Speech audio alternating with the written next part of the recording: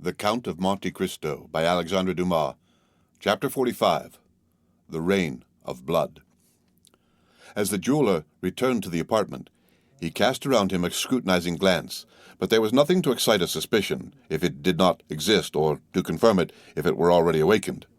Caderous's hands still grasped the gold and banknotes, and La Carconte called up her sweetest smiles while welcoming the reappearance of their guest. "Well, well," said the jeweler, "you seem, my good friends, to have had some fears respecting the accuracy of your money by counting it over so carefully directly I was gone." "Oh, no," answered Caderousse, "that was not my reason, I can assure you. But the circumstances by which we have become possessed of this wealth are so unexpected as to make us scarcely credit our good fortune, and it is only by placing the actual proof of our riches before our eyes that we can persuade ourselves that the whole affair is not a dream." The jeweler smiled. "Have you any other guests in your house?" inquired he. "Nobody but ourselves," replied Caderousse. "The fact is, we do not lodge travelers. Indeed, our tavern is so near the town that nobody would think of stopping here." "Then I am afraid I shall very much inconvenience you." "Inconvenience us? Oh, not at all, my dear sir," said La Carconte, in her most gracious manner. "Not at all, I assure you. But where will you manage to stow me?" "In the chamber overhead." "Surely that is where you yourself sleep." "Well, never mind that. We have a second bed in the adjoining room." Caderousse stared at his wife with much astonishment.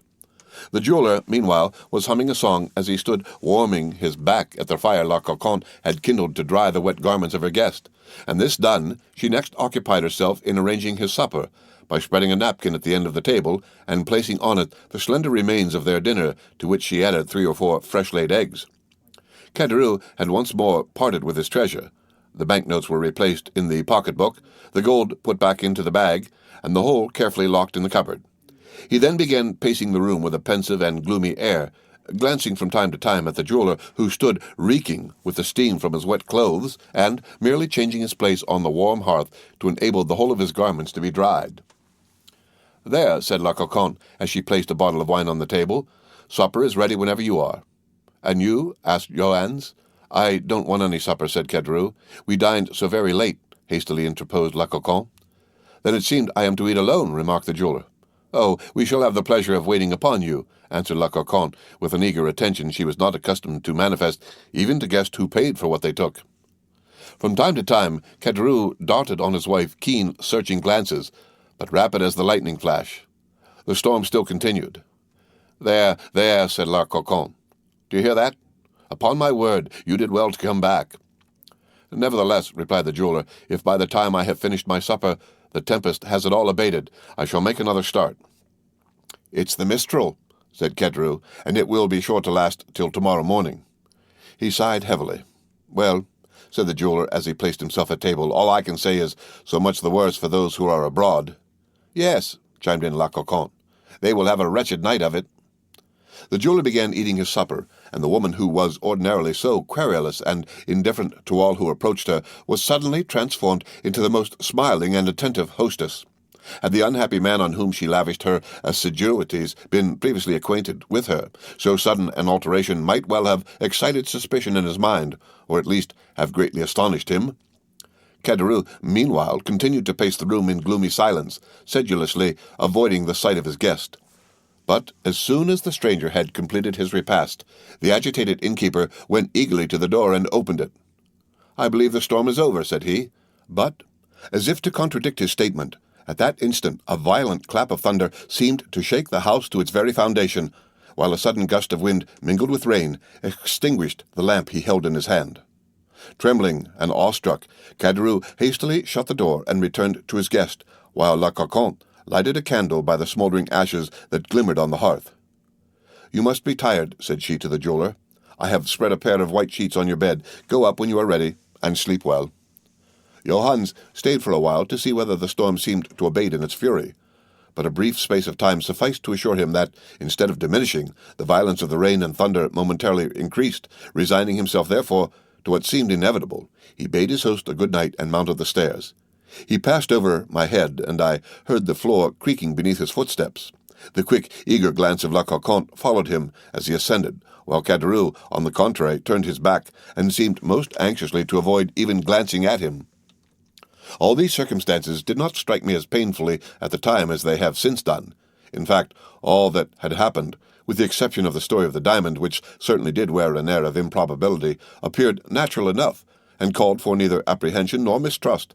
But, worn out as I was with fatigue, and fully purposing to proceed onwards directly the tempest abated, I determined to obtain a few hours' sleep. Overhead, I could accurately distinguish every movement of the jeweler, who, after making the best arrangements in his power for passing a comfortable night, threw himself on his bed, and I could hear it creak and groan beneath his weight. Insensibly my eyelids grew heavy, deep sleep stole over me, and having no suspicion of anything wrong, I sought not to shake it off. I looked into the kitchen once more and saw Caderousse sitting by the side of a long table, upon one of the low wooden stools which in country places are frequently used instead of chairs. His back was turned towards me, so that I could not see the expression of his countenance. Neither should I have been able to do so had he been placed differently, as his head was buried between his two hands. La Carconte continued to gaze on him for some time. Then, shrugging her shoulders, she took her seat immediately opposite to him. At this moment, the expiring embers threw up a fresh flame from the kindling of a piece of wood that lay near, and a bright light flashed over the room.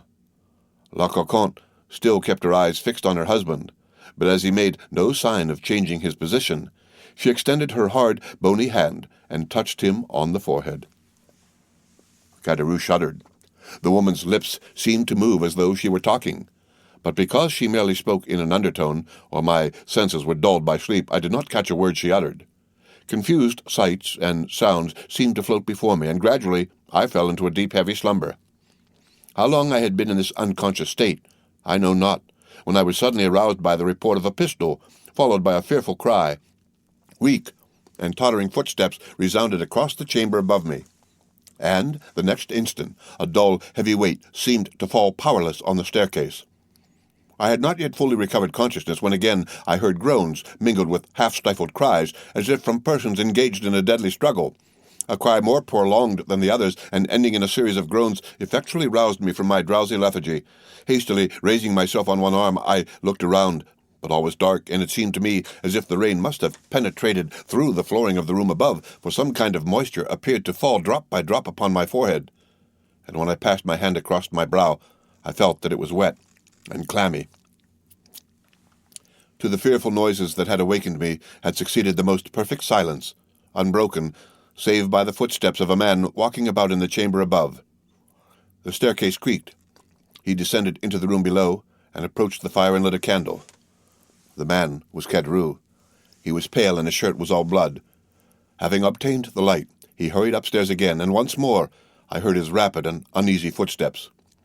A moment later he came down again, holding in his hand the small shagreen case, which he opened to assure himself it contained the diamond, seemed to hesitate as to which pocket he should put it in, then, as if dissatisfied with the security of either pocket, he deposited it in his red handkerchief, which he carefully rolled round his head.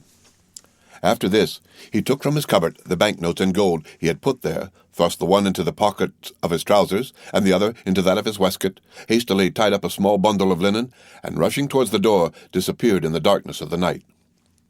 Then all became clear and manifest to me, and I reproached myself with what had happened, as though I myself had done the guilty deed. I fancied that I still heard faint moans, and imagining that the unfortunate jeweler might not be quite dead, I determined to go to his relief by way of atoning in some slight degree, not for the crime I had committed, but for that which I had not endeavored to prevent. For this purpose, I applied all the strength I possessed to force an entrance from the cramped spot in which I lay to the adjoining room. The poorly fastened boards which alone divided me from it yielded to my efforts, and I found myself in the house. Hastily snatching up the lighted candle, I hurried to the staircase. About midway, a body was lying quite across the stairs. It was that of La Carconte. The pistol I had heard had doubtless been fired at her. The shot had frightfully lacerated her throat, leaving 2 gaping wounds from which, as well as the mouth, the blood was pouring in floods. She was stone dead. I strode past her and ascended to the sleeping chamber, which presented an appearance of the wildest disorder. The furniture had been knocked over in the deadly struggle that had taken place there, and the sheets, to which the unfortunate jeweler had doubtless clung, were dragged across the room. The murdered man lay on the floor, his head leaning against the wall, and about him was a pool of blood which poured forth from 3 large wounds in his breast. There was a 4th gash, in which a long table knife was plunged up to the handle. I stumbled over some object, and I stooped to examine it. It was the 2nd pistol, which had not gone off, probably from the powder being wet. I approached the jeweler, who was not quite dead, and at the sound of my footsteps and the creaking of the floor, he opened his eyes, fixed them on me with an anxious and inquiring gaze, moved his lips as though trying to speak, then, overcome by the effort, fell back and expired. This appalling sight almost bereft me of my senses, and finding that I could no longer be of service to anyone in the house, my only desire was to fly. I rushed towards the staircase, clutching my hair and uttering a groan of horror. Upon reaching the room below, I found 5 or 6 custom-house officers and 2 or 3 gendarmes, all heavily armed. They threw themselves upon me. I made no resistance. I was no longer master of my senses. When I strove to speak, a few inarticulate sounds alone escaped my lips. As I noticed the significant manner in which the whole party pointed to my blood-stained garments, I involuntarily surveyed myself, and then I discovered that the thick warm drops that had so bedewed me as I lay beneath the staircase must have been the blood of La Coquin. I pointed to the spot where I had concealed myself. "What does he mean?" asked a gendarme. One of the officers went to the place I directed. "He means," replied the man upon his return, "that he got in that way, and he showed the hole that I had made when I broke through. Then I saw that they took me for the assassin. I recovered force and energy enough to free myself from the hands of those who held me, while I managed to stammer forth, 'I did not do it, indeed I did not.' A couple of gendarmes held the muzzles of their carbines against my breast. 'Stir but a step,' said they, 'and you are a dead man.' 'Why should you threaten me with death,' cried I, 'when I have already declared my innocence?' 'Tush, tush,' cried the men. 'Keep your innocent stories to tell to the judge at Nimes. Meanwhile, come along with us, and the best advice we can give you is to do so unresistingly.' Alas, resistance was far from my thoughts. I was utterly overpowered by surprise and terror, and without a word, I surrendered myself to be handcuffed and tied to a horse's tail, and thus they took me to Nimes. I had been tracked by a customs officer who had lost sight of me near the tavern, feeling certain that I intended to pass the night there.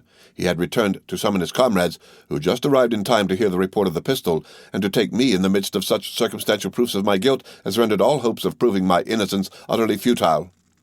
Only one chance was left me, that of beseeching the magistrate before whom I was taken to cause every inquiry to be made for the Abbé Busoni, who had stopped at the inn of the Pont du Gard on that morning. If Caderousse had invented the story relative to the diamond, and there existed no such person as the Abbé Busoni, then indeed I was lost past redemption, or at least my life hung upon the feeble chance of Caderousse himself being apprehended and confessing the whole truth. 2 months passed away in hopeless expectation on my part, while I must do the magistrate the justice to say that he used every means to obtain information of the person I declared could exculpate me if he would. Caderousse still evaded all pursuit, and I had resigned myself to what seemed my inevitable fate. My trial was to come on at the approaching assizes, when on the 8th of September, that is to say, precisely 3 months and 5 days after the events which had perilled my life, the Abbé Busoni, whom I never ventured to believe I should see, presented himself at the prison doors, saying he understood one of the prisoners wished to speak to him. He added that, having learned at Marseilles the particulars of my imprisonment, he hastened to comply with my desire.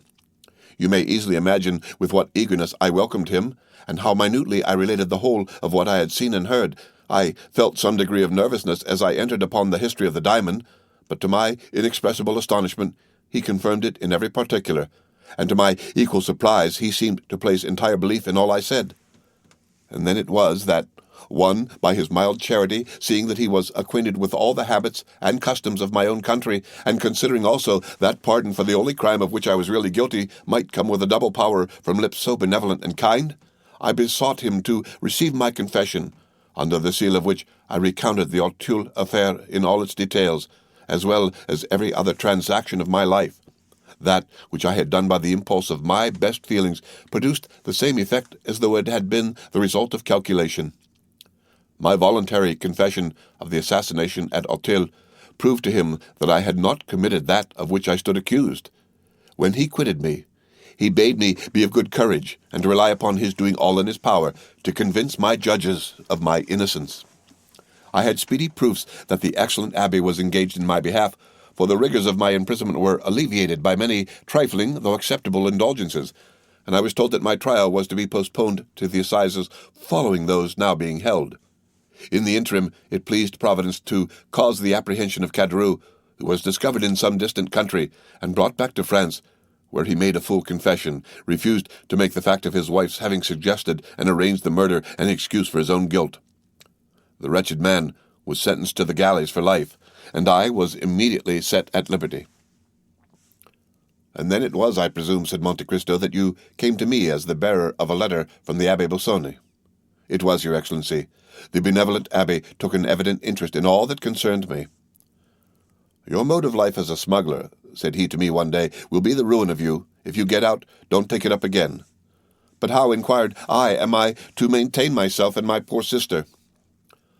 A person, whose confessor I am, replied he, and who entertains a high regard for me, applied to me a short time since to procure him a confidential servant. Would you like such a post? If so, I will give you a letter of introduction to him. Oh, father, I exclaimed, you are very good.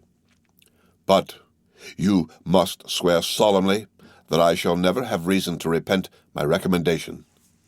I extended my hand and was about to pledge myself by any promise he would dictate, but he stopped me.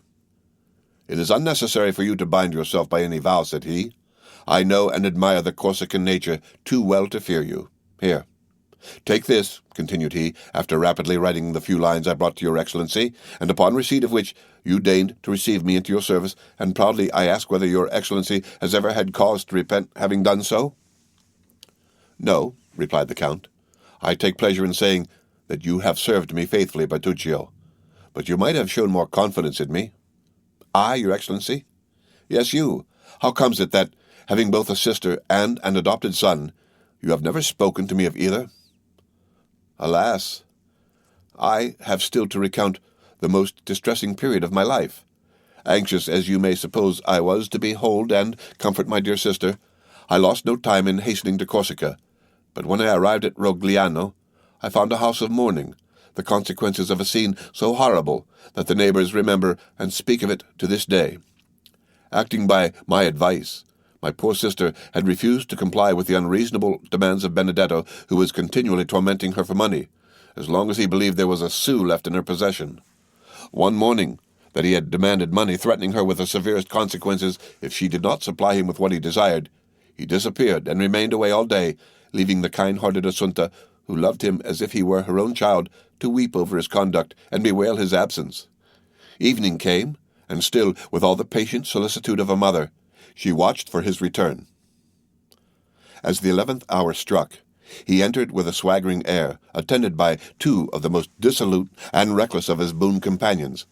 She stretched out her arms to him, but they seized hold of her, and one of the three, none other than the accursed Benedetto, exclaimed, "Put her to torture, and she'll soon tell us where her money is." It unfortunately happened that our neighbor Vasilio was at Bastia, leaving no person in his house but his wife. No human creature beside could hear or see anything that took place within our dwelling.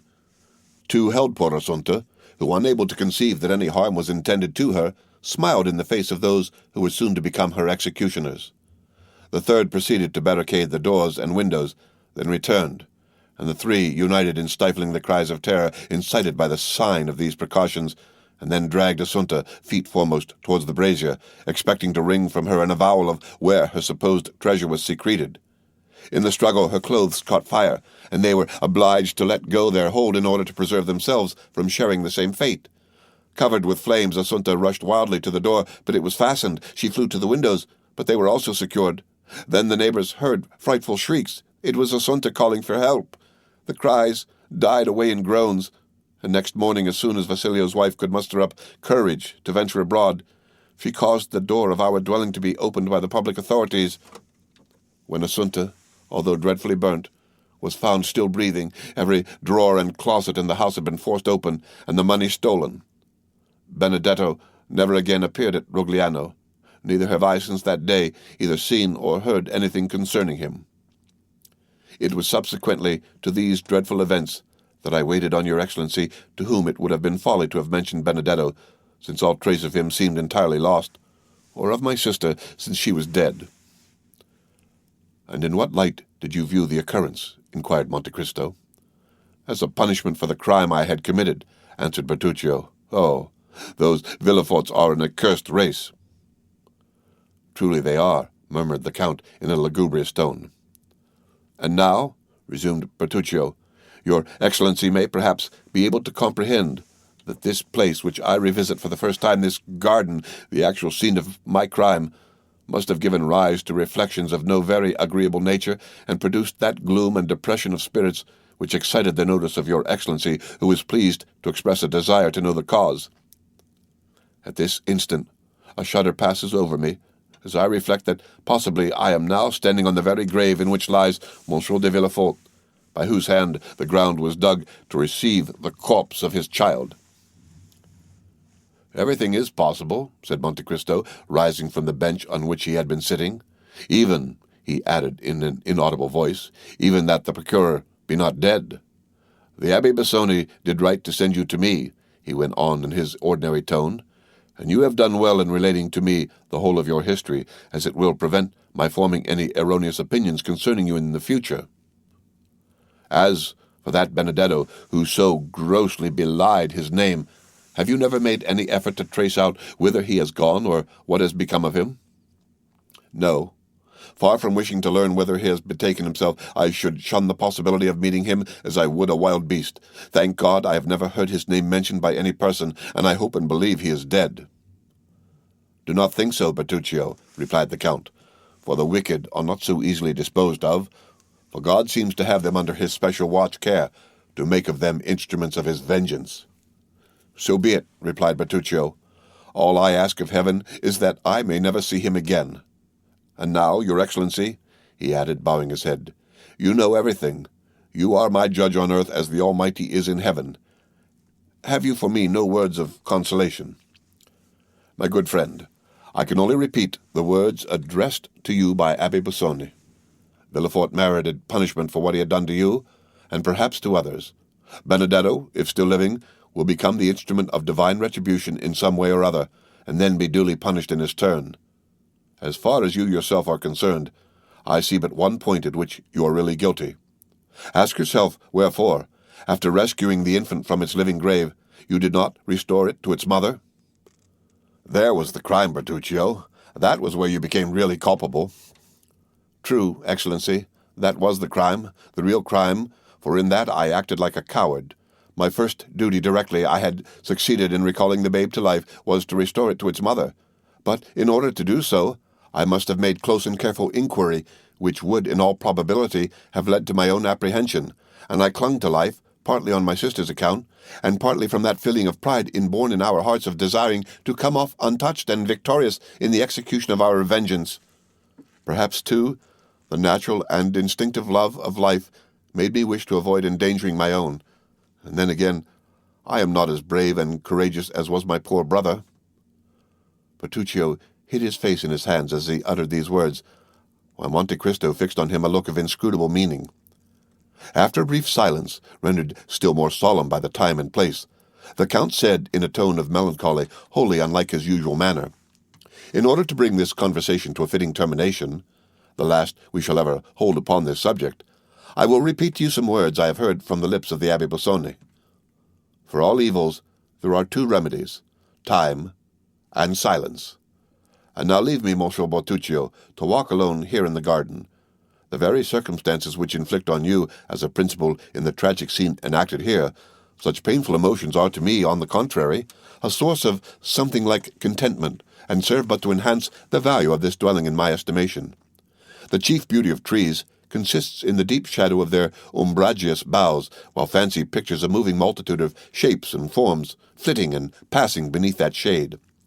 Here I have a garden laid out in such a way as to afford the fullest scope for the imagination, and furnished with thickly grown trees, beneath whose leafy screen a visionary like myself may conjure up phantoms at will. This to me, who expected but to find a blank enclosure surrounded by a straight wall, is, I assure you, a most agreeable surprise. I have no fear of ghosts, and I have never heard it said that so much harm had been done by the dead during 6,000 years as is wrought by the living in a single day. Retire within, Bertuccio, and tranquilize your mind. Should your confessor be less indulgent to you in your dying moments than you found the Abbé Busoni, send for me if I am still on earth, and I will soothe your ears with words that shall effectually calm and soothe your parting soul ere it goes forth to traverse the ocean called eternity." Bertuccio bowed respectfully and turned away, sighing heavily. Monte Cristo, left alone, took 3 or 4 steps onwards and murmured, "Here, beneath this plane tree, must have been where the infant's grave was dug. There is the little door opening into the garden. At this corner is the private staircase communicating with the sleeping apartment. There will be no necessity for me to make a note of these particulars, for there, before my eyes, beneath my feet, all around me, I have the plan sketched with all the living reality of truth." After making the tour of the garden a second time, the Count re-entered his carriage, while Bertuccio, who perceived the thoughtful expression of his master's features, took his seat beside the driver without uttering a word. The carriage proceeded rapidly towards Paris. That same evening, upon reaching his abode in the Champs-Élysées, the Count of Monte Cristo went over the whole building with the air of one long acquainted with each nook or corner. Nor, although preceding the party, did he once mistake one door for another, or commit the smallest error when choosing any particular corridor or staircase to conduct him to a place or suite of rooms he desired to visit. Ali was his principal attendant during this nocturnal survey. Having given various orders to Bertuccio relative to the improvements and alterations he desired to make in the house, the Count, drawing out his watch, said to the attentive Nubian, "It is 11:30. Heidi will soon be here. Have the French attendants been summoned to await her coming?" Ali extended his hands towards the apartments destined for the fair Greek, which were so effectually concealed by means of a tapestried entrance that it would have puzzled the most curious to have divined their existence. Ali, having pointed to the apartments, held up 3 fingers of his right hand, and then, placing it beneath his head, shut his eyes and feigned to sleep. "I understand," said Monte Cristo, well acquainted with Ali's pantomime. "You mean to tell me that 3 female attendants await their new mistress in her sleeping chamber?" Ali, with considerable animation, made a sign in the affirmative. "Madame will be tired tonight," continued Monte Cristo, "and will no doubt wish to rest. Desire the French attendants not to weary her with questions, but merely to pay their respectful duty and retire. You will also see that the Greek servants hold no communication with those of this country." He bowed. Just at that moment, voices were heard hailing the concierge.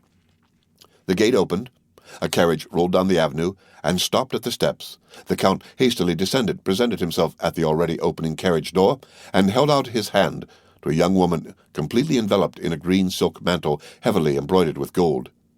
She raised the hand extended towards her to her lips, and kissed it with a mixture of love and respect. Some few words passed between them in that sonorous language in which Homer makes his gods converse. The young woman spoke with an expression of deep tenderness, while the Count replied with an air of gentle gravity.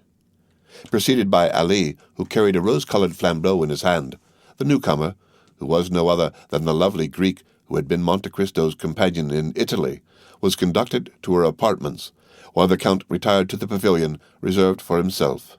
In another hour, every light in the house was extinguished, and it might have been thought that all its inmates slept. The end of Chapter 45 of The Count of Monte Cristo, read by Rick Kistner, for Lit to Go on the web at fcit.usf.edu.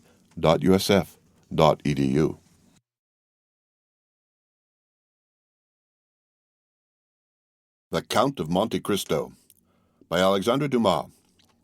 Chapter 44. The Vendetta. "At what point shall I begin my story, Your Excellency?" asked Bertuccio. "Where you please," returned Monte Cristo, "since I know nothing at all of it."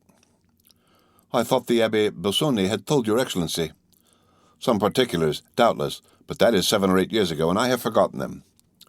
"Then I can speak without fear of tiring Your Excellency." "Go on, Monsieur Bertuccio. You will supply the want of the evening papers." "The story begins in 1815.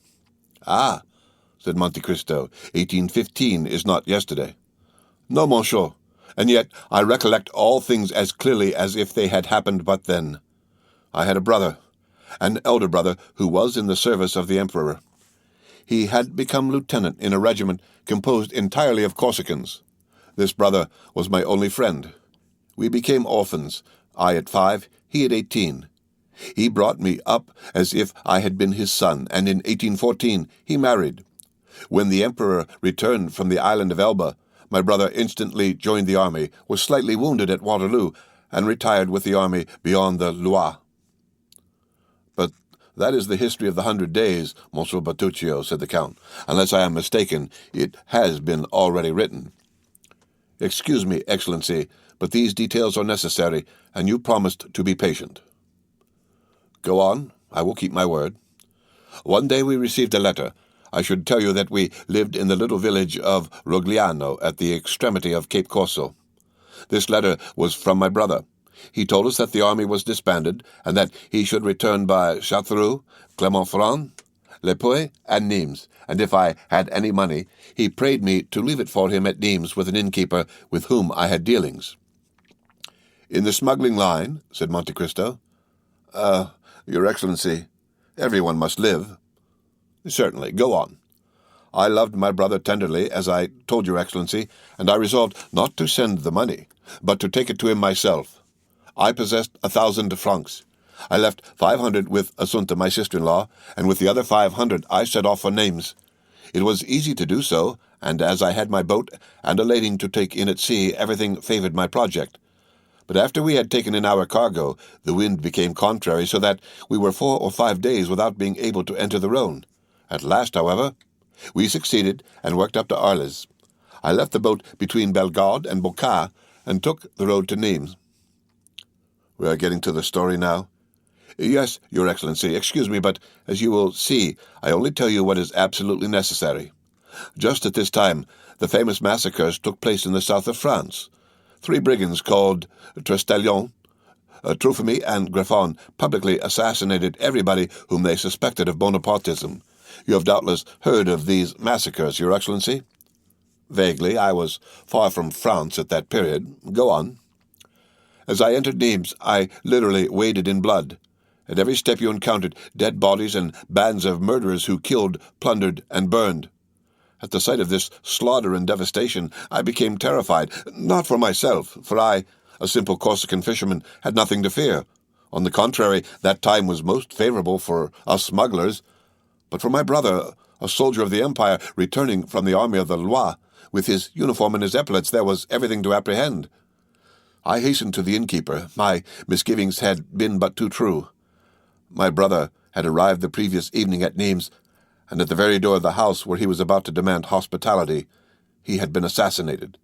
I did all in my power to discover the murderers, but no one durst tell me their names, so much were they dreaded. I then thought of that French justice of which I had heard so much, and which feared nothing, and I went to the king's attorney. And this king's attorney was named Villefort? Asked Monte Cristo carelessly. Yes, Your Excellency. He had come from Marseille, where he had been deputy procureur. His zeal had procured him advancement, and he was said to be one of the first who had informed the government of the departure from the island of Elba. Then, said Monte Cristo, you went to him? Monsieur, I said, my brother was assassinated yesterday in the streets of Nimes. I know not by whom, but it is your duty to find out. You are the representative of justice here, and it is for justice to avenge those she has been unable to protect. Who was your brother? Asked he. A lieutenant in the Corsican battalion. A soldier of the usurper, then? A soldier of the French army. Well, replied he has smitten with the sword, and he has perished by the sword. You are mistaken, monsieur, I replied. He has perished by the poniard. And what do you want me to do? Asked the magistrate. I have already told you. Avenge him. On whom? On his murderers.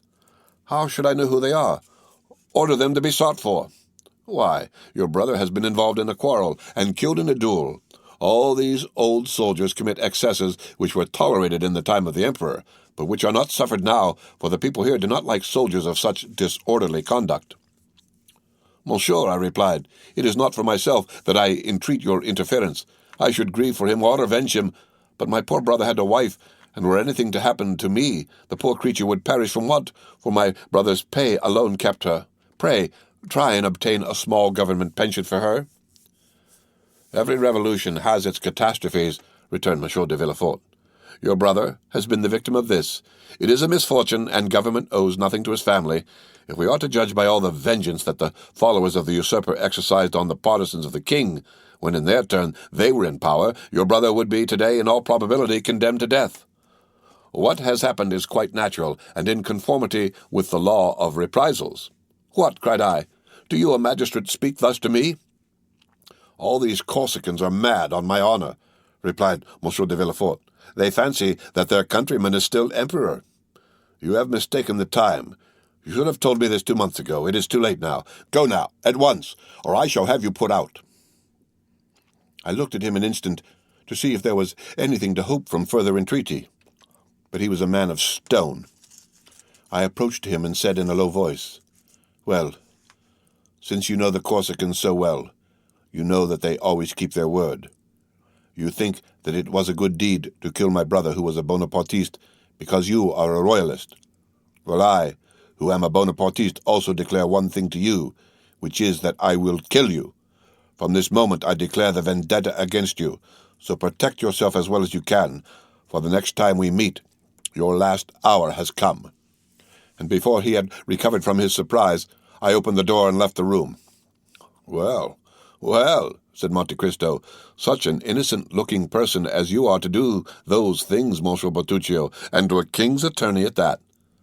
But did he know what was meant by the terrible word vendetta? He knew so well that from that moment he shut himself in his house and never went out unattended, seeking me high and low. Fortunately, I was so well concealed that he could not find me. Then he became alarmed and dared not stay any longer at Nimes, so he solicited a change of residence, and as he was in reality very influential, he was nominated to Versailles. But as you know, a Corsican who has sworn to avenge himself cares not for distance, so his carriage, fast as it went, was never above half a day's journey before me, who followed him on foot. The most important thing was not to kill him only, for I had an opportunity of doing so 100 times, but to kill him without being discovered, at least without being arrested. I no longer belonged to myself, for I had my sister-in-law to protect and provide for. For 3 months I watched M. de Villefort. For 3 months he took not a step out of doors without my following him. At length I discovered that he went mysteriously to Auteuil. I followed him thither, and I saw him enter the house where we now are, only instead of entering by the great door that looks into the street, he came on horseback or in his carriage, left the one or the other at the little inn, and entered by the gate you see there. Monte Cristo made a sign with his head to show that he could discern in the darkness the door to which Bertuccio alluded. As I had nothing more to do at Versailles, I went to Auteuil and gained all the information I could. If I wished to surprise him, it was evident this was the spot to lie in wait for him. The house belonged, as the concierge informed Your Excellency, to M. de Saint-Méran, Villefort's father-in-law. M. de Saint-Méran lived at Marseille, so that this country house was useless to him, and it was reported to be let to a young widow, known only by the name of the Baroness. One evening, as I was looking over the wall, I saw a young and handsome woman who was walking alone in that garden, which was not overlooked by any windows, and I guessed that she was awaiting M. de Villefort. When she was sufficiently near for me to distinguish her features, I saw she was from 18 to 19, tall and very fair, and she had a loose muslin dress on, and, as nothing concealed her figure, I saw she would ere long become a mother. A few moments after, the little door was opened, and a man entered. The young woman hastened to meet him. They threw themselves into each other's arm, embraced tenderly, and returned together to the house. The man was M. de Villefort. I fully believed that when he went out in the night, he would be forced to traverse the whole of the garden alone. "And," asked the Count, "did you ever know the name of the woman?" "No, Excellency," returned Bertuccio. "You will see that I had no time to learn it." "Go on." "That evening," continued Bertuccio, "I could have killed the procurer, but as I was not sufficiently acquainted with the neighborhood, I was fearful of not killing him on the spot, and that if his cries were overheard I might be taken. So I put it off until the next occasion, and in order that nothing should escape me, I took a chamber looking into the street bordered by the wall of the garden. 3 days after, about 7 o'clock in the evening, I saw a servant on horseback leave the house at full gallop and take the road to Sèvres. I concluded that he was going to Versailles, and I was not deceived. 3 hours later, the man returned covered with dust. His errand was performed, and 2 minutes after, another man, on foot, muffled in a mantle, opened the little door of the garden, which he closed after him. I descended rapidly. Although I had not seen Villefort's face, I recognized him by the beating of my heart. I crossed the street and stopped at a post placed at the angle of the wall, and by means of which I had once before looked into the garden. This time I did not content myself with looking, but I took my knife out of my pocket, felt that the point was sharp, and sprang over the wall. My first care was to run to the door. He had left the key in it, taking the simple precaution of turning it twice in the lock. Nothing, then, preventing my escape by this means, I examined the grounds. The garden was long and narrow. A stretch of smooth turf extended down the middle, and at the corners were clumps of trees with thick and massy foliage that made a background for the shrubs and flowers. In order to go from the door to the house, or from the house to the door, Monsieur de Villefort would be obliged to pass by one of these clumps of trees. It was the end of September. The wind blew violently. The faint glimpses of the pale moon, hidden momentarily by masses of dark clouds that were sweeping across the sky, whitened the gravel walks that led to the house, but were unable to pierce the obscurity of the thick shrubberies in which a man could conceal himself without any fear of discovery. I hid myself in the one nearest to the path Villefort must take, and scarcely was I there when, amidst the gust of wind, I fancied I heard groans. But you know, or rather you do not know, Your Excellency, that he who is about to commit an assassination fancies that he hears low cries perpetually ringing in his ears. 2 hours passed thus, during which I imagined I heard moans repeatedly. Midnight struck. As the last stroke died away, I saw a faint light shine through the windows of the private staircase by which we have just descended. The door opened, and the man in the mantle reappeared. The terrible moment had come, but I had so long been prepared for it that my heart did not fail in the least. I drew my knife from my pocket again, opened it, and made ready to strike. The man in the mantle advanced towards me, but as he drew near I saw that he had a weapon in his hand. I was afraid, not of a struggle, but of a failure. When he was only a few paces from me, I saw that what I had taken for a weapon was only a spade. I was still unable to divine for what reason Monsieur de Villefort had this spade in his hands, when he stopped close to the thicket where I was, glanced round, and began to dig a hole in the earth. I then perceived that he was hiding something under his mantle, which he laid on the grass in order to dig more freely. Then, I confess, curiosity mingled with hatred. I wished to see what Villefort was going to do there, and I remained motionless, holding my breath. Then an idea crossed my mind, which was confirmed when I saw the procurer lift from under his mantle a box 2 feet long and 6 or 8 inches deep. I let him place the box in the hole he had made. Then, while he tramped with his feet to remove all traces of his occupation, I rushed on him and plunged my knife into his breast, exclaiming, "I am Giovanni Bertuccio, thy death for my brothers, thy treasure for his widow. Thou seest that my vengeance is more complete than I had hoped." I know not if he heard these words. I think he did not, for he fell without a cry. I felt his blood gush over my face, but I was intoxicated. I was delirious, and the blood refreshed instead of burning me. In a second I had disinterred the box. Then, that it might not be known I had done so, I filled up the hole, threw the spade over the wall, and rushed through the door, which I double-locked, carrying off the key. "Ah," said Monte Cristo, "it seems to me this was nothing but murder and robbery." "No, Your Excellency," returned Bertuccio. "It was a vendetta, followed by restitution." "And was the sum a large one?" "It was not money." "Ah, I recollect," replied the Count. "Did you not say something of an infant?" "Yes, Excellency. I hastened to the river, sat down on the bank, and with my knife forced open the lock of the box. In a fine linen cloth was wrapped a newborn child. Its purple visage and its violet-colored hands showed that it had perished from suffocation. But as it was not yet cold, I hesitated to throw it into the water that ran at my feet. After a moment, I fancied that I felt a slight pulsation of the heart, and, as I had been assistant at the hospital at Bastia, I did what a doctor would have done. I inflated the lungs by blowing air into them, and at the expiration of a quarter of an hour it began to breathe, and cried feebly.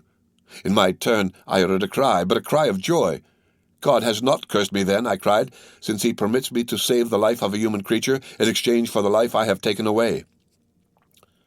"And what did you do with the child?" asked Monte Cristo. "It was an embarrassing load for a man seeking to escape.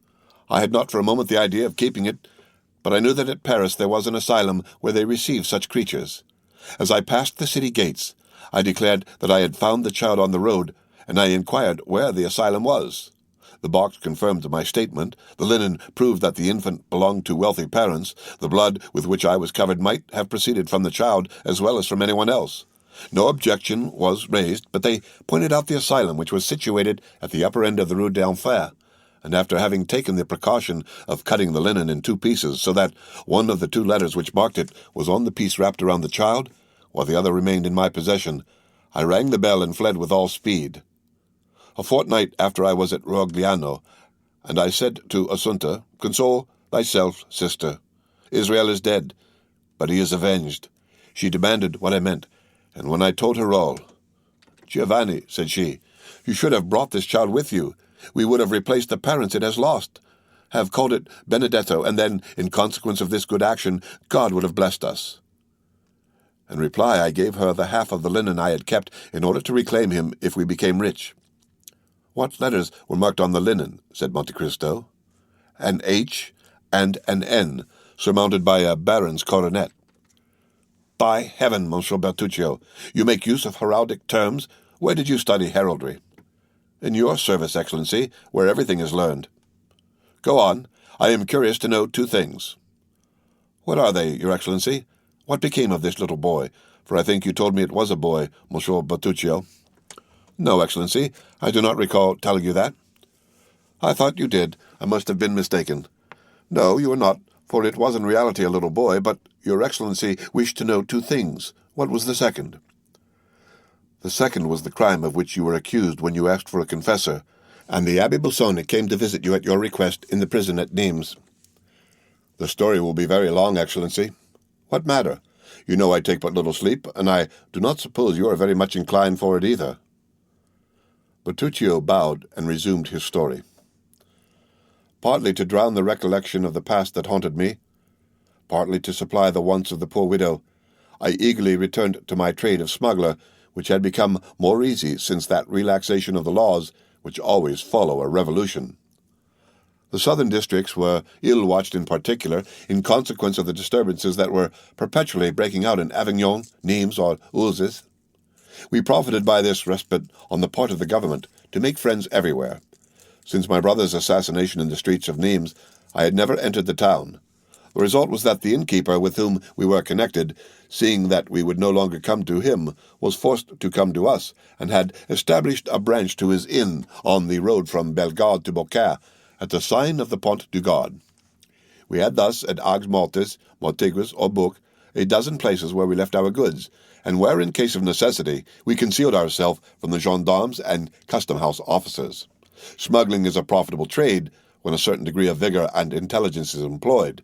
As for myself, brought up in the mountains, I had a double motive for fearing the gendarmes and custom-house officers, as my appearance before the judges would cause an inquiry, and an inquiry always looks back into the past, and in my past life they might find something far more grave than the selling of smuggled cigars or barrels of brandy without a permit.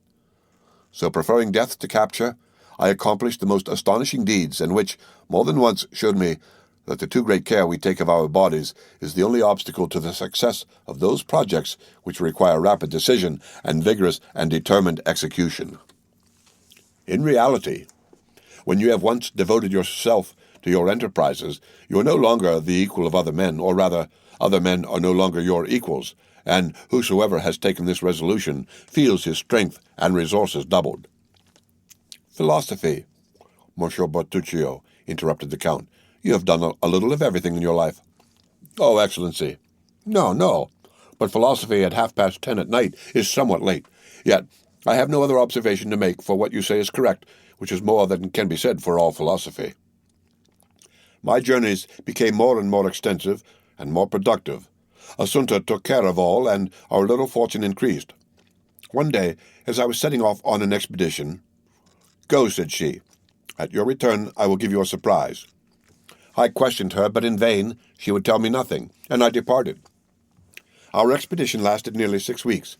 We had been to Lucca to take in oil, to Leghorn for English cottons, and we ran our cargo without opposition and returned home full of joy. When I entered the house, The first thing I beheld in the middle of Assunta's chamber was a cradle that might be called sumptuous compared with the rest of the furniture, and in it a baby 7 or 8 months old. I uttered a cry of joy. The only moments of sadness I had known since the assassination of the procurer were caused by the recollection that I had abandoned this child. For the assassination itself, I had never felt any remorse. Poor Assunta had guessed all. She had profited by my absence, and furnished with the half of the linen, and, having written down the day and hour at which I had deposited the child at the asylum, had set off for Paris and had reclaimed it.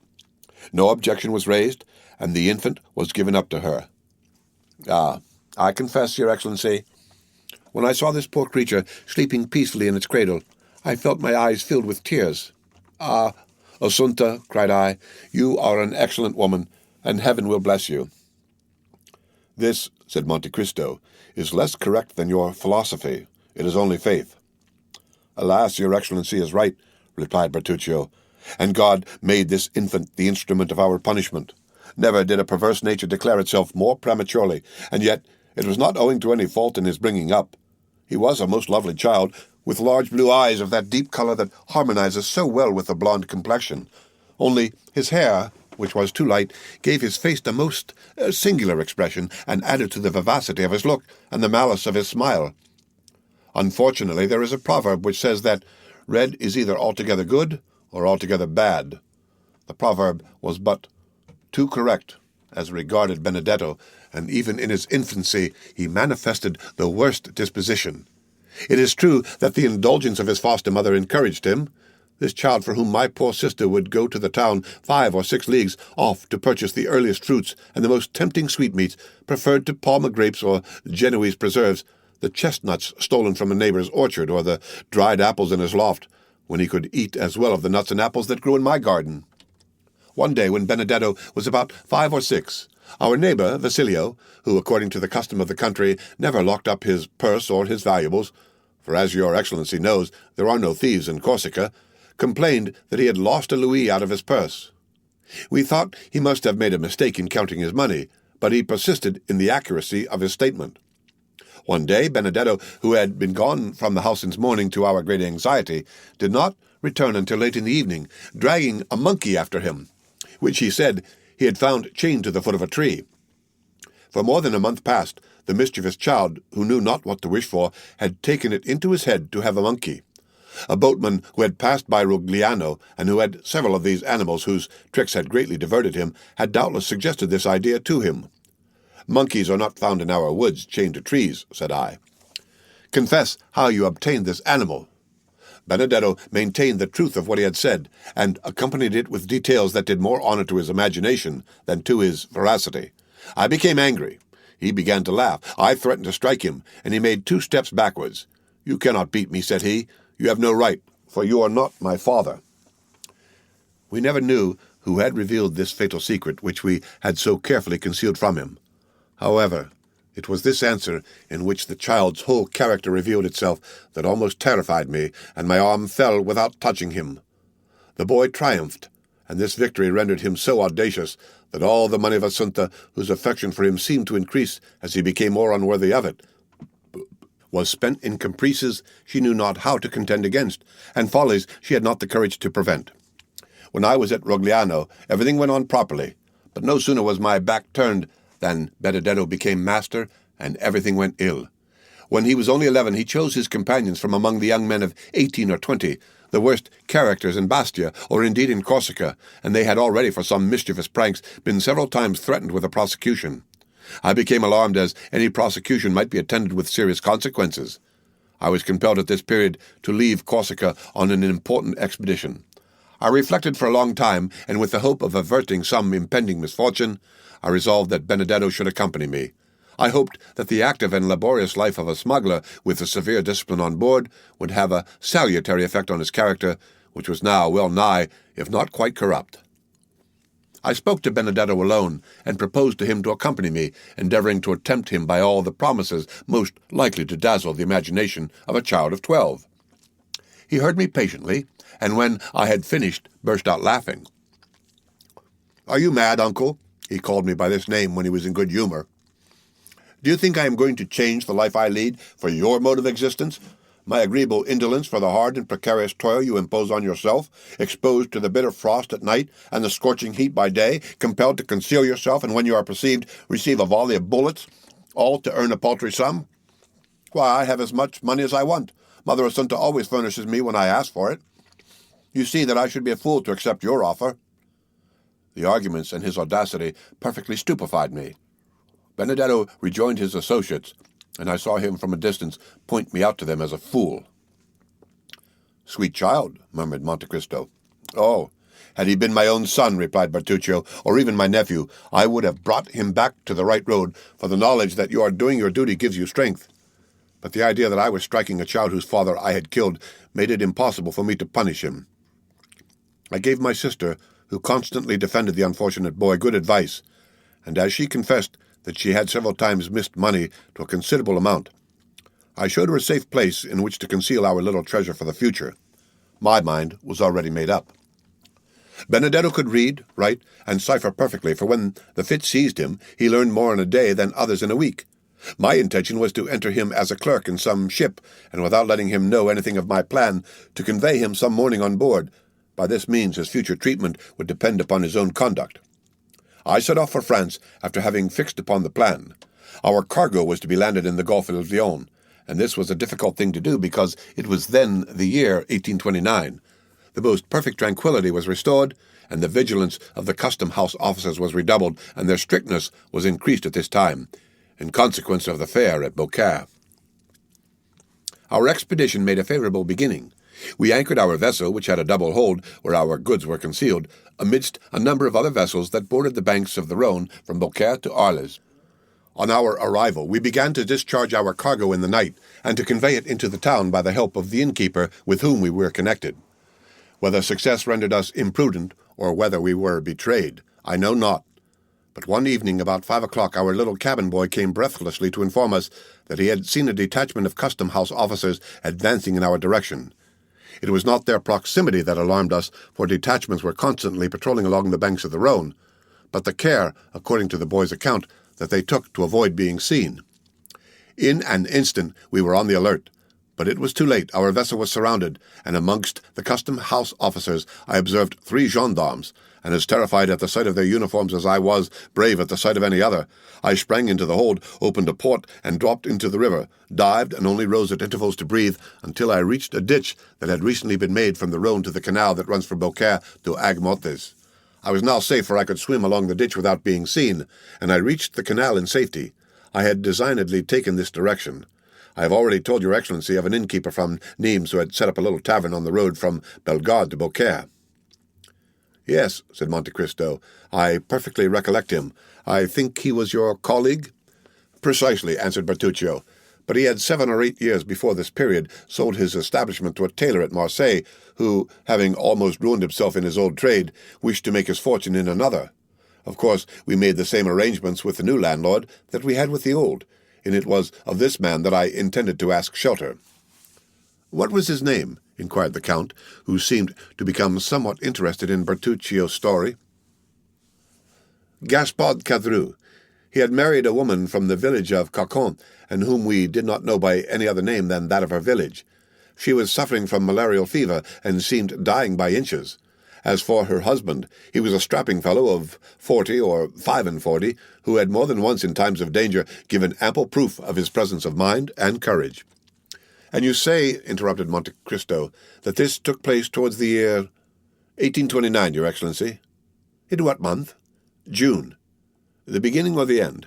"The evening of the 3rd. "Ah," said Monte Cristo, "the evening of the 3rd of June, 1829. Go on."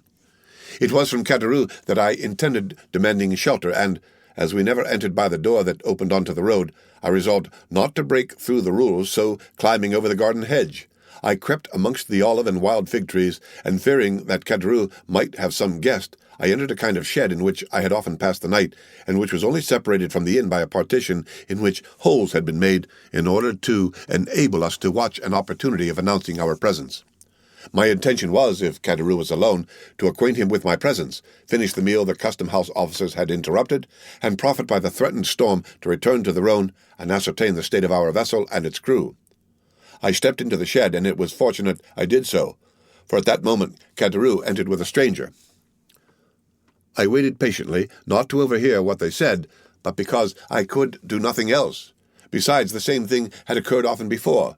The man who was with Caderousse was evidently a stranger to the south of France.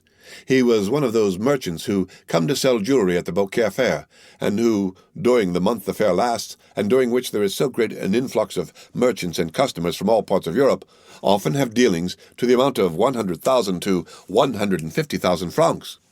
Caderousse entered hastily. Then, seeing that the room was, as usual, empty, and only guarded by the dog, he called to his wife. "Hello, Cocon," said he. "The worthy priest has not deceived us.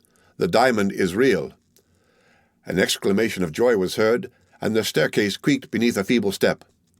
"What do you say?" asked his wife, pale as death. "I say that the diamond is real, and that this gentleman, one of the first jewelers of Paris, will give us 50,000 francs for it. Only, in order to satisfy himself that it really belongs to us, he wishes you to relate to him, as I have done already, the miraculous manner in which the diamond came into our possession. In the meantime, please to sit down, monsieur, and I will fetch you some refreshment." The jeweler examined attentively the interior of the inn, and the apparent poverty of the persons who were about to sell him a diamond that seemed to have come from the casket of a prince.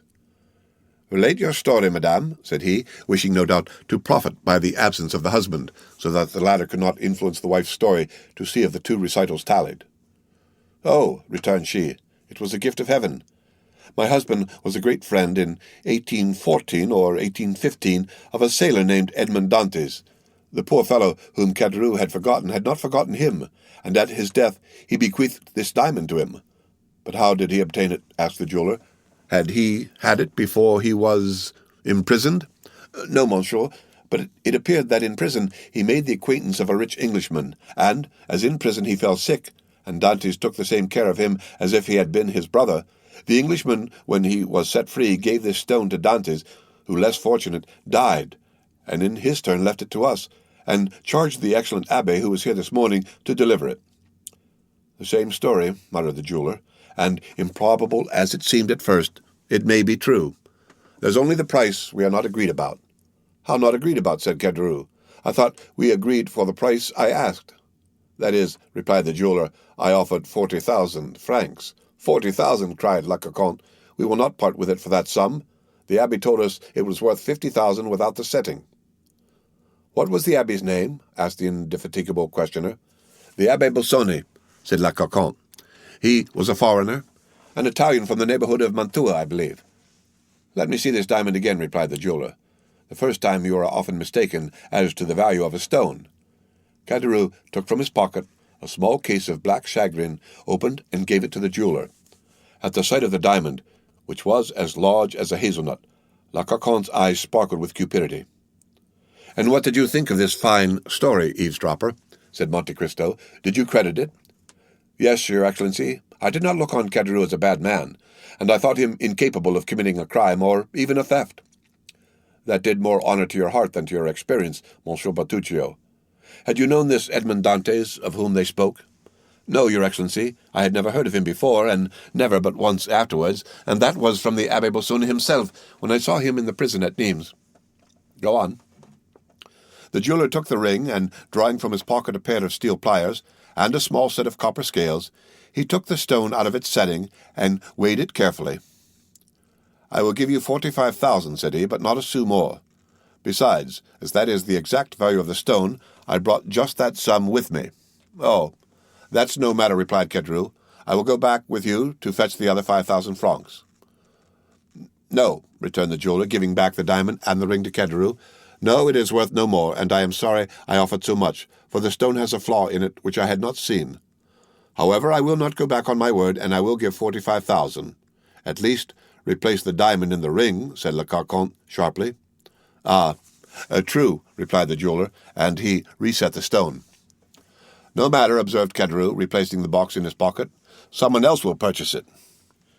"Yes," continued the jeweler, "but someone else will not be so easy as I am, or content himself with the same story. It is not natural that a man like you should possess such a diamond. He will inform against you. You will have to find the Abbé Busoni, and abbés who give diamonds worth 2,000 louis are rare. The law would seize it and put you in prison. If at the end of 3 or 4 months you are set at liberty, the ring will be lost, or a false stone worth 3 francs will be given you instead of a diamond worth 50,000 or perhaps 55,000 francs, from which you must allow that one runs considerable risk in purchasing." Caderousse and his wife looked eagerly at each other. "No," said Caderousse, "we are not rich enough to lose 5,000 francs." "As you please, my dear sir," said the jeweller. "I had, however, as you see, brought you the money in bright coin." And he drew from his pocket a handful of gold, and held it sparkling before the dazzled eyes of the innkeeper, and in the other hand he held a packet of banknotes. There was evidently a severe struggle in the mind of Caderousse. It was plain that the small shagreen case, which he turned over and over in his hand, did not seem to him commensurate in value to the enormous sum which fascinated his gaze. He turned towards his wife. "What do you think of this?" he asked in a low voice. "Let him have it?" "Let him have it," she said. "If he returns to Beaucaire without the diamond, he will inform against us, and as he says, who knows if we shall ever again see the Abbé Busoni? In all probability, we shall never see him." "Well, then, so I will," said Caderousse. "So you may have the diamond for 45,000 francs. But my wife wants a gold chain, and I want a pair of silver buckles." The jeweller drew from his pocket a long, flat box which contained several samples of the articles demanded. "Here," he said, "I am very straightforward in my dealings. Take your choice." The woman selected a gold chain worth about 5 louis, and the husband a pair of buckles worth perhaps 15 francs. "I hope you will not complain now," said the jeweller. "The abbé told me it was worth 50,000 francs, muttered Caderousse. "Come, come, give it to me." "What a strange fellow you are," said the jeweller, taking the diamond from his hand. "I give you 45,000 francs, that is, 2,500 livres of income, a fortune such as I wish I had myself, and you are not satisfied." "And the 45,000 francs?" inquired Caderousse in a hoarse voice. "Where are they? Come, let us see them." "Here they are," replied the jeweller, and he counted out upon the table 15,000 francs in gold and 30,000 francs in banknotes. "Wait while I light the lamp," said Cocon. "It is growing dark, and there may be some mistake. In fact, night had come on during this conversation, and with night the storm which had been threatening for the last half-hour. The thunder growled in the distance, but it was apparently not heard by the jeweller, Caderousse, or Le Cocon, absorbed as they were, all three, with the demon of gain. I myself felt a strange kind of fascination at the sight of all this gold and all these banknotes. It seemed to me that I was in a dream, and, as it always happens in a dream, I felt myself riveted to the spot. Caderousse counted and again counted the gold and the notes, then handed them to his wife, who counted and counted them again in her turn. During this time, the jeweller made the diamond play and sparkle in the lamplight, and the gem threw out jets of light, which made him unmindful of those which, precursors of the storm, began to play in at the windows. "Well," inquired the jeweller, "is the cash all right?"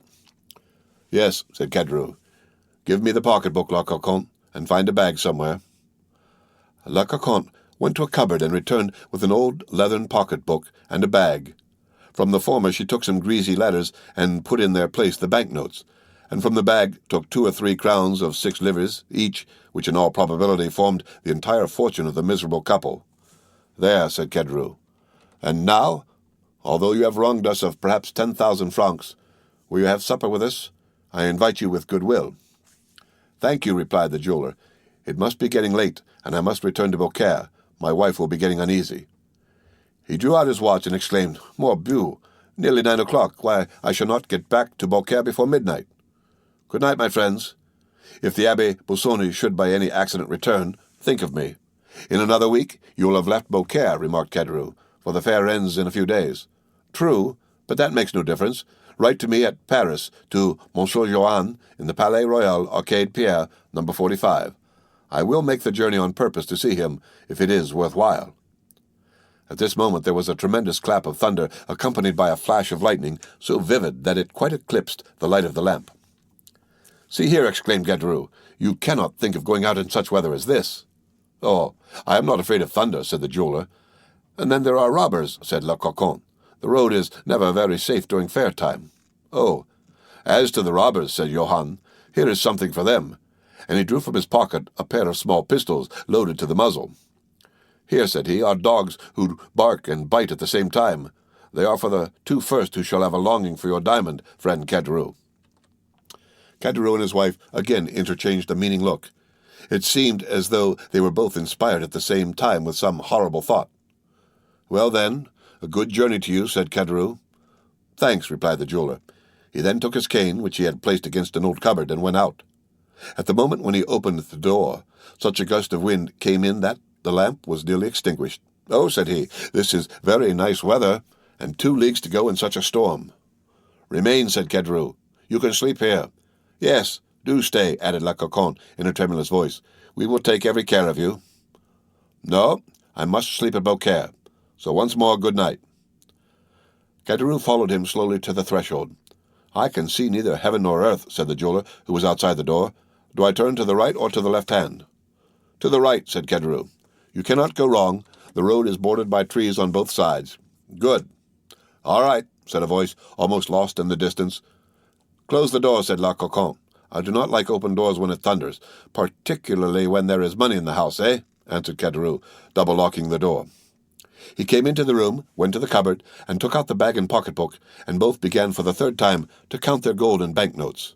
I never saw such an expression of cupidity as the flickering lamp revealed in these 2 countenances. The woman especially was hideous. Her usual feverish tremulousness was intensified. Her countenance had become livid, and her eyes resembled burning coals. "Why," she inquired in a hoarse voice, "did you invite him to sleep here tonight?" "Why?" said Caderousse with a shudder. "Why, that he might not have the trouble of returning to Beaucaire." "Ah," responded the woman, with an expression impossible to describe.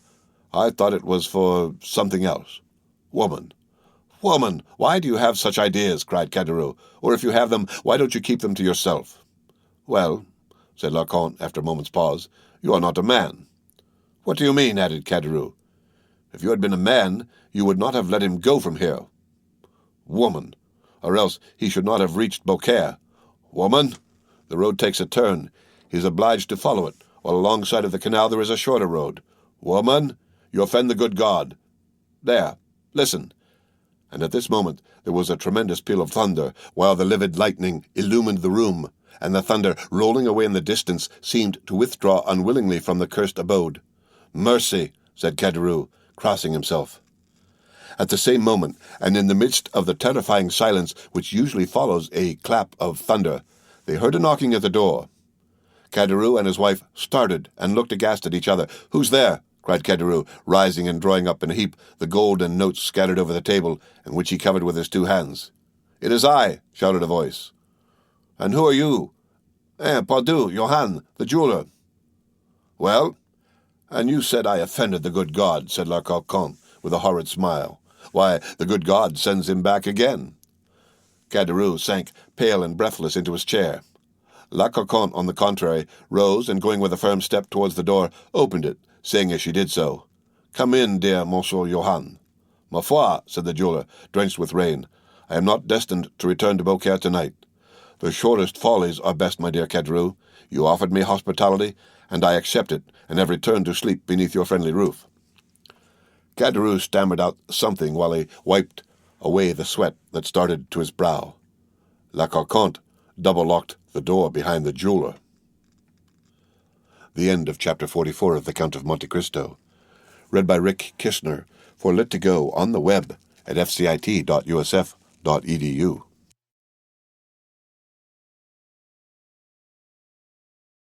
The Count of Monte Cristo by Alexandre Dumas. Chapter 43. The House at Auteuil. Monte Cristo noticed as they descended the staircase that Bertuccio signed himself in the Corsican manner, that is, had formed the sign of the cross in the air with his thumb, and as he seated himself in the carriage, muttered a short prayer. Anyone but a man of exhaustless thirst for knowledge would have had pity on seeing the steward's extraordinary repugnance for the Count's projected drive without the walls. But the Count was too curious to let Bertuccio off from this little journey. In 20 minutes they were at Auteuil. The steward's emotion had continued to augment as they entered the village. Bertuccio, crouched in the corner of the carriage, began to examine with a feverish anxiety every house they passed. "Tell them to stop at Rue de la Fontaine, number 28, said the Count, fixing his eyes on the steward, to whom he gave this order. Bertuccio's forehead was covered with perspiration. However, he obeyed, and leaning out of the window, he cried to the coachman, "Rue de la Fontaine, number 28. Number 28 was situated at the extremity of the village. During the drive, night had set in, and darkness gave their surroundings the artificial appearance of a scene on the stage. The carriage stopped. The footman sprang off the box and opened the door. "Well," said the Count, "you do not get out, Monsieur Bertuccio? You are going to stay in the carriage, then? What are you thinking of this evening?" Bertuccio sprang out and offered his shoulder to the Count, who this time leaned upon it as he descended the 3 steps of the carriage. "Knock," said the Count, "and announce me." Bertuccio knocked the door, opened, and the concierge appeared. "What is it?" asked he.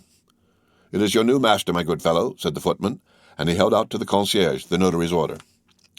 "The house is sold, then?" demanded the concierge, "and this gentleman is coming to live here?" "Yes, my friend," returned the Count, "and I will endeavor to give you no cause to regret your old master." "Oh, monsieur," said the concierge, "I shall not have much cause to regret him, for he came here but seldom. It is 5 years since he was here last, and he did well to sell the house, for it did not bring him in anything at all." "What was the name of your old master?" said Monte Cristo. "The Marquis of Saint-Méran." "Ah, I am sure he has not sold the house for what he gave for it."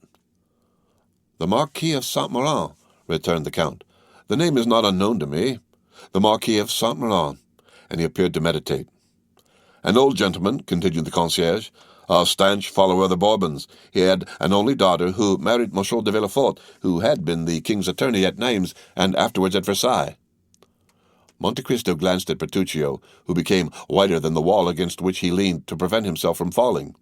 "And is not this daughter dead?" demanded Monte Cristo. "I fancy I have heard so." "Yes, monsieur, 21 years ago, and since then we have not seen the poor Marquis 3 times. "Thanks, said Monte Cristo, judging from the steward's utter prostration that he could not stretch the cord further without danger of breaking it. "Give me a light." "Shall I accompany you, monsieur?" "No, it is unnecessary. Bertuccio will show me a light." And Monte Cristo accompanied these words by the gift of 2 gold pieces, which produced a torrent of thanks and blessings from the concierge. "Oh, monsieur," said he, after having vainly searched on the mantelpiece and the shelves, "I have not got any candles." "Take one of the carriage lamps, Bertuccio," said the Count, "and show me the apartments." The steward obeyed in silence, but it was easy to see, from the manner in which the hand that held the light trembled, how much it cost him to obey. They went over a tolerably large ground floor. A second floor consisted of a salon, a bathroom, and 2 bedrooms. Near one of the bedrooms they came to a winding staircase that led down to the garden. "Ah, here is a private staircase," said the Count. "That is convenient. Light me, Monsieur Bertuccio, and go first. We will see where it leads to." "Monsieur," replied Bertuccio, "it leads to the garden." "And pray, how do you know that?" "It ought to do so, at least." "Well, let us be sure of that." Bertuccio sighed and went on first. The stairs did indeed lead to the garden. At the outer door the steward paused. "Go on, Monsieur Bertuccio," said the Count. But he who was addressed stood there, stupefied, bewildered, stunned. His haggard eyes glanced around as if in search of the traces of some terrible event, and with his clenched hands he seemed striving to shut out horrible recollections. "Well?" insisted the Count. "No, no!" cried Bertuccio, setting down the lantern at the angle of the interior wall. "No, monsieur, it is impossible. I can go no further." "What does this mean?" demanded the irresistible voice of Monte Cristo. "Why, you must see, your excellency," cried the steward, "that this is not natural, that, having a house to purchase, you purchase it exactly at Auteuil, and that, purchasing it at Auteuil, this house should be number 28 Rue de la Fontaine. Oh, why did I not tell you all? I am sure you would not have forced me to come. I hoped your house would have been some other one than this, as if there was not another house at Auteuil than that of the assassination." "What? What?" cried Monte Cristo, stopping suddenly. "What words do you utter? Devil of a man, Corsican that you are, always mysteries or superstitions. Come, take the lantern and let us visit the garden. You're not afraid of ghosts with me, I hope." Bertuccio raised the lantern and obeyed. The door, as it opened, disclosed a gloomy sky in which the moon strove vainly to struggle through a sea of clouds that covered her with billows of vapor which she illumined for an instant, only to sink into obscurity. The steward wished to turn to the left. "No, no, monsieur," said Monte Cristo. "What is the use of following the alleys? Here is a beautiful lawn. Let us go on straight forwards." Bertuccio wiped the perspiration from his brow, but obeyed. However, he continued to take the left hand. Monte Cristo, on the contrary, took the right hand. Arrived near a clump of trees, he stopped. The steward could not restrain himself. "Move, monsieur. Move away, I entreat you. You are exactly in the spot." "What spot?" "Where he fell." "My dear Monsieur Bertuccio," said Monte Cristo, laughing, "control yourself. We are not at Certina or at Corte. This is not a Corsican arbor, but an English garden. Badly kept, I own, but still you must not calumniate it for that. Monsieur, I implore you, do not stay there." "I think you are going mad, Bertuccio," said the Count coldly. "If that is the case, I warn you, I shall have you put in a lunatic asylum."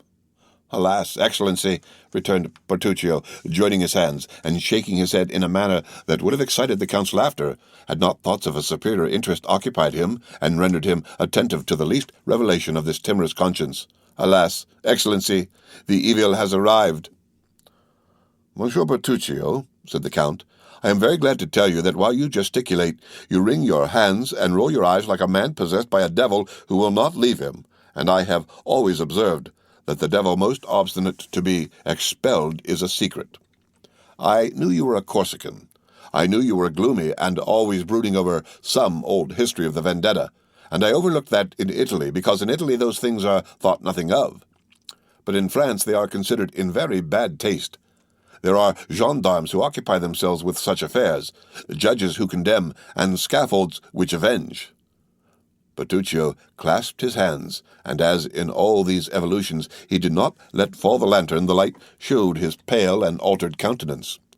Monte Cristo examined him with the same look that, at Rome, he had bent upon the execution of Andrea, and then, in a tone that made a shudder pass through the veins of the poor steward, "The Abbé Busoni, then, told me an untruth," said he, "when after his journey in France in 1829 he sent you to me with a letter of recommendation, in which he enumerated all your valuable qualities.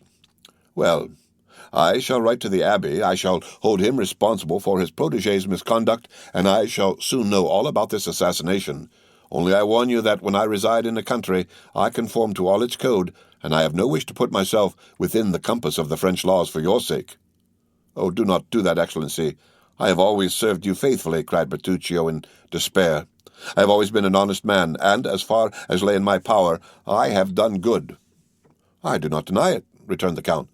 "But why are you thus agitated? It is a bad sign. A quiet conscience does not occasion such paleness in the cheeks and such fever in the hands of a man." "But, your Excellency," replied Bertuccio hesitatingly, "did not the Abbé Busoni, who heard my confession in the prison at Nimes, tell you that I had a heavy burden upon my conscience?" "Yes, but as he said you would make an excellent steward, I concluded you had stolen, that was all." "Oh, your Excellency," returned Bertuccio in deep contempt. "Or as you are a Corsican, that you had been unable to resist the desire of making a stiff, as you call it." "Yes, my good master," cried Bertuccio, casting himself at the Count's feet. "It was simply vengeance, nothing else." "I understand that, but I do not understand what it is that galvanizes you in this manner." "But, monsieur, it is very natural," returned Bertuccio, "since it was in this house that my vengeance was accomplished." "What? My house? Oh, your Excellency, it was not yours then." "Whose then?" "The Marquis de Saint-Méran, I think. The concierge said. What had you to revenge on the Marquis de Saint-Méran?" "Oh, it was not on him, monsieur. It was on another." "This is strange," returned Monte Cristo, seeming to yield to his reflections, "that you should find yourself without any preparation in a house where the event happened that causes you so much remorse." "Monsieur," said the steward, "it is fatality, I am sure. First you purchase a house at Auteuil. This house is the one where I have committed an assassination. You descend to the garden by the same staircase by which he descended. You stop at the spot where he received the blow, and 2 paces farther is the grave in which he had just buried his child. This is not chance, for chance in this case is too much like Providence." "Well, amiable Corsican, let us suppose it is Providence. I always suppose anything people please, and besides, you must concede something to diseased minds. Come, collect yourself and tell me all." "I have related it but once, and that was to the Abbé Busoni." "Such things," continued Bertuccio, shaking his head, "are only related under the seal of confession." "Then," said the Count, "I refer you to your confessor. turn chartreux or Trappist, and relate your secrets. But as for me, I do not like anyone who is alarmed by such phantasms, and I do not choose that my servants should be afraid to walk in the garden of an evening. I confess I am not very desirous of a visit from the commissary of police, for in Italy, justice is only paid when silent. In France, she is paid only when she speaks. Peste! I thought you were somewhat Corsican, a great deal smuggler, and an excellent steward. But I see you have other strings to your bow. You are no longer in my service, Monsieur Bertuccio." "Oh, Your Excellency, cried the steward, struck with terror at this threat. "If that is the only reason I cannot remain in your service, I will tell all, for if I quit you, it will only be to go to the scaffold." "That is different," replied Monte Cristo. "But if you intend to tell an untruth, reflect it were better not to speak at all." "No, monsieur. I swear to you, by my hopes of salvation, I will tell you all, for the Abbé Busoni himself only knew a part of my secret. But I pray you, go away from that plane tree. The moon is just bursting through the clouds, and there, standing where you do, and wrapped in that cloak that conceals your figure, you remind me of Monsieur de Villefort." "What?" cried Monte Cristo. "It was Monsieur de Villefort?" "Your Excellency knows him?" "The former royal attorney at Nimes?" "Yes." "Who married the Marquis of Saint-Marin's daughter?" "Yes." "Who enjoyed the reputation of being the most severe, the most upright, the most rigid magistrate on the bench?" "Well, monsieur," said Bertuccio, "this man with this spotless reputation—" "Well?" "Was a villain." "Bah!" replied Monte Cristo. "Impossible." "It is as I tell you." "Ah, really?" said Monte Cristo. "Have you proof of this?" "I had it." "And you have lost it? How stupid!" "Yes, but by careful search it might be recovered." "Really?" returned the Count. "Relate it to me, for it begins to interest me." And the Count, humming an air from Lucia, went to sit down on a bench while Bertuccio followed him, collecting his thoughts. Bertuccio remained standing before him. The end of Chapter 43 of The Count of Monte Cristo. Read by Rick Kistner, for Lit to Go on the web at fcit.usf.edu.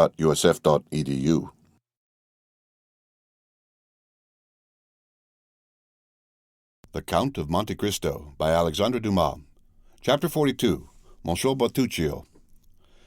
Meanwhile the Count had arrived at his house. It had taken him 6 minutes to perform the distance, but these 6 minutes were sufficient to induce 20 young men who knew the price of the equipage they had been unable to purchase themselves to put their horses in a gallop in order to see the rich foreigner who could afford to give 20,000 francs apiece for his horses.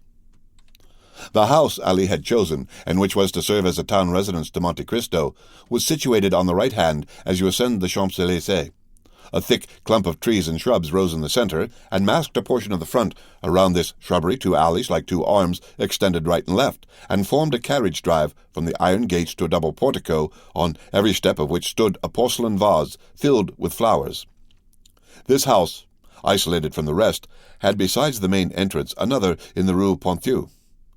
Even before the coachman had hailed the concierge, the massy gates rolled on their hinges. They had seen the Count coming, and at Paris, as everywhere else, he was served with the rapidity of lightning. The coachman entered and traversed the half-circle without slackening his speed, and the gates were closed ere the wheels had ceased to sound on the gravel. The carriage stopped at the left side of the portico. 2 men presented themselves at the carriage window. The one was Ali, who, smiling with an expression of the most sincere joy, seemed amply repaid by a mere look from Monte Cristo. The other bowed respectfully, and offered his arm to assist the Count in descending. "Thanks, Monsieur Bertuccio," said the Count, springing lightly up the 3 steps of the portico. "And the notary?" "He is in the small salon, Excellency," returned Bertuccio, "and the cards I ordered to be engraved as soon as you knew the number of the house. Your Excellency, it is done already. I have been myself to the best engraver of the Palais Royal, who did the plate in my presence. The first card struck off was taken, according to your orders, to the Baron Danglars, Rue de la Chaussée d'Antin, No. 7. The others are on the mantelpiece of your Excellency's bedroom." "Good. What o'clock is it?" 4 o'clock. Monte Cristo gave his hat, cane, and gloves to the same French footman who had called his carriage at the Count of Morcerf's, and then he passed into the small salon, preceded by Bertuccio, who showed him the way. "These are but indifferent marbles in this antechamber," said Monte Cristo. "I trust all these will soon be taken away?" Bertuccio bowed. As the steward had said, the notary awaited him in the small salon. He was a simple-looking lawyer's clerk, elevated to the extraordinary dignity of a provincial scrivener. "You are the notary empowered to sell the country house that I wish to purchase, monsieur?" asked Monte Cristo. "Yes, Count," returned the notary. "Is the deed of sale ready?" "Yes, Count. Have you brought it?" "Here it is." "Very well. And where is this house that I purchase?" asked the Count carelessly, addressing himself half to Bertuccio, half to the notary. The steward made a gesture that signified, "I do not know." The notary looked at the Count with astonishment. "What?" said he. "Does not the Count know where the house he purchases is situated?" "No," returned the Count. "The Count does not know? How should I know? I have arrived from Cadiz this morning. I have never before been at Paris, and it is the first time I have ever set my foot in France." "Ah, that is different. The house you purchase is at Auteuil."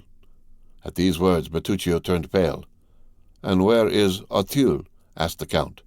"Close by here, monsieur," replied the notary, "a little beyond Passy. A charming situation in the heart of the Bois de Boulogne." "So near as that," said the Count. "But that is not in the country. What made you choose a house at the gates of Paris, Monsieur Bertuccio?" "I?" cried the steward with a strange expression. "His Excellency did not charge me to purchase this house. If His Excellency will recollect, if he will think—" "Ah, true," observed Monte Cristo. "I recollect now. I read the advertisement in one of the papers, and was tempted by the false title, a country house." "It is not yet too late," cried Bertuccio eagerly, "and, if your Excellency will entrust me with the commission, I will find you a better at Enghien, at Fontenay-aux-Roses, or at Bellevue." "Oh, no," returned Monte Cristo negligently. "Since I have this, I will keep it." "And you are quite right," said the notary, who feared to lose his fee. "It is a charming place, well supplied with spring water and fine trees, a comfortable habitation, although abandoned for a long time, without reckoning the furniture, which, although old, is yet valuable, now that old things are so much sought after. I suppose the Count has the taste of the day?" "To be sure," returned Monte Cristo. "It is very convenient, then?" "It is more. It is magnificent." "Peste, let us not lose such an opportunity," returned Monte Cristo. "The deed, if you please, Mr. Notary." And he signed it rapidly, after having run his eye first over that part of the deed in which were specified the situation of the house and the names of the proprietors. "Bertuccio," said he, "give 55,000 francs to Michaud." The steward left the room with a faltering step, and returned with a bundle of banknotes, which the notary counted like a man who never gives a receipt for money until after he is sure it is all there. "And now," demanded the Count, "are all the forms complied with?" "All, sir." "Have you the keys?" "They are in the hands of the concierge, who takes care of the house, but here is the order I have given him to install the Count in his new possessions." "Very well." And Monte Cristo made a sign with his hand to the notary, which said, "I have no further need of you. You may go." "But," observed the honest notary, "the Count is, I think, mistaken. It is only 50,000 francs, everything included." "And your fee?" "Is included in this sum. But have you not come from Auteuil here?" "Yes, certainly." "Well, then, it is but fair that you should be paid for your loss of time and trouble," said the Count, and he made a gesture of polite dismissal. The notary left the room backwards, and bowing down to the ground. It was the first time he had ever met a similar client. "See this gentleman out," said the Count to Bertuccio. And the steward followed the notary out of the room.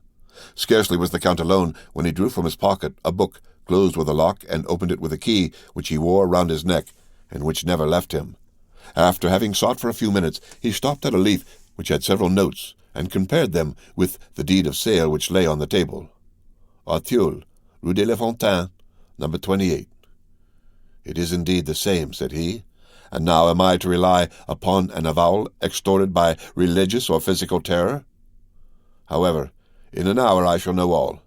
Bertuccio!"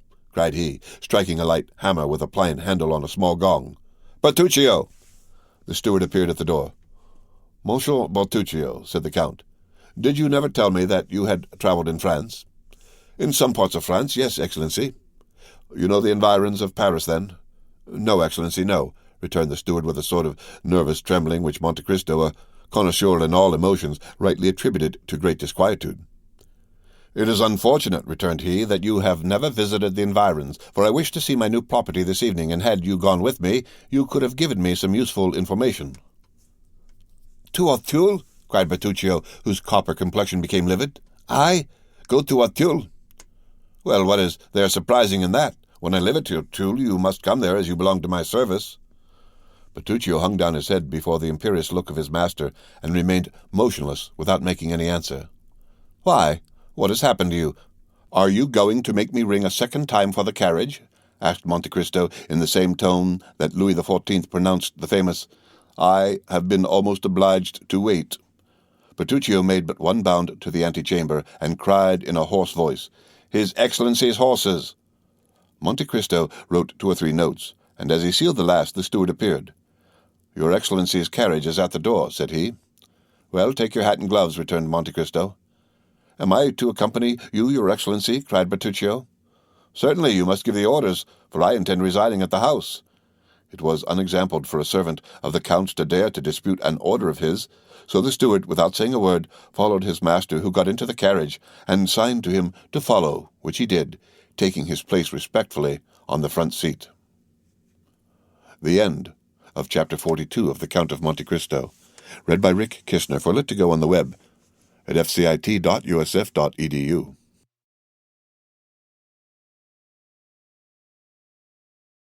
The Count of Monte Cristo by Alexandre Dumas, Chapter 41. The Presentation. When Albert found himself alone with Monte Cristo, "My dear Count," said he, "allow me to commence my services as cicerone by showing you a specimen of a bachelor's apartment. You, who are accustomed to the palaces of Italy, can amuse yourself by calculating in how many square feet a young man who is not the worst lodged in Paris can live. As we pass from one room to another, I will open the windows to let you breathe." Monte Cristo had already seen the breakfast-room and the salon on the ground floor. Albert led him first to his atelier, which was, as we have said, his favorite apartment. Monte Cristo quickly appreciated all that Albert had collected here: old cabinets, Japanese porcelain, Oriental stuffs, Venetian glass, arms from all parts of the world. Everything was familiar to him, and at the first glance he recognized their date, their country, and their origin. Morcerf had expected he should be the guide. On the contrary, it was he who, under the Count's guidance, followed a course of archaeology, mineralogy, and natural history. They descended to the first floor. Albert led his guest into the salon. The salon was filled with the works of modern artists.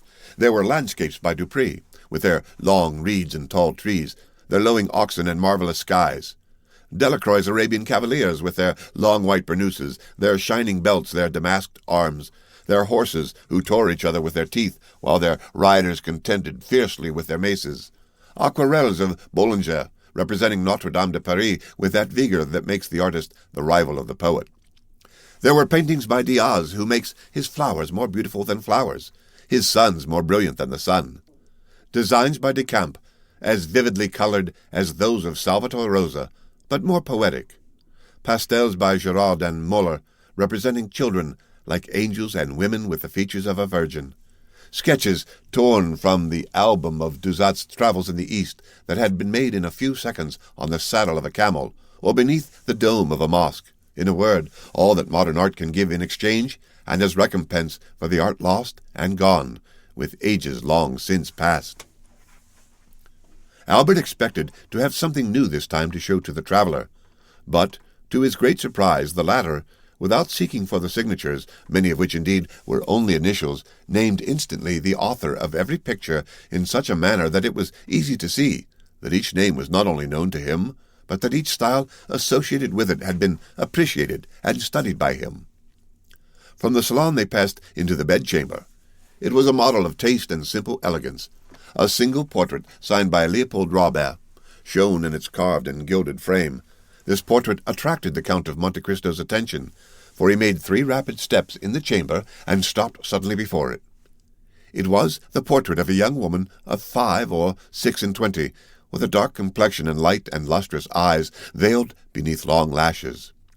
She wore the picturesque costume of the Catalan fisherwoman, a red and black bodice, and golden pins in her hair. She was looking at the sea, and her form was outlined on the blue ocean and sky. The light was so faint in the room that Albert did not perceive the pallor that spread itself over the Count's visage, or the nervous heaving of his chest and shoulders. Silence prevailed for an instant, during which Monte Cristo gazed intently on the picture. "You have there a most charming mistress, Viscount," said the Count in a perfectly calm tone, "and this costume, A ball costume, doubtless, becomes her admirably." "Ah, monsieur," returned Albert, "I would never forgive you this mistake if you had seen another picture besides this. You do not know my mother. She it is whom you see here. She had her portrait painted thus 6 or 8 years ago.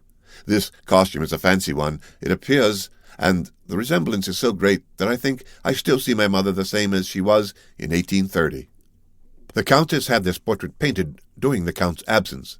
She doubtless intended giving him an agreeable surprise, but, strange to say, this portrait seemed to displease my father, and the value of the picture, which is, as you see, one of the best works of Leopold Robert, could not overcome his dislike to it.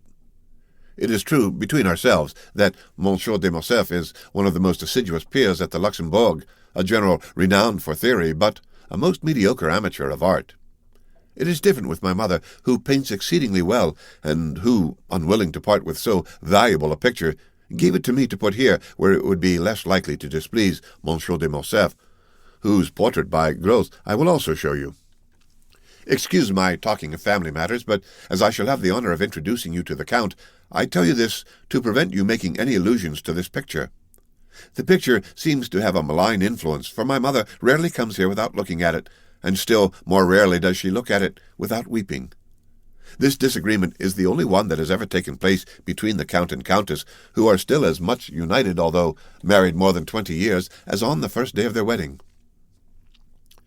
Monte Cristo glanced rapidly at Albert, as if to seek a hidden meaning in his words, but it was evident the young man uttered them in the simplicity of his heart. "Now," said Albert, "that you have seen all my treasures, allow me to offer them to you, unworthy as they are. Consider yourself as in your own house, and to put yourself still more at your ease, pray, accompany me to the apartments of Monsieur de Morcerf, he whom I wrote from Rome on account of the services you rendered me, and to whom I announced your promised visit, and I may say that both the Count and Countess anxiously desire to thank you in person. You are somewhat blasé, I know, and family scenes have not much effect on Sinbad the sailor, who has seen so many others.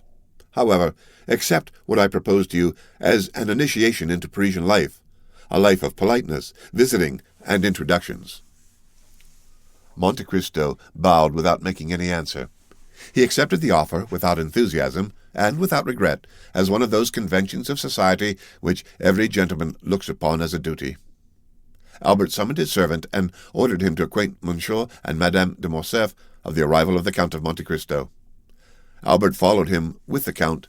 When they arrived at the antechamber, above the door was visible a shield, which, by its rich ornaments and its harmony with the rest of the furniture, indicated the importance the owner attached to this blazon. Monte Cristo stopped and examined it attentively. "As your 7 merlets, or placed bender," said he, "these are doubtless your family arms. Except the knowledge of blazons that enables me to decipher them, I am very ignorant of heraldry. I, a count of a fresh creation, fabricated in Tuscany by the aid of a commandery of St. Stephen, and who would not have taken the trouble had I not been told that when you travel much it is necessary. Besides, you must have something on the panels of your carriage to escape being searched by the custom-house officers. Excuse my putting such a question to you." "It is not indiscreet," returned Morcerf, with the simplicity of conviction. "You have guessed rightly. These are our arms, that is, those of my father, but they are, as you see, joined to another shield, which has gulls, a silver tower, which are my mother's. By her side I am Spanish, but the family of Morcerf is French, and I have heard one of the oldest of the south of France." "Yes," replied Monte Cristo, "these blazons prove that. Almost all the armed pilgrims that went to the Holy Land took for their arms either a cross in honor of their mission, or birds of passage in sign of the long voyage they were about to undertake, and which they hoped to accomplish on the wings of faith. One of your ancestors had joined the Crusades, and supposing it to be only that of St. Louis, that makes you mount to the 13th century, which is tolerably ancient." "It is possible," said Morcerf. "My father has in his study a genealogical tree which will tell you all that, and on which I made commentaries that would have greatly edified Hosier and Jacot. At present I no longer think of it, and yet I must tell you that we are beginning to occupy ourselves greatly with these things under our popular government." "Well, then, your government would do well to choose from the past something better than the things that I have noticed on your monuments, and which have no heraldic meaning whatever. As for you, Viscount," continued Monte Cristo to Morcerf, You are more fortunate than the government, for your arms are really beautiful and speak to the imagination. Yes, you are at once from Providence and Spain. That explains, if the portrait you showed me be like, the dark hue I so much admired on the visage of the noble Catalan. It would have required the penetration of Oedipus or the Sphinx to have divined the irony the Count concealed beneath these words, apparently uttered with the greatest politeness. Morcerf thanked him with a smile and pushed open the door above which were his arms, and which, as we have said, opened into the salon.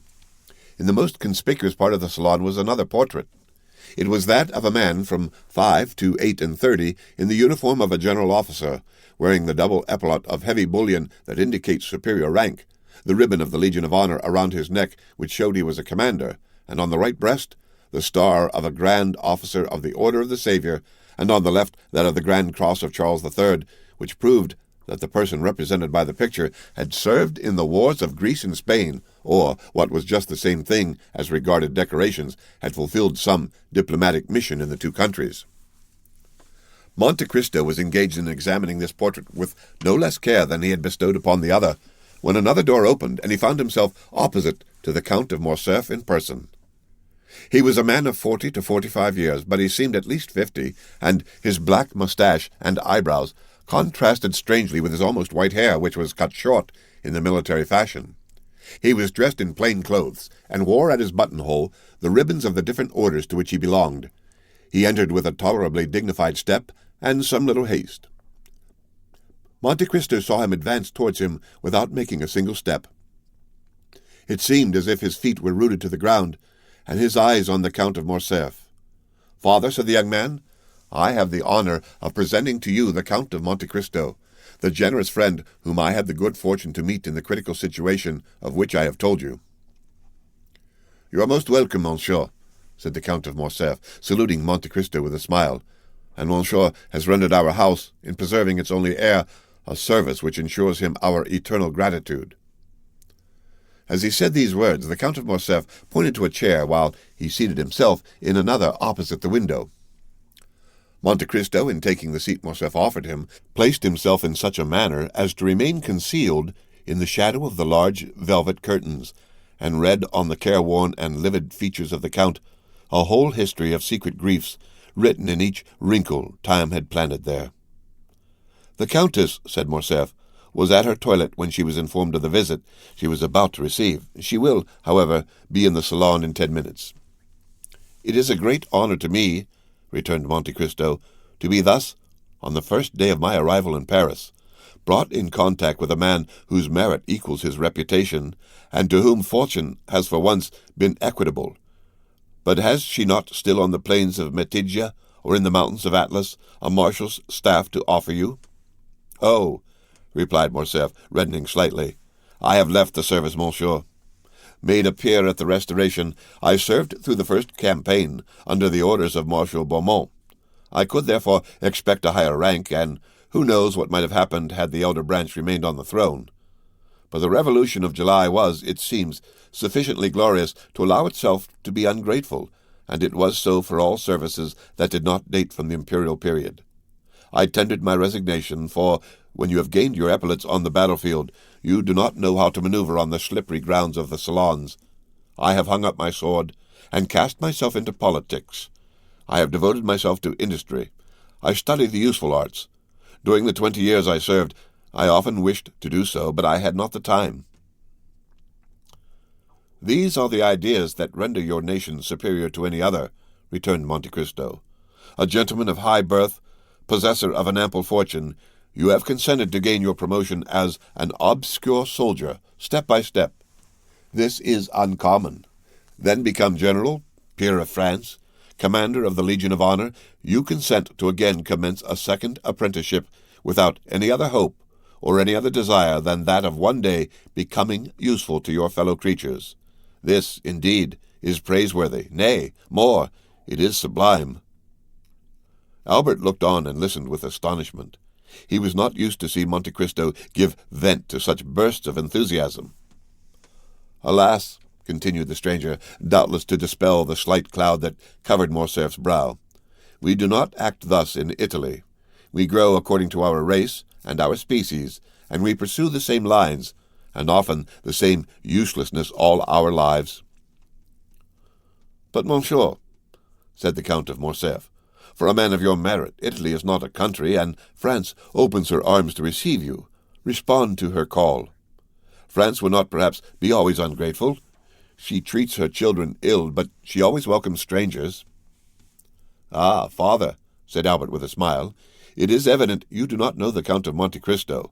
He despises all honors and contents himself with those written on his passport."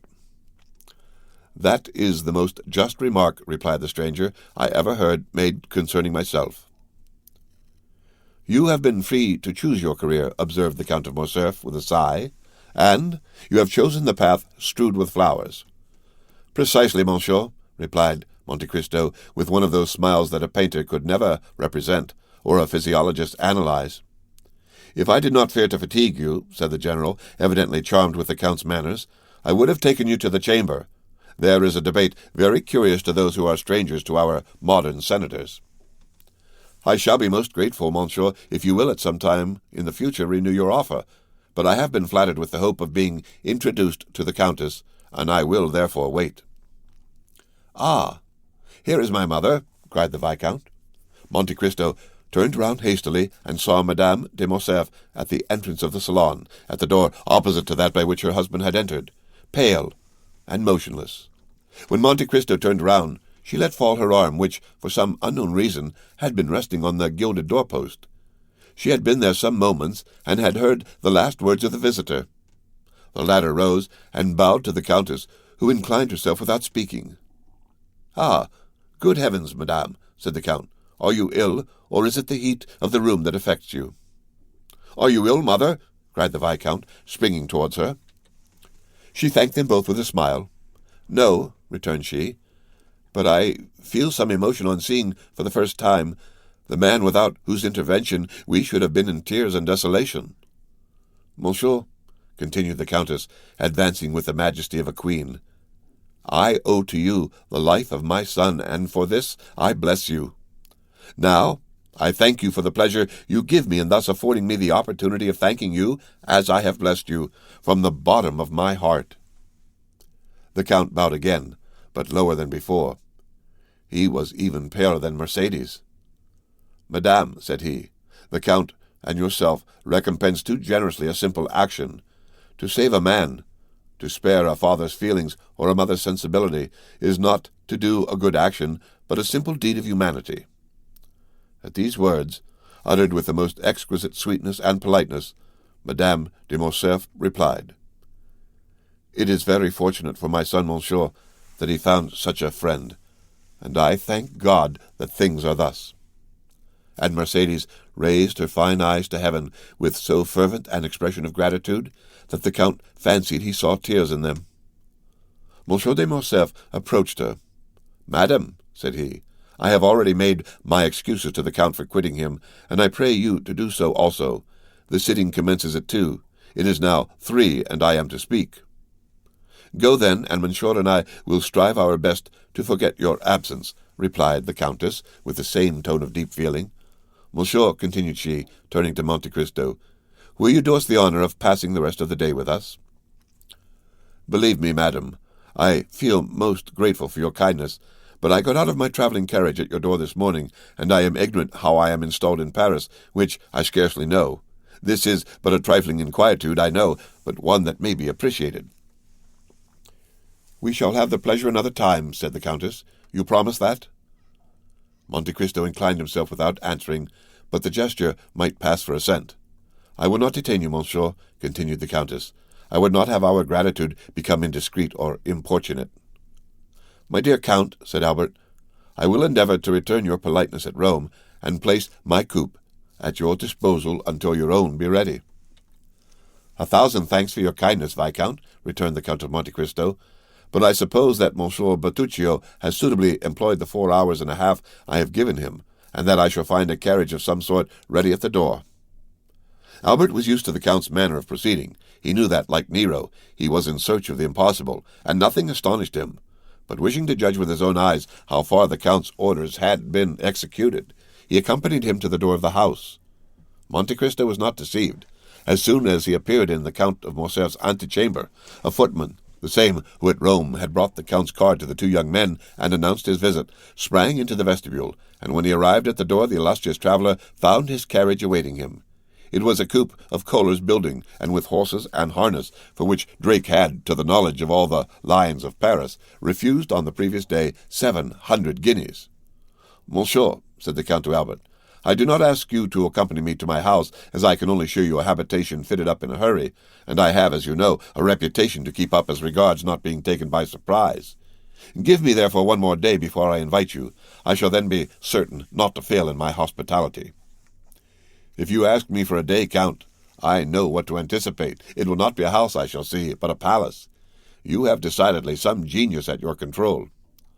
"Ma foi, spread that idea," replied the Count of Monte Cristo, putting his foot on the velvet-lined steps of his splendid carriage, "and that will be worth something to me among the ladies." As he spoke, he sprang into the vehicle. The door was closed, but not so rapidly that Monte Cristo failed to perceive the almost imperceptible movement which stirred the curtains of the apartment in which he had left Madame de Morcerf. When Albert returned to his mother, he found her in the boudoir, reclining in a large velvet armchair, the whole room so obscure that only the shining spangle fastened here and there to the drapery, and the angles of the gilded frames of the pictures showed with some degree of brightness in the gloom.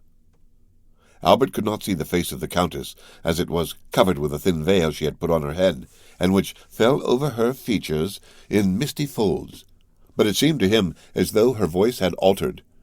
He could distinguish amid the perfumes of the roses and heliotropes in the flower-stands the sharp and fragrant odor of volatile salts, and he noticed in one of the chased cups on the mantelpiece the Countess's smelling bottle, taken from its shagreen case, and exclaimed in a tone of uneasiness as he entered, "My dear mother, have you been ill during my absence?" "No, Albert, but you know these roses, tuberoses, and orange flowers throw out at first, before one is used to them, such violent perfumes." "Then, my dear mother," said Albert, putting his hand to the bell, "they must be taken into the antechamber. You are really ill, and just now were so pale as you came into the room." "Was I pale, Albert?" "Yes, a pallor that suits you admirably, mother, but which did not the less alarm my father and myself." "Did your father speak of it?" inquired Mercédès, eagerly. "No, madame, but do you not remember that he spoke of the fact to you?" "Yes, I do remember," replied the Countess. A servant entered, summoned by Albert's ring of the bell. "Take these flowers into the ante-room or dressing-room," said the Viscount. "They make the Countess ill." The footman obeyed his orders. A long pause ensued, which lasted until all the flowers were removed. "What is this name of Monte Cristo?" inquired the Countess, when the servant had taken away the last vase of flowers. "Is it a family name, or the name of the estate, or a simple title?" "I believe, mother, it is merely a title. The Count purchased an island in the Tuscan archipelago, and, as he told you today, has founded a commandery. You know the same thing was done for St. Stephen of Florence, St. George Constantinian of Parma, and even for the Order of Malta. Except this, he has no pretension to nobility, and calls himself a chance count, although the general opinion at Rome is that the Count is a man of very high distinction." "His manners are admirable," said the Countess, "at least as far as I could judge in the few minutes he remained here." "They are perfect, mother, so perfect that they surpass by far all I have known in the leading aristocracy of the three proudest nobilities of Europe, the English, the Spanish, and the German." The Countess paused a moment. Then, after a slight hesitation, she resumed. "You have seen my dear Albert. I ask the question as a mother. You have seen Monsieur de Monte Cristo in his house. You are quick-sighted, have much knowledge of the world, more tact than is usual at your age. Do you think the Count is really what he appears to be?" "What does he appear to be?" "Why, you have just said, a man of high distinction." "I told you, my dear mother, he was esteemed such. But what is your own opinion, Albert?" "I must tell you that I have not come to any decided opinion respecting him, but I think him a Maltese. I do not ask you of his origin, but what he is." "Ah, what he is, that is quite another thing. I have seen so many remarkable things in him, that if you would have me really say what I think, I shall reply that I really do look upon him as one of Byron's heroes, whom misery has marked with a fatal brand, some Manfred, some Lara some Werner, one of those wrecks, as it were, of some ancient family who, disinherited of their patrimony, have achieved one by the force of their adventurous genius which has placed them above the laws of society. You say? I say that Monte Cristo is an island in the midst of the Mediterranean, without inhabitants or garrison, the resort of smugglers of all nations and pirates of every flag. Who knows whether or not these industrious worthies do not pay to their feudal lord some dues for his protection? That is possible, said the Countess, reflecting. Never mind, continued the young man, smuggler or not, you must agree, mother dear, as you have seen him, that the Count of Monte Cristo is a remarkable man who will have the greatest success in the salons of Paris. Why, this very morning in my rooms he made his entree amongst us by striking every man of us with amazement, not even excepting Chateau Renaud. And what do you suppose is the Count's age? Inquired Mercedes, evidently attaching great importance to this question. 35 or 36, mother. So young. It is impossible, said Mercedes, replying at the same time to what Albert said, as well as to her own private reflection. It is the truth, however. 3 or 4 times he has said to me, and certainly without the slightest premeditation, at such a period I was 5 years old, at another 10 years old, at another 12, and I, induced by curiosity, which kept me alive to these details, have compared the dates and never found him inaccurate. The age of this singular man, who is of no age, is then, I am certain, 35. Besides, mother, remark how vivid his eye, how raven-black his hair, and his brow, though so pale, is free from wrinkles. He is not only vigorous, but also young. The Countess bent her head, as if beneath a heavy wave of bitter thoughts. And has this man displayed a friendship for you, Albert? She asked with a nervous shudder. I am inclined to think so. And do you like him? Why, he pleases me in spite of Franz d'Épinay, who tries to convince me that he is a being returned from the other world. The Countess shuddered. Albert, she said in a voice which was altered by emotion, I have always put you on your guard against new acquaintances. Now you are a man, and are able to give me advice. Yet I repeat to you, Albert, be prudent. Why, my dear mother, it is necessary in order to make your advice turn to account that I should know beforehand what I have to distrust. The Count never plays. He only drinks pure water tinged with a little sherry, and is so rich that he cannot, without intending to laugh at me, try to borrow money. What, then, have I to fear from him? You are right, said the Countess, and my fears are weakness, especially when directed against a man who has saved your life. How did your father receive him, Albert? It is necessary that we should be more than complaisant to the Count. Monsieur de Morcerf is sometimes occupied. His business makes him reflective, and he might, without intending it. Nothing could be better in taste than my father's demeanour, madam, said Albert. Nay, more, he seemed greatly flattered at 2 or 3 compliments which the Count very skilfully and agreeably paid him with as much ease as if he had known him these 30 years. Each of these little tickling arrows must have pleased my father, added Albert with a laugh, and thus they parted the best possible friends, and Monsieur de Morcerf even wished to take him to the chamber to hear the speakers. The Countess made no reply. She fell into so deep a reverie that her eyes gradually closed. The young man, standing up before her, gazed upon her with that filial affection which is so tender and endearing with children whose mothers are still young and handsome. Then, after seeing her eyes closed, and hearing her breathe gently, he believed she had dropped asleep, and left the apartment on tiptoe, closing the door after him with the utmost precaution.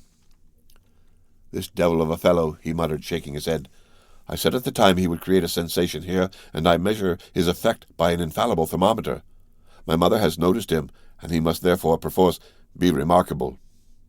He went down to the stables, not without some slight annoyance, when he remembered that the Count of Monte Cristo had laid his hands on a turnout which sent his BaS down to a second place in the opinion of connoisseurs. Most decidedly, said he, men are not equal, and I must beg my father to develop this theorem in the Chamber of Peers. The end of Chapter 41 of The Count of Monte Cristo, read by Rick Kistner, for Lit to Go on the web at fcit.usf.edu.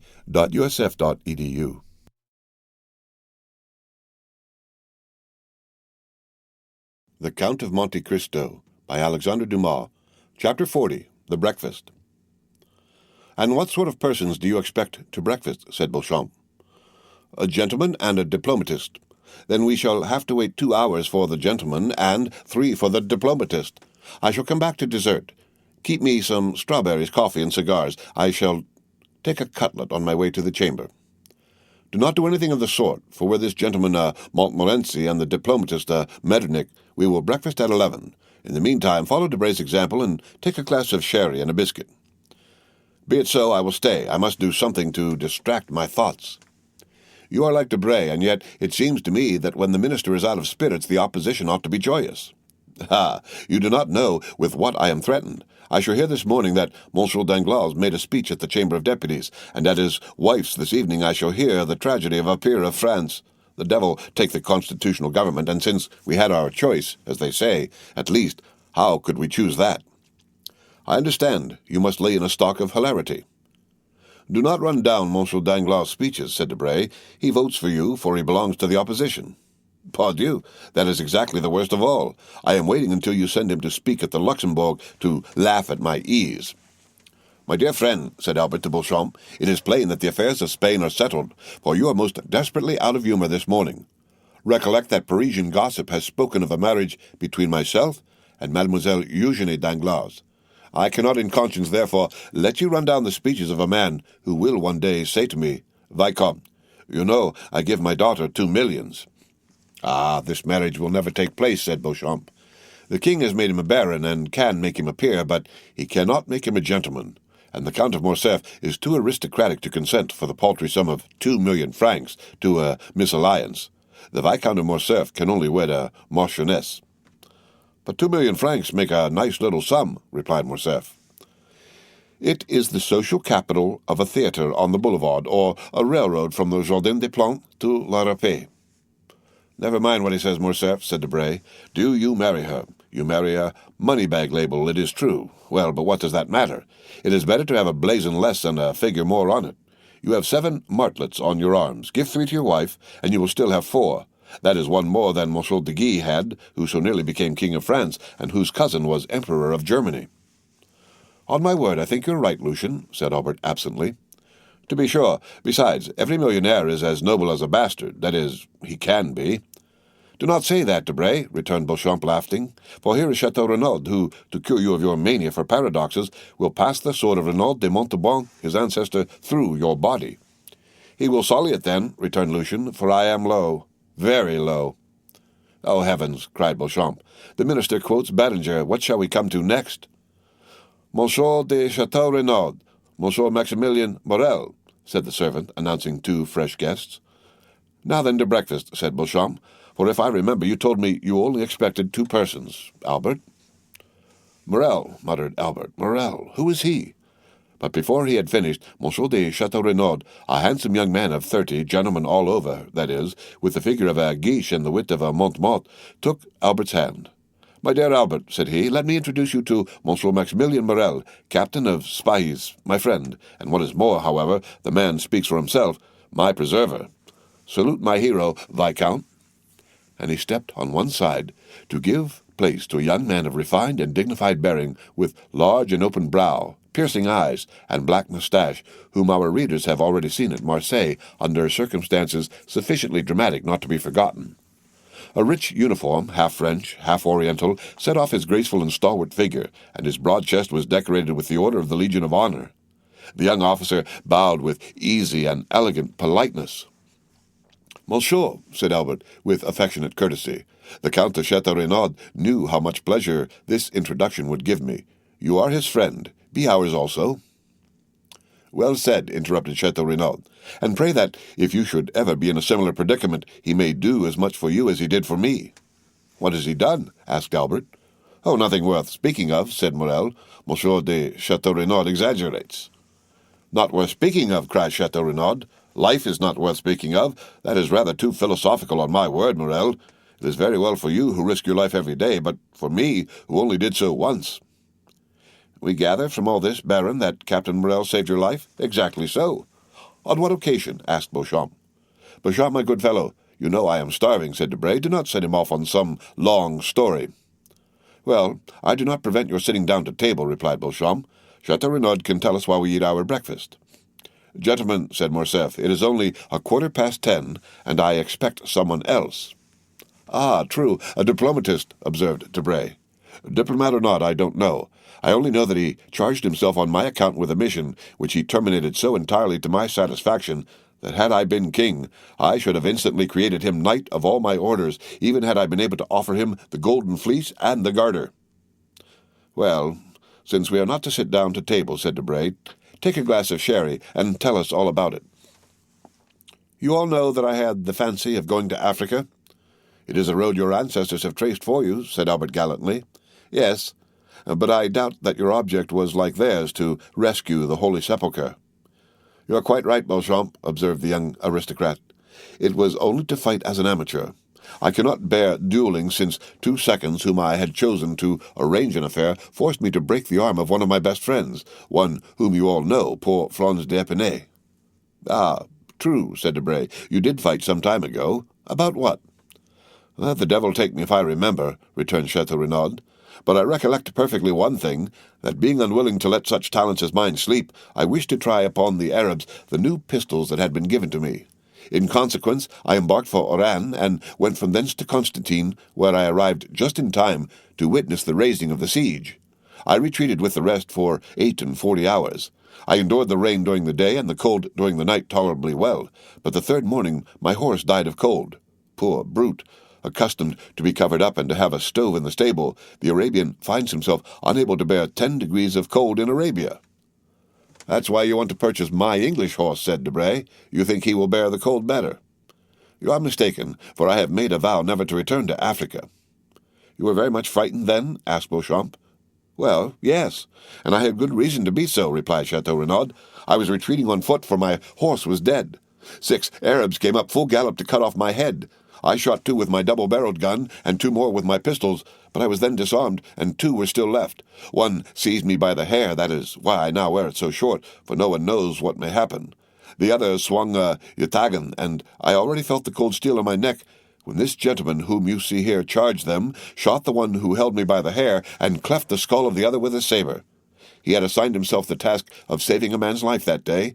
Chance caused that man to be myself. When I am rich, I will order a statue of Chance from Clagman or Marochetti. Yes, said Morel, smiling. It was the 5th of September, the anniversary of the day on which my father was miraculously preserved. Therefore, as far as it lies in my power, I endeavor to celebrate it by some heroic action, interrupted Chateau Renaud. I was chosen.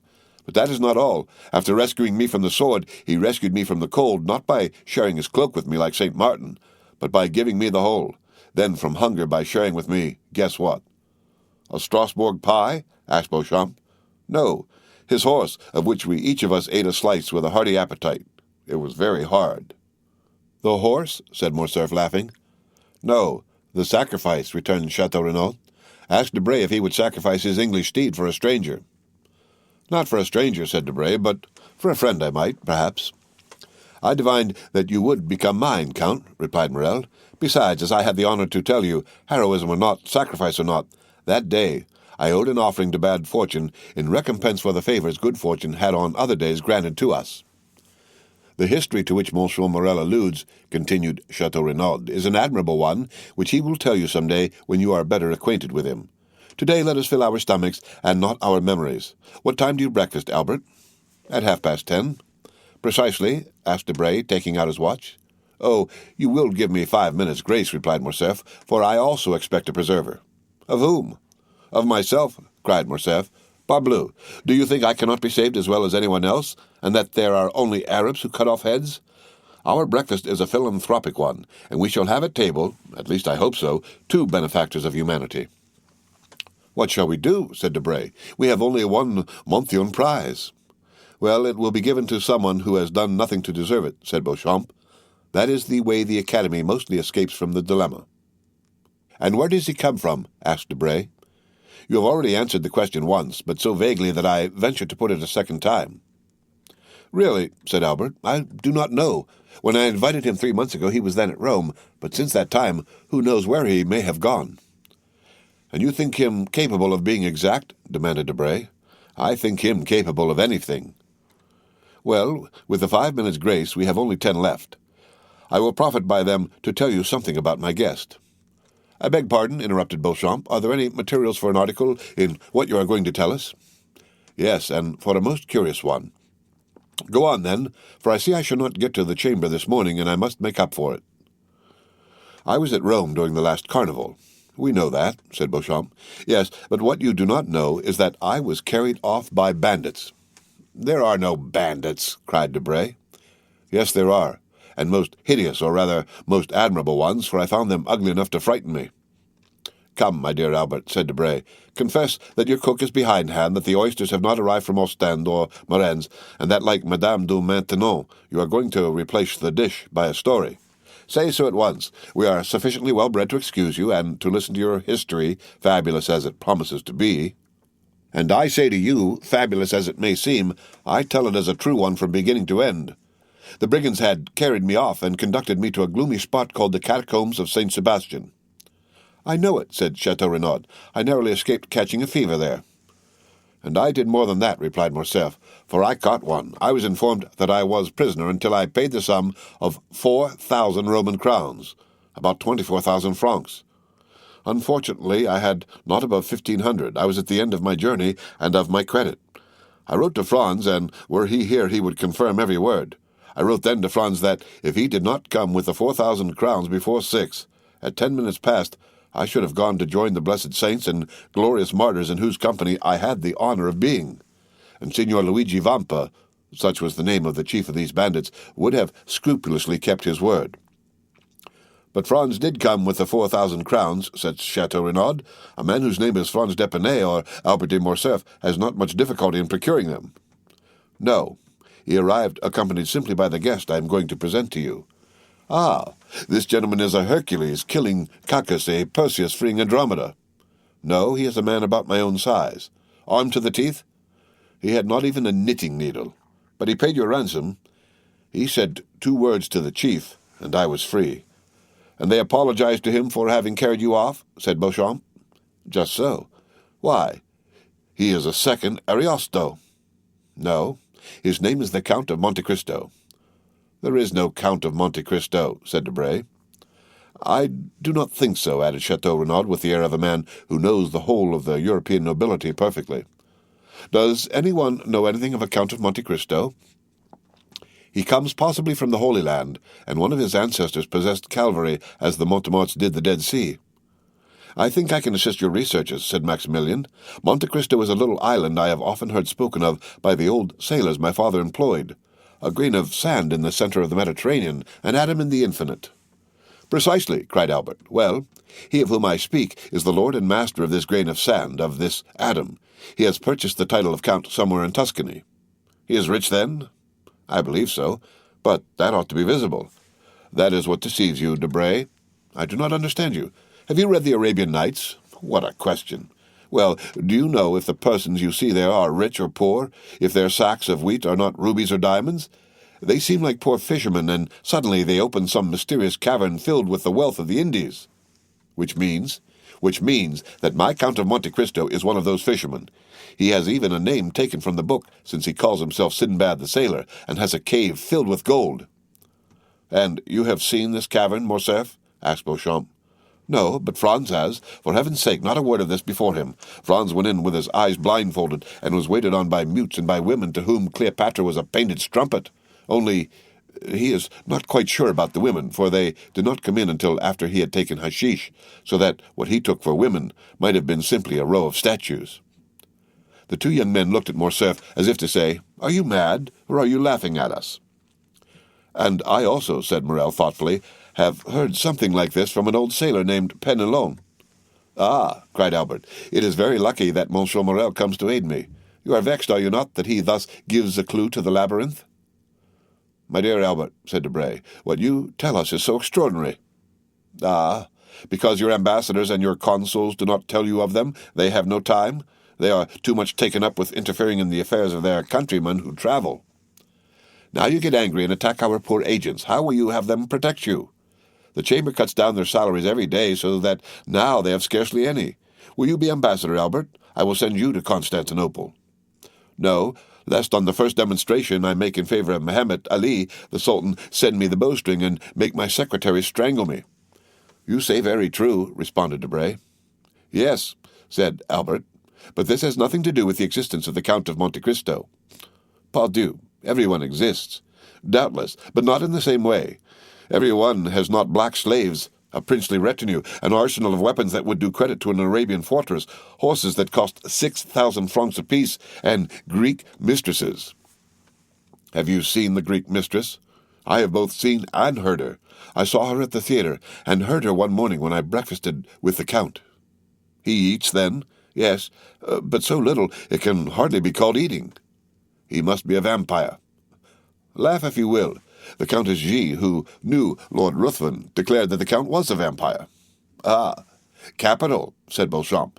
"For a man not connected with newspapers, here is the pendant to the famous sea-serpent of the Constitutionnel." "Wild eyes, the iris of which contracts or dilates at pleasure," said Debray. "Facial angles strongly developed, magnificent forehead, livid complexion, black beard, sharp and white teeth, politeness unexceptionable." "Just so, Lucien," returned Morcerf. "You have described him feature for feature. Yes, keen and cutting politeness.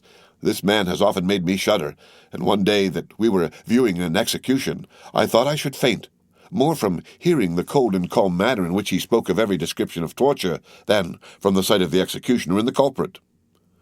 "Did he not conduct you to the ruins of the Colosseum and suck your blood?" asked Beauchamp. "Or, having delivered you, make you sign a flaming parchment, surrendering your soul to him as Esau did his birthright?"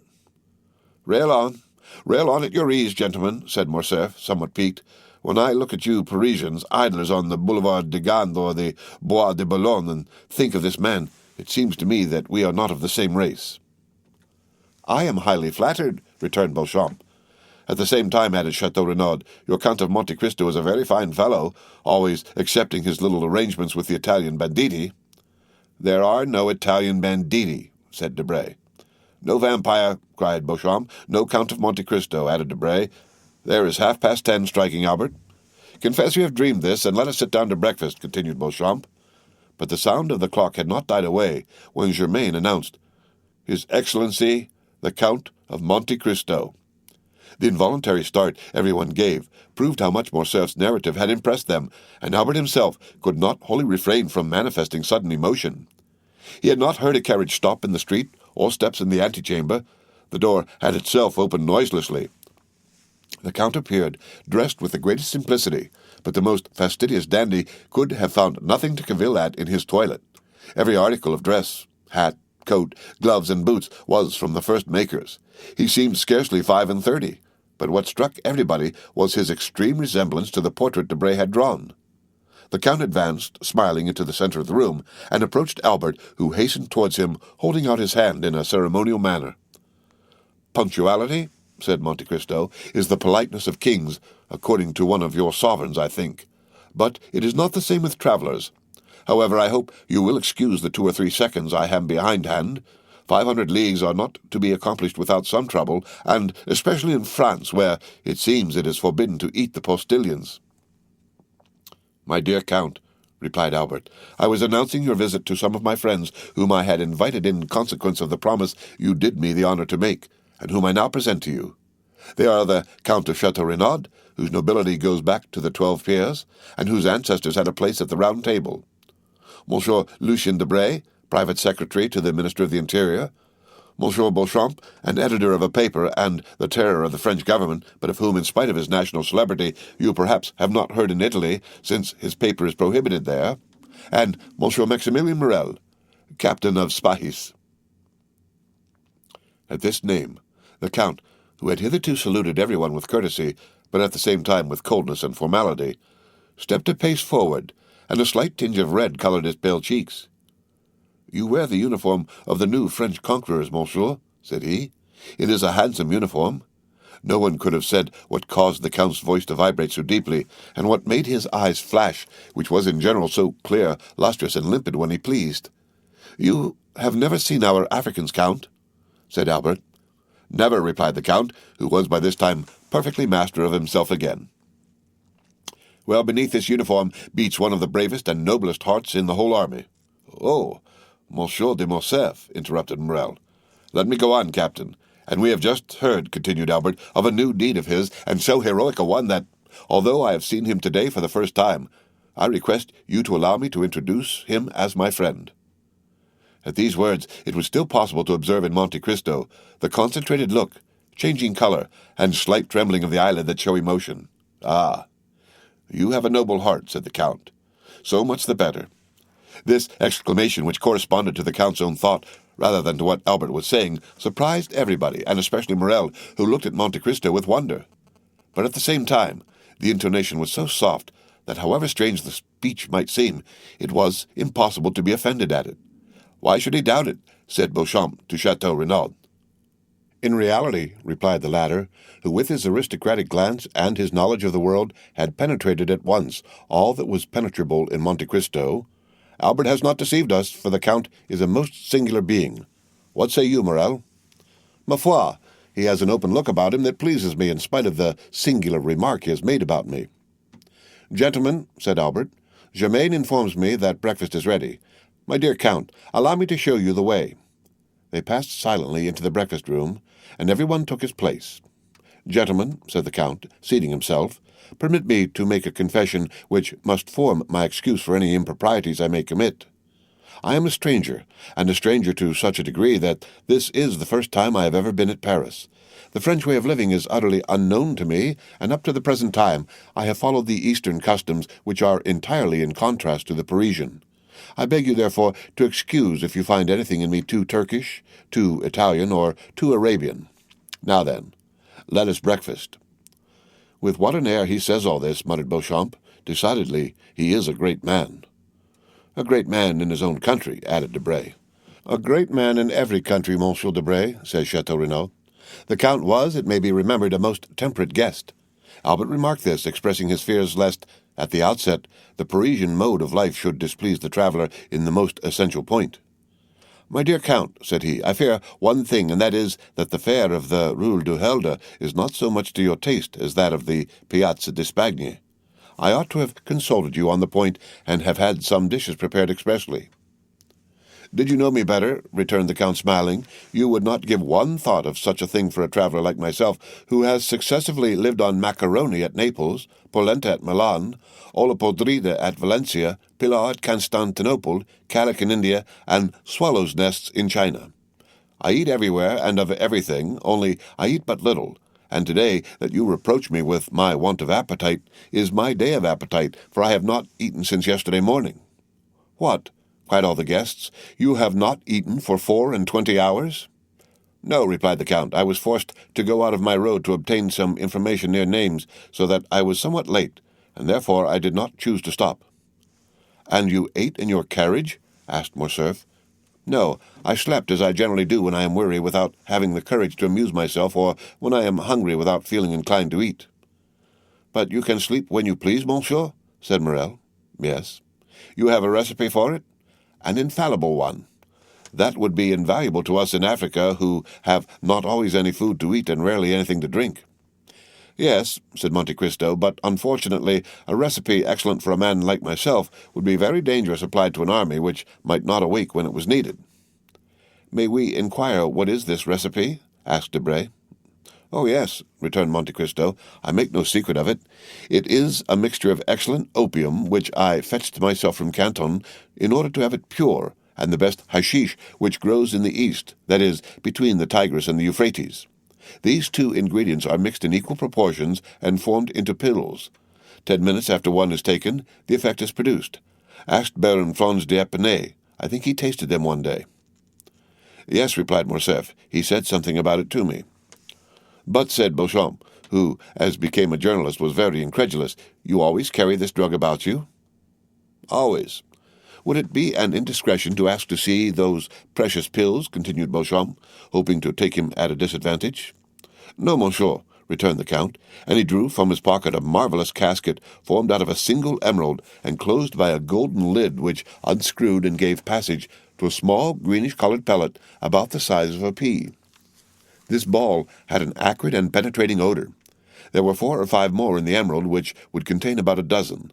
The casket passed around the table, but it was more to examine the admirable emerald than to see the pills that had passed from hand to hand. "And is it your cook who prepares these pills?" asked Beauchamp. "Oh, no, monsieur," replied Monte Cristo. "I do not thus betray my enjoyments to the vulgar. I am a tolerable chemist and prepare my pills myself."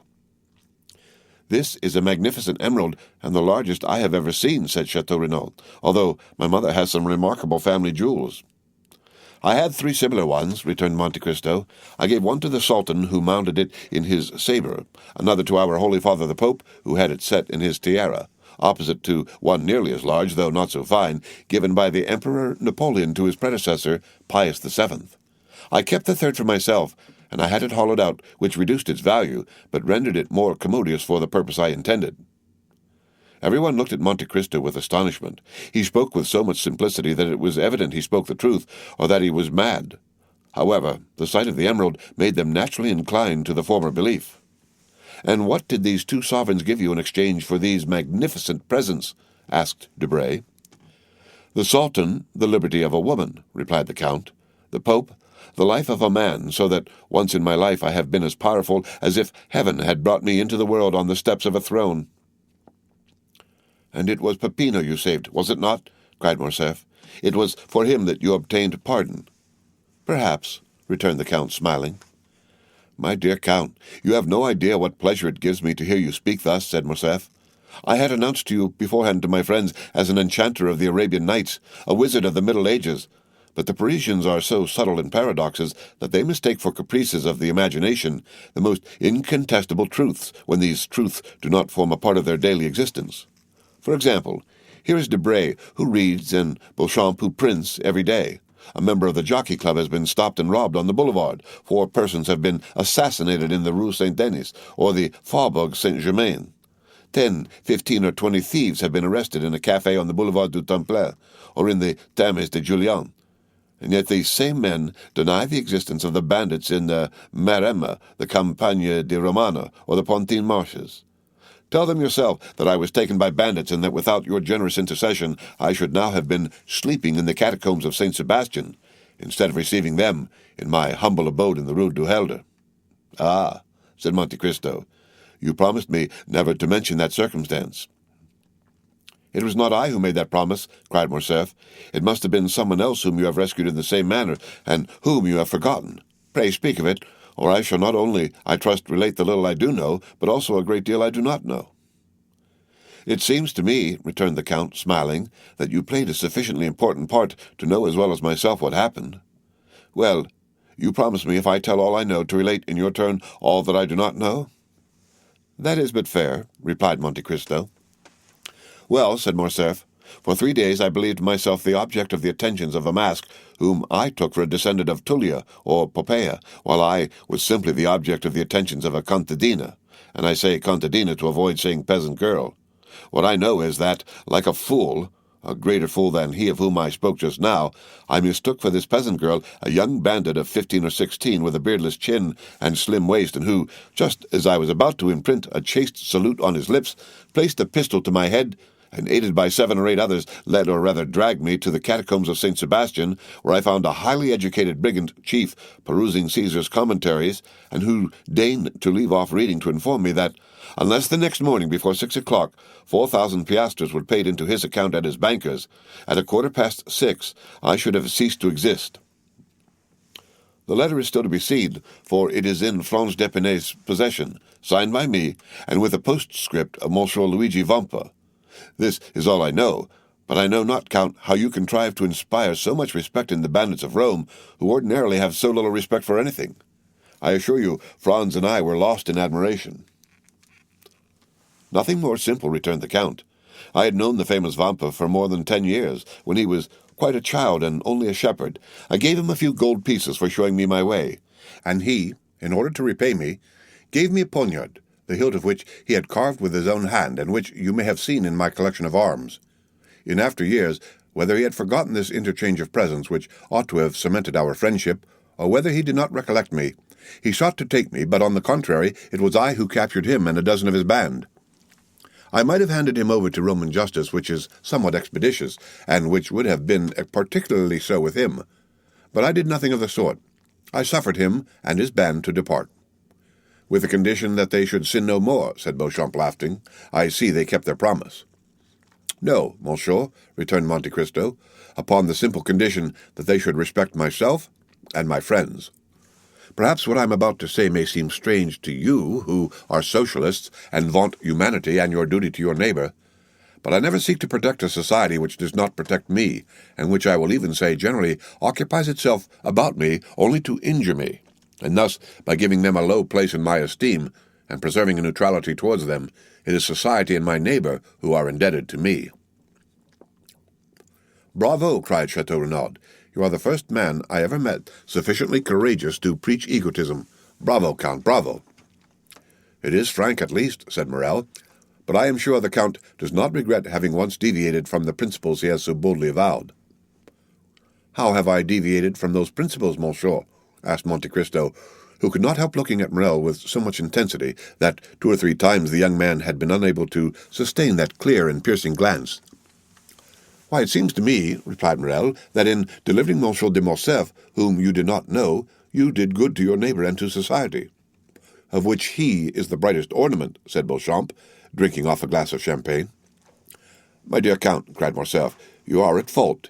You, one of the most formidable logicians I know, and you must see it clearly proved that instead of being an egotist, you are a philanthropist. You call yourself Oriental, a Levantine, Maltese, Indian, Chinese. Your family name is Monte Cristo. Sinbad the Sailor is your baptismal appellation, and yet the first day you set foot in Paris, you instinctively display the greatest virtue, or rather the chief defect of us eccentric Parisians. That is, you assume the vices you have not, and conceal the virtues you possess. My dear Viscount, returned Monte Cristo, I do not see in all I have done anything that merits either from you or these gentlemen the pretended eulogies I have received.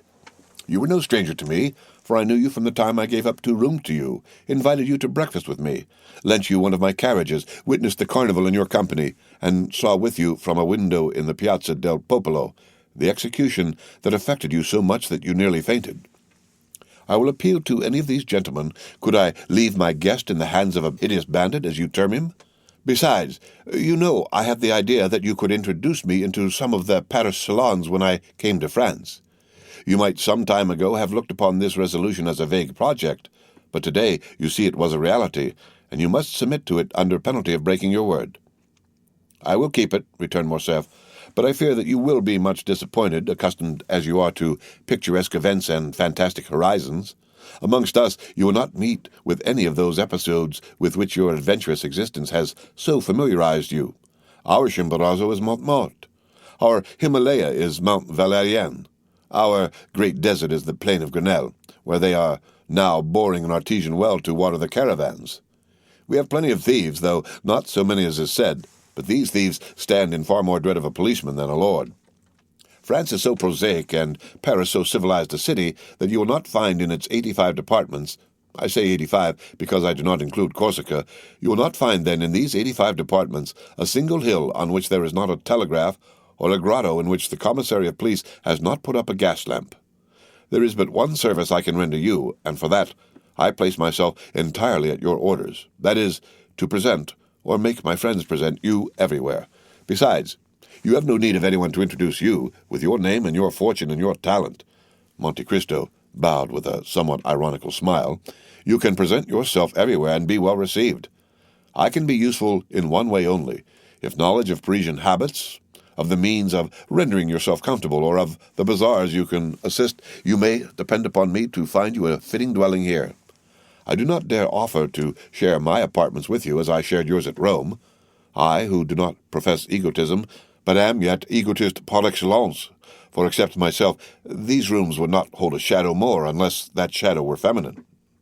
Ah, said the Count, that is a most conjugal reservation. I recollect that at Rome you said something of a projected marriage. May I congratulate you? The affair is still in projection. And he who says in projection means already decided, said Debray. No, replied Morcerf. My father is most anxious about it, and I hope ere long to introduce you, if not to my wife, at least to my betrothed, Mademoiselle Eugénie Danglars. Eugénie Danglars, said Monte Cristo. Tell me, is not her father Baron Danglars? Yes, returned Morcerf, a baron of a new creation. What matter, said Monte Cristo, if he has rendered the state services which merit this distinction? Enormous ones, answered Beauchamp. Although in reality a liberal, he negotiated a loan of 6 millions for Charles X in 1829, who made him a baron and chevalier of the Legion of Honor, so that he wears the ribbon not, as you would think, in his waistcoat pocket, but at his buttonhole. Ah, interrupted Morcerf, laughing. Beauchamp, keep that for the Corsair or the Charivari, but spare my future father-in-law before me. Then turning to Monte Cristo, you just now spoke his name as if you knew the baron. I do not know him, replied Monte Cristo, but I shall probably soon make his acquaintance, for I have a credit opened with him by the house of Richard and Blount of London, Arstein and Escalise of Vienna, and Thompson and French at Rome. As he pronounced the two last names, the Count glanced at Maximilien Morrel. If the stranger expected to produce an effect on Morrel, he was not mistaken. Maximilien started as if he had been electrified. Thompson and French, said he. Do you know this house, monsieur? They are my bankers in the capital of the Christian world, returned the Count quietly. Can my influence with them be of any service to you? Oh, Count, you could assist me perhaps in researches which have been up to the present fruitless. This house in past years did ours a great service, and has, I know not for what reason, always denied having rendered us this service. I shall be at your orders, said Monte Cristo, bowing. But, continued Morcerf, apropos of Danglars, we have strangely wandered from the subject. We were speaking of a suitable habitation for the Count of Monte Cristo. Come, gentlemen, let us all propose some place. Where shall we lodge this new guest in our great capital? Faubourg, Saint-Germain, said Chateau Renaud. The Count will find there a charming hotel with a court and garden. Pah! Chateau Renaud, returned Debray. You only know your dull and gloomy Faubourg Saint-Germain.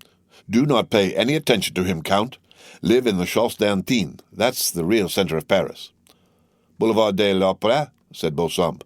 The second floor, a house with a balcony. The Count will have his cushions of silver cloth brought there, and as he smokes his chibouque, see all Paris pass before him. You have no idea, then, Morrel, asked Chateau Renaud. You do not propose anything? Oh, yes, returned the young man, smiling. On the contrary, I have one, but I expected the Count would be tempted by one of the brilliant proposals made him. Yet as he has not replied to any of them, I will venture to offer him a suite of apartments in a charming hotel in the Pompadour style that my sister has inhabited for a year in the Rue Michelet. You have a sister? Asked the Count. Yes, monsieur, a most excellent sister. Married? Nearly 9 years. Happy? Asked the Count again. As happy as it is permitted to a human creature to be, replied Maximilien. She married the man she loved, who remained faithful to us in our fallen fortunes, Emmanuel Habot. Monte Cristo smiled imperceptibly. I lived there during my leave of absence, continued Maximilien, and I shall be, together with my brother-in-law, Emmanuel, at the disposition of the Count whenever he thinks fit to honor us. 1 minute, cried Albert, without giving Monte Cristo the time to reply. Take care. You are going to immure a traveler, Sinbad the sailor, a man who comes to see Paris. You are going to make a patriarch of him. Oh, no, said Morrel. My sister is 25. My brother-in-law is 30. They are gay, young, and happy. Besides, the Count will be in his own house, and only see them when he thinks fit to do so. Thanks, monsieur, said Monte Cristo. I shall content myself with being presented to your sister and her husband, if you will do me the honor to introduce me. But I cannot accept the offer of any one of these gentlemen, since my habitation is already prepared. What? Cried Morcerf.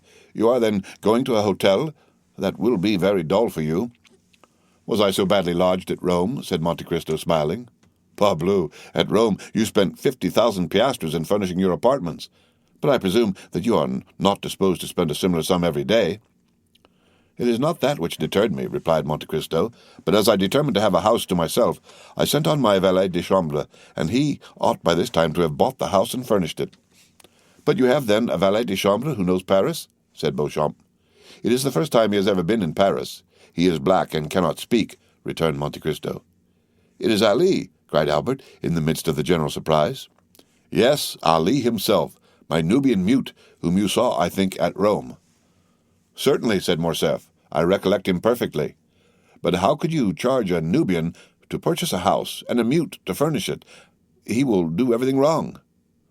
Undeceive yourself, monsieur, replied Monte Cristo. I am quite sure that, on the contrary, he will choose everything as I wish. He knows my tastes, my caprices, my wants. He has been here a week with the instinct of a hound, hunting by himself. He will arrange everything for me. He knew that I should arrive today at 10 o'clock. He was waiting for me at 9 at the Barrière de Fontainebleau. He gave me this paper. It contains the number of my new abode. Read it yourself. And Monte Cristo passed a paper to Albert. Ah, that is really original, said Beauchamp. And very princely, added Chateau Renaud. What, do you not know your house? Asked Debray. No, said Monte Cristo. I told you I did not wish to be behind my time. I dressed myself in the carriage and descended at the Viscount's door. The young men looked at each other.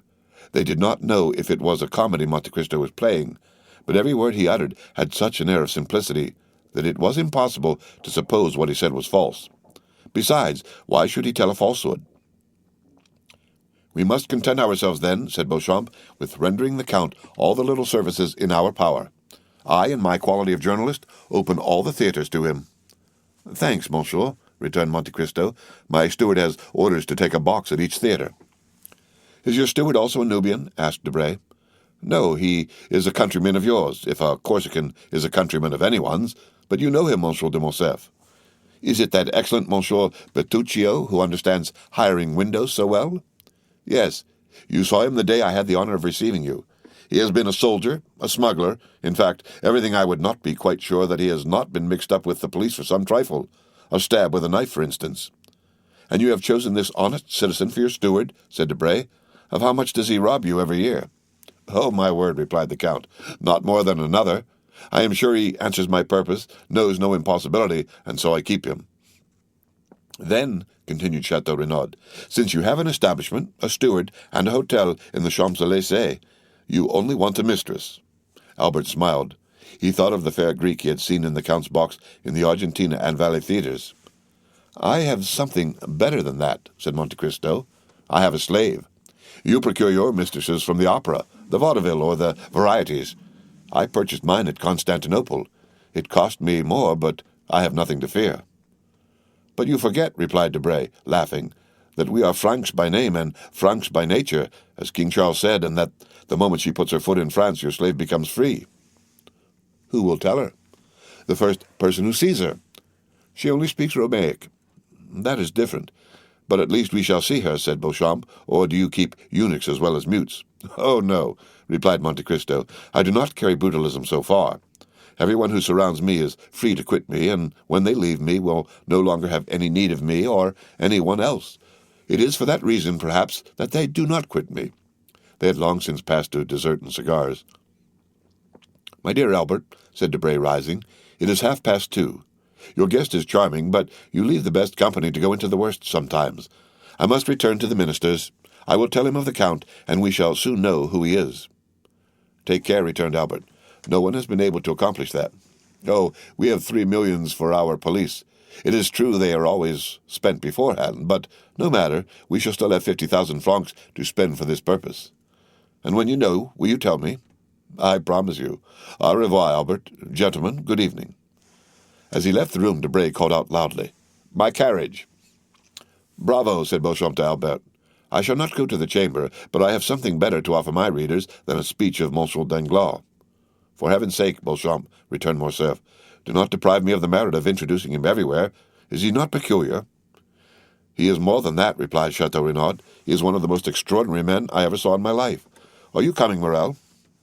Directly. I have given my card to the Count, who has promised to pay us a visit at Rue Meslay, number 14. Be sure, I shall not fail to do so, returned the Count, bowing, and Maximilien Morel left the room with the Baron de Chateau Renaud, leaving Monte Cristo alone with Morcerf. The end of Chapter 40 of The Count of Monte Cristo. Read by Rick Kistner. For lit to go on the web at fcit.usf.edu.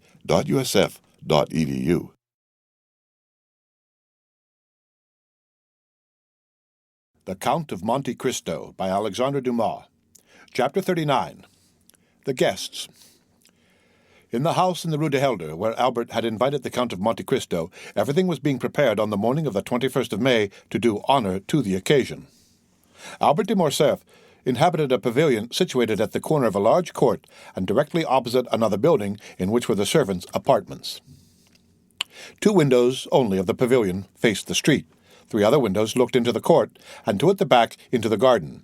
Between the court and the garden, built in the heavy style of the imperial architecture, was the large and fashionable dwelling of the Count and Countess of Morcerf. A high wall surrounded the whole of the hotel, surmounted at intervals by vases filled with flowers, and broken in the center by a large gate of gilded iron, which served as the carriage entrance. A small door close to the lodge of the concierge gave ingress and egress to the servants and masters when they were on foot. It was easy to discover that the delicate care of a mother unwilling to part from her son, and yet aware that a young man of the Viscount's age required the full exercise of his liberty, had chosen this habitation for Albert. There were not lacking, however, evidences of what we may call the intelligent egoism of a youth who is charmed with the indolent, careless life of an only son, and who lives, as it were, in a gilded cage. By means of the 2 windows looking into the street, Albert could see all that passed. The sight of what is going on is necessary to young men who always want to see the world traverse their horizon, even if that horizon is only a public thoroughfare. Then, should anything appear to merit a more minute examination, Albert de Morcerf could follow up his researches by means of a small gate, similar to that close to the concierge's door, and which merits a particular description. It was a little entrance that seemed never to have been opened since the house was built, so entirely was it covered with dust and dirt. But the well-oiled hinges and locks told quite another story. This door was a mockery to the concierge, from whose vigilance and jurisdiction it was free, and like that famous portal in the Arabian Nights opening at the sesame of Ali Baba, it was wont to swing backward at a cabalistic word or a concerted tap from without from the sweetest voices or whitest fingers in the world. At the end of a long corridor with which the door communicated, and which formed the antechamber, was on the right Albert's breakfast room, looking into the court, and on the left the salon, looking into the garden. Shrubs and creeping plants covered the windows, and hid from the garden and court these 2 apartments, the only rooms into which, as they were on the ground floor, the prying eyes of the curious could penetrate. On the floor above were similar rooms, with the addition of a 3rd formed out of the antechamber. These 3 rooms were a salon, a boudoir, and a bedroom. The salon downstairs was only an Algerian divan for the use of smokers. The boudoir upstairs communicated with the bedchamber by an invisible door on the staircase. It was evident that every precaution had been taken. Above this floor was a large atelier, which had been increased in size by pulling down the partitions, a pandemonium in which the artist and the dandy strove for preeminence. There were collected and piled up all Albert's successive caprices, hunting horns, bass viols, flutes, a whole orchestra, for Albert had had not a taste, but a fancy for music, easels, palettes, brushes, pencils, for music had been succeeded by painting, foils, boxing gloves, broadswords, and single sticks, for, following the example of the fashionable young men of the time, Albert de Morcerf cultivated with far more perseverance than music and drawing the 3 arts that complete a dandy's education, that is, fencing, boxing, and single-stick, and it was here that he received Grizier, Cook, and Charles Le Boucher.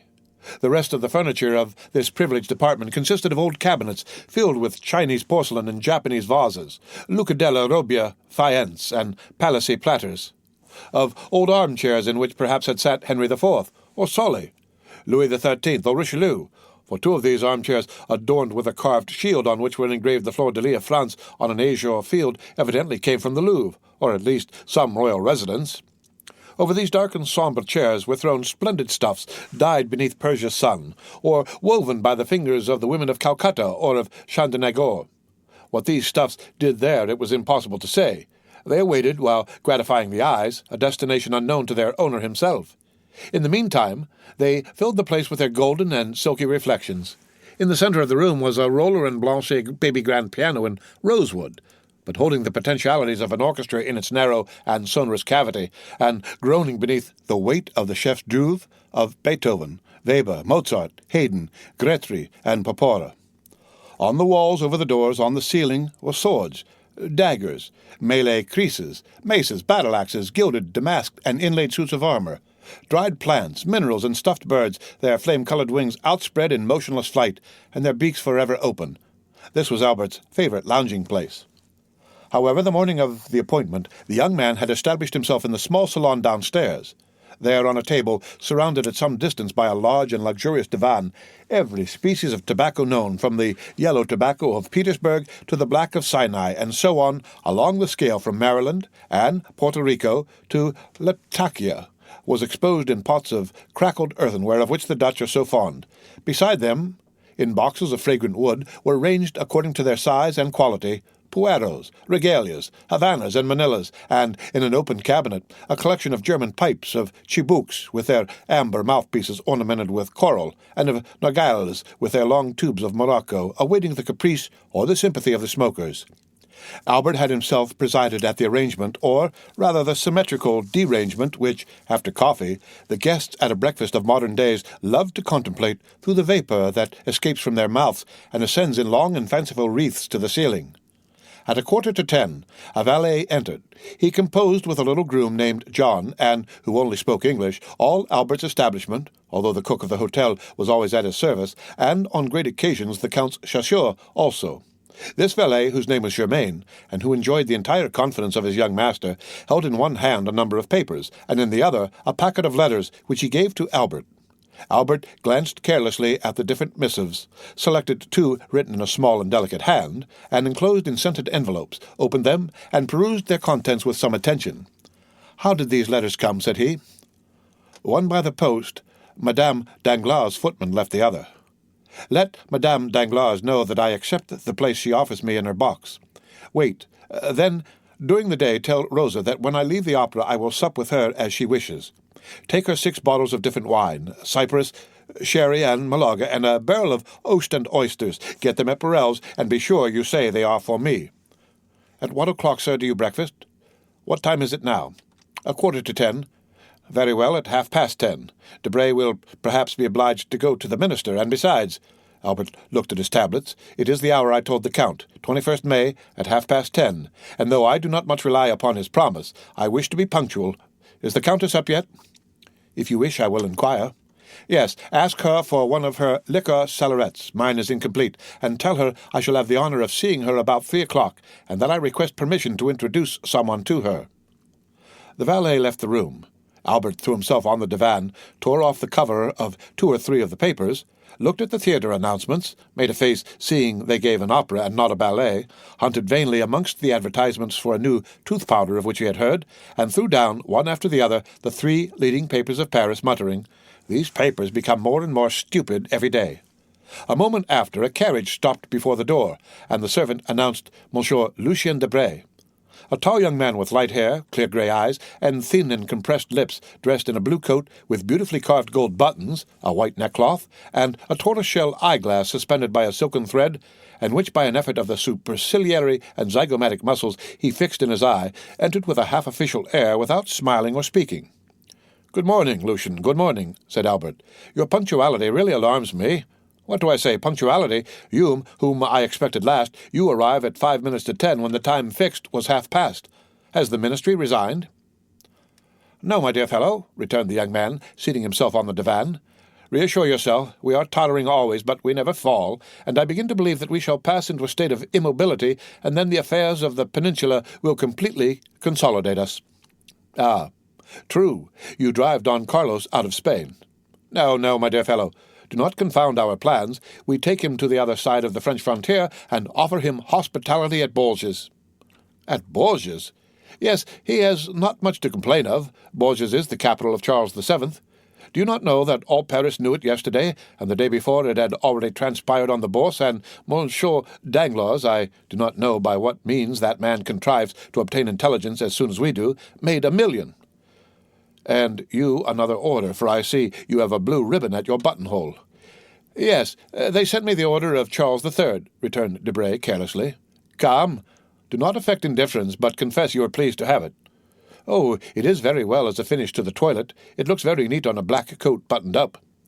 "And makes you resemble the Prince of Wales or the Duke of Reichstadt." "It is for that reason you see me so early?" "Because you have the order of Charles III, and you wish to announce the good news to me?"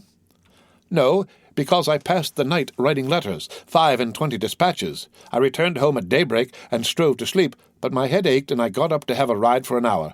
At the Bois de Boulogne, ennui and hunger attacked me at once, two enemies who rarely accompany each other, and who are yet leagued against me, a sort of Colo-Republican alliance. I then recollected you gave a breakfast this morning, and here I am. I am hungry. Feed me. I am bored. Amuse me.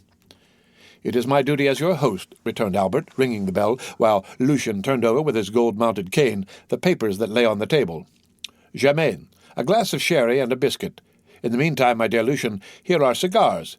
Contraband, of course. Try them, and persuade the minister to sell us such instead of poisoning us with cabbage leaves. Peste! I would do nothing of the kind. The moment they come from government, you would find them execrable. Besides, that does not concern the Home, but the financial department. Address yourself to Monsieur Human, section of the Indirect Contributions, Corridor A, number 26. On my word, said Albert, you astonish me by the extent of your knowledge. Take a cigar. Really, my dear Albert, replied Lucien, lighting a manila at a rose-coloured taper that burnt in a beautifully enamelled stand. How happy you are to have nothing to do. You do not know your own good fortune. And what would you do, my dear diplomatist, replied Morcerf, with a slight degree of irony in his voice, if you did nothing? What? Private secretary to a minister plunged at once into European cabals and Parisian intrigues, having kings and, better still, queens to protect, parties to unite, elections to direct, making more use of your cabinet with your pen and your telegraph than Napoleon did of his battlefields with his sword and his victories, possessing 25,000 francs a year besides your place, a horse for which Chateau Renaud offered you 400 louis, and which you would not part with, a tailor who never disappoints you, with the opera, the jockey club, and other diversions. Can you not amuse yourself? Well, I will amuse you. How? By introducing to you a new acquaintance, a man or a woman. A man? I know so many men already. But you do not know this man. Where does he come from? The end of the world? Farther still, perhaps. The deuce! I hope he does not bring our breakfast with him. Oh, no. Our breakfast comes from my father's kitchen. Are you hungry? Humiliating as such a confession is, I am. But I dined at Monsieur de Villefort's, and lawyers always give you very bad dinners. You would think they felt some remorse. Did you ever remark that? Ah, depreciate other persons' dinners. You ministers give such splendid ones. Yes, but we do not invite people of fashion. If we were not forced to entertain a parcel of country boobies because they think and vote with us, we should never dream of dining at home, I assure you. Well, take another glass of sherry and another biscuit. Willingly. Your Spanish wine is excellent. You see, we were quite right to pacify that country. Yes, but Don Carlos? Well, Don Carlos will drink Bordeaux, and in 10 years we will marry his son to the little queen. You will then obtain the Golden Fleece if you are still in the ministry. I think, Albert, you have adopted the system of feeding me on smoke this morning. Well, you must allow it is the best thing for the stomach, but I hear Beauchamp in the next room. You can dispute together, and that will pass away the time. About what? About the papers. My dear friend, said Lucien with an air of sovereign contempt, do I ever read the papers? Then you will dispute them all. Monsieur Beauchamp, announced the servant. Come in, said Albert, rising and advancing to meet the young man. Here is Debray, who detests you without reading you, so he says. He is quite right, returned Beauchamp, for I criticize him without knowing what he does. Good day, Commander. Ah, you know that already, said the private secretary, smiling and shaking hands with him. Pardieu? And what do they say of it in the world? In which world? We have so many worlds in the year of grace 1838. In the entire political world of which you are one of the leaders. They say that it is quite fair, and that, sowing so much red, you ought to reap a little blue. Come, that is not bad, said Lucien. Why do you not join our party, my dear Beauchamp? With your talents, you would make your fortune in 3 or 4 years. I only await one thing before following your advice. That is, a minister who will hold office for 6 months. My dear Albert, one word, for I must give poor Lucien a respite. Do we breakfast or dine? I must go to the chamber, for our life is not an idle one. You only breakfast. I await 2 persons, and the instant they arrive, we shall sit down to table. The end of Chapter 39 of The Count of Monte Cristo. Read by Rick Kistner for Lit to Go on the web at fcit.usf.edu.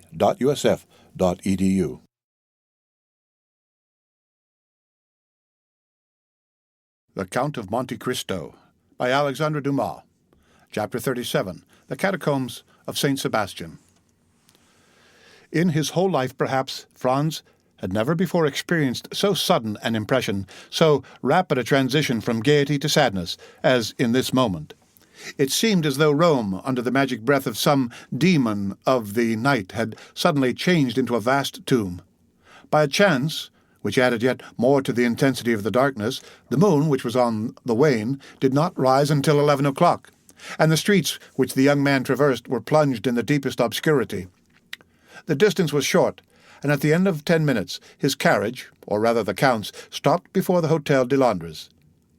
Dinner was waiting, but as Albert had told him that he should not return so soon, Franz sat down without him. Signor Pastrini, who had been accustomed to see them dine together, inquired into the cause of his absence, but Franz merely replied that Albert had received on the previous evening an invitation which he had accepted. The sudden extinction of the Mocoletti, the darkness which had replaced the light, and the silence which had succeeded the turmoil had left in Franz's mind a certain depression which was not free from uneasiness. He therefore dined very silently, in spite of the officious attention of his host, who presented himself 2 or 3 times to inquire if he wanted anything. Franz resolved to wait for Albert as late as possible. He ordered the carriage, therefore, for 11 o'clock, desiring Signor Pastrini to inform him the moment that Albert returned to the hotel. At 11 o'clock, Albert had not come back. Franz dressed himself and went out, telling his host that he was going to pass the night at the Duke of Bracciano's.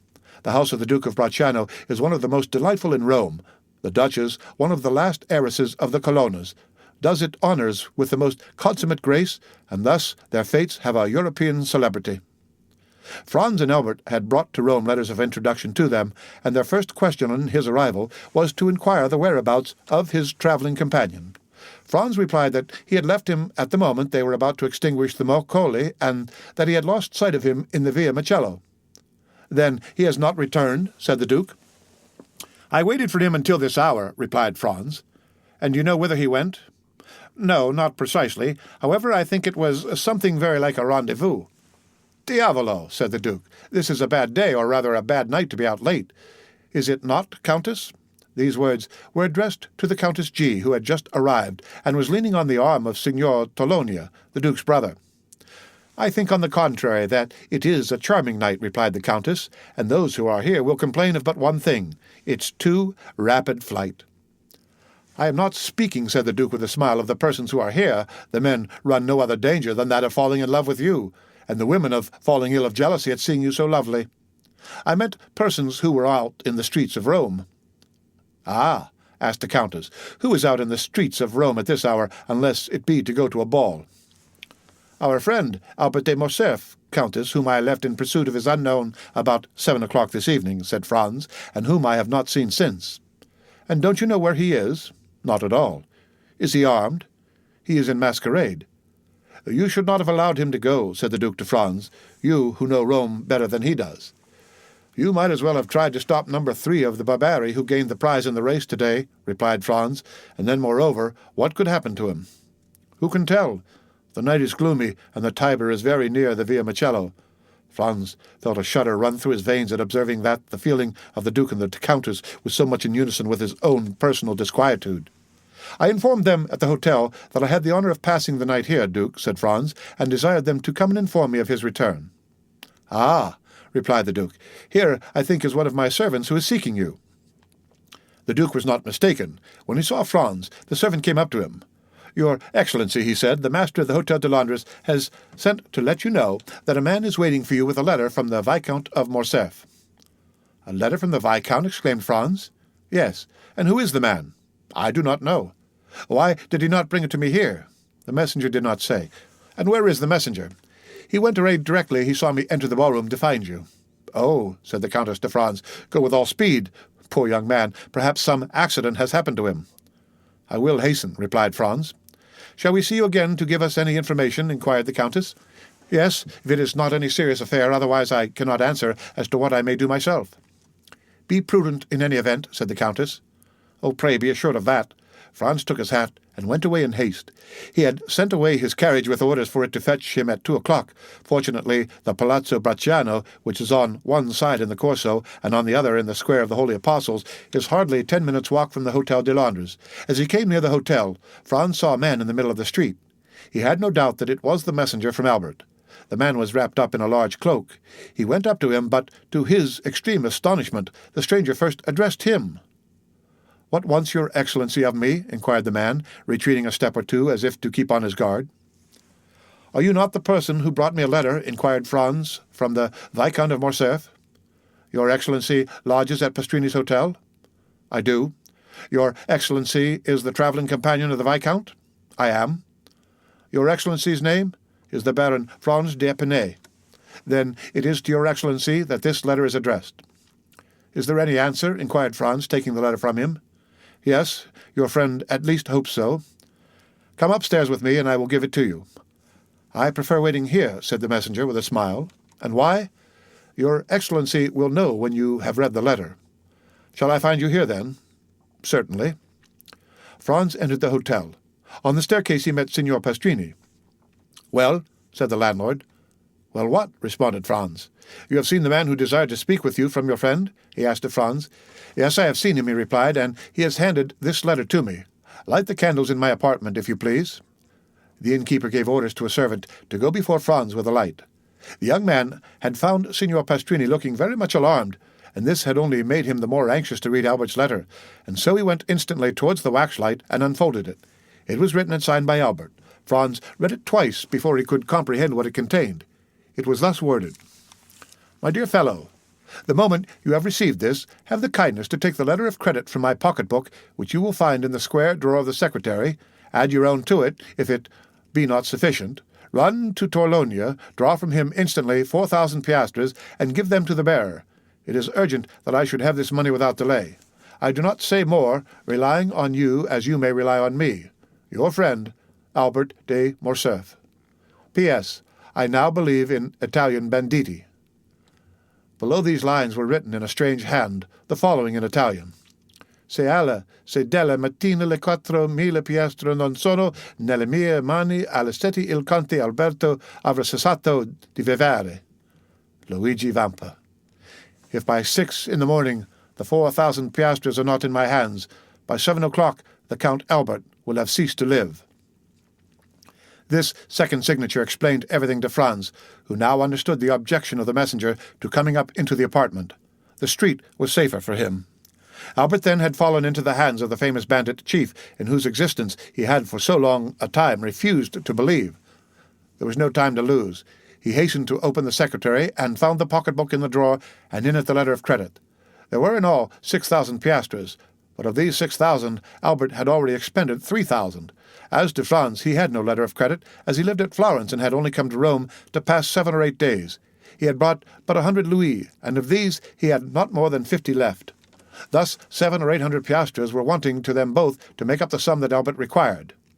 True, he might in such a case rely on the kindness of Signor Torlonia. He was therefore about to return to the Palazzo Bracciano without loss of time, when suddenly a luminous idea crossed his mind. He remembered the Count of Monte Cristo.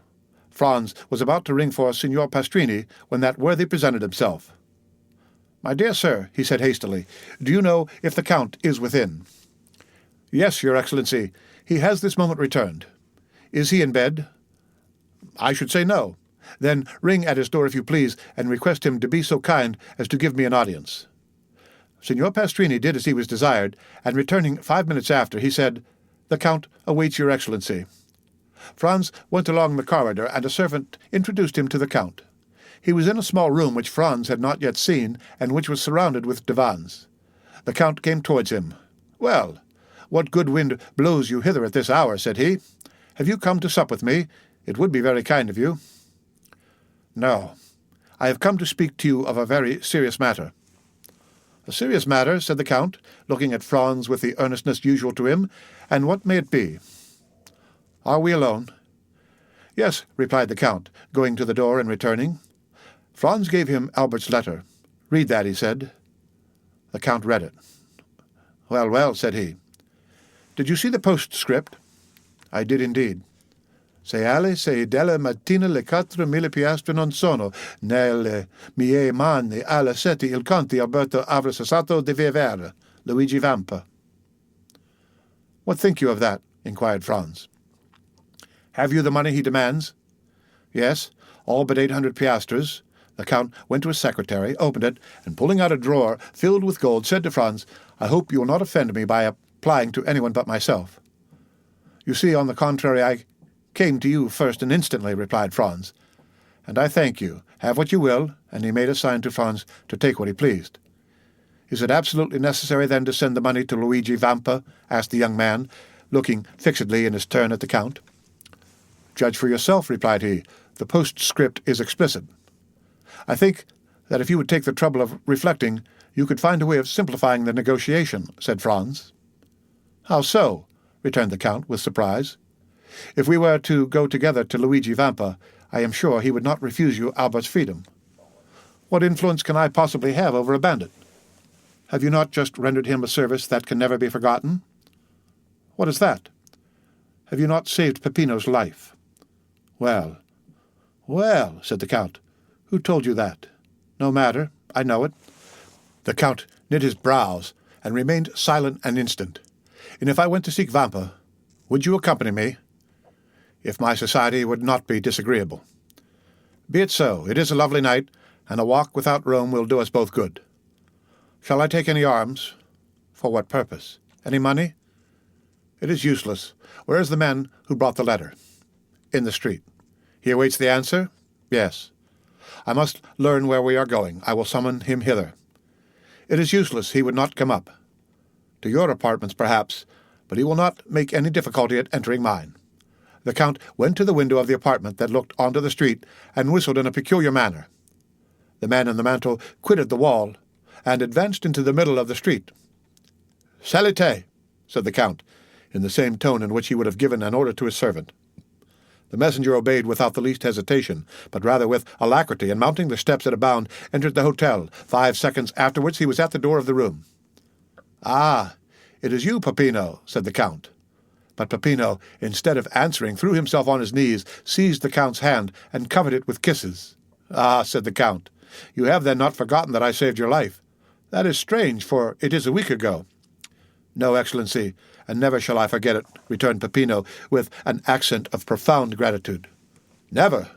That is a long time, but it is something that you believe so. Rise and answer." Peppino glanced anxiously at Franz. "Oh, you may speak before His Excellency," said he. "He is one of my friends. You allow me to give you this title?" continued the Count in French. "It is necessary to excite this man's confidence." "You can speak before me," said Franz. "I am a friend of the Count's." "Good," returned Peppino. "I am ready to answer any questions your Excellency may address to me. How did the Viscount Albert fall into Luigi's hands?" "Excellency, the Frenchman's carriage passed several times the one in which was Teresa." "The chief's mistress?" "Yes, the Frenchman threw her a bouquet. Teresa returned it, all this with the consent of the chief, who was in the carriage." "What?" cried Franz. "Was Luigi Vampa in the carriage with the Roman peasants?" "It was he who drove, disguised as the coachman," replied Peppino. "Well," said the Count. "Well, then, the Frenchman took off his mask. Teresa, with the chief's consent, did the same. The Frenchman asked for a rendezvous. Teresa gave him one, only, instead of Teresa, it was Beppo who was on the steps of the church of San Giacomo." "What?" exclaimed Franz. "The peasant girl who snatched his mocoletto from him?" "Was a lad of 15, replied Peppino. "But it was no disgrace to your friend to have been deceived. Beppo has taken in plenty of others." "And Beppo led him outside the walls," said the Count. "Exactly so. A carriage was awaiting at the end of the Via Macello. Beppo got in, inviting the Frenchman to follow him, and he did not wait to be asked twice. He gallantly offered the right-hand seat to Beppo and sat by him. Beppo told him he was going to take him to a villa a league from Rome. The Frenchman assured him he would follow him to the end of the world.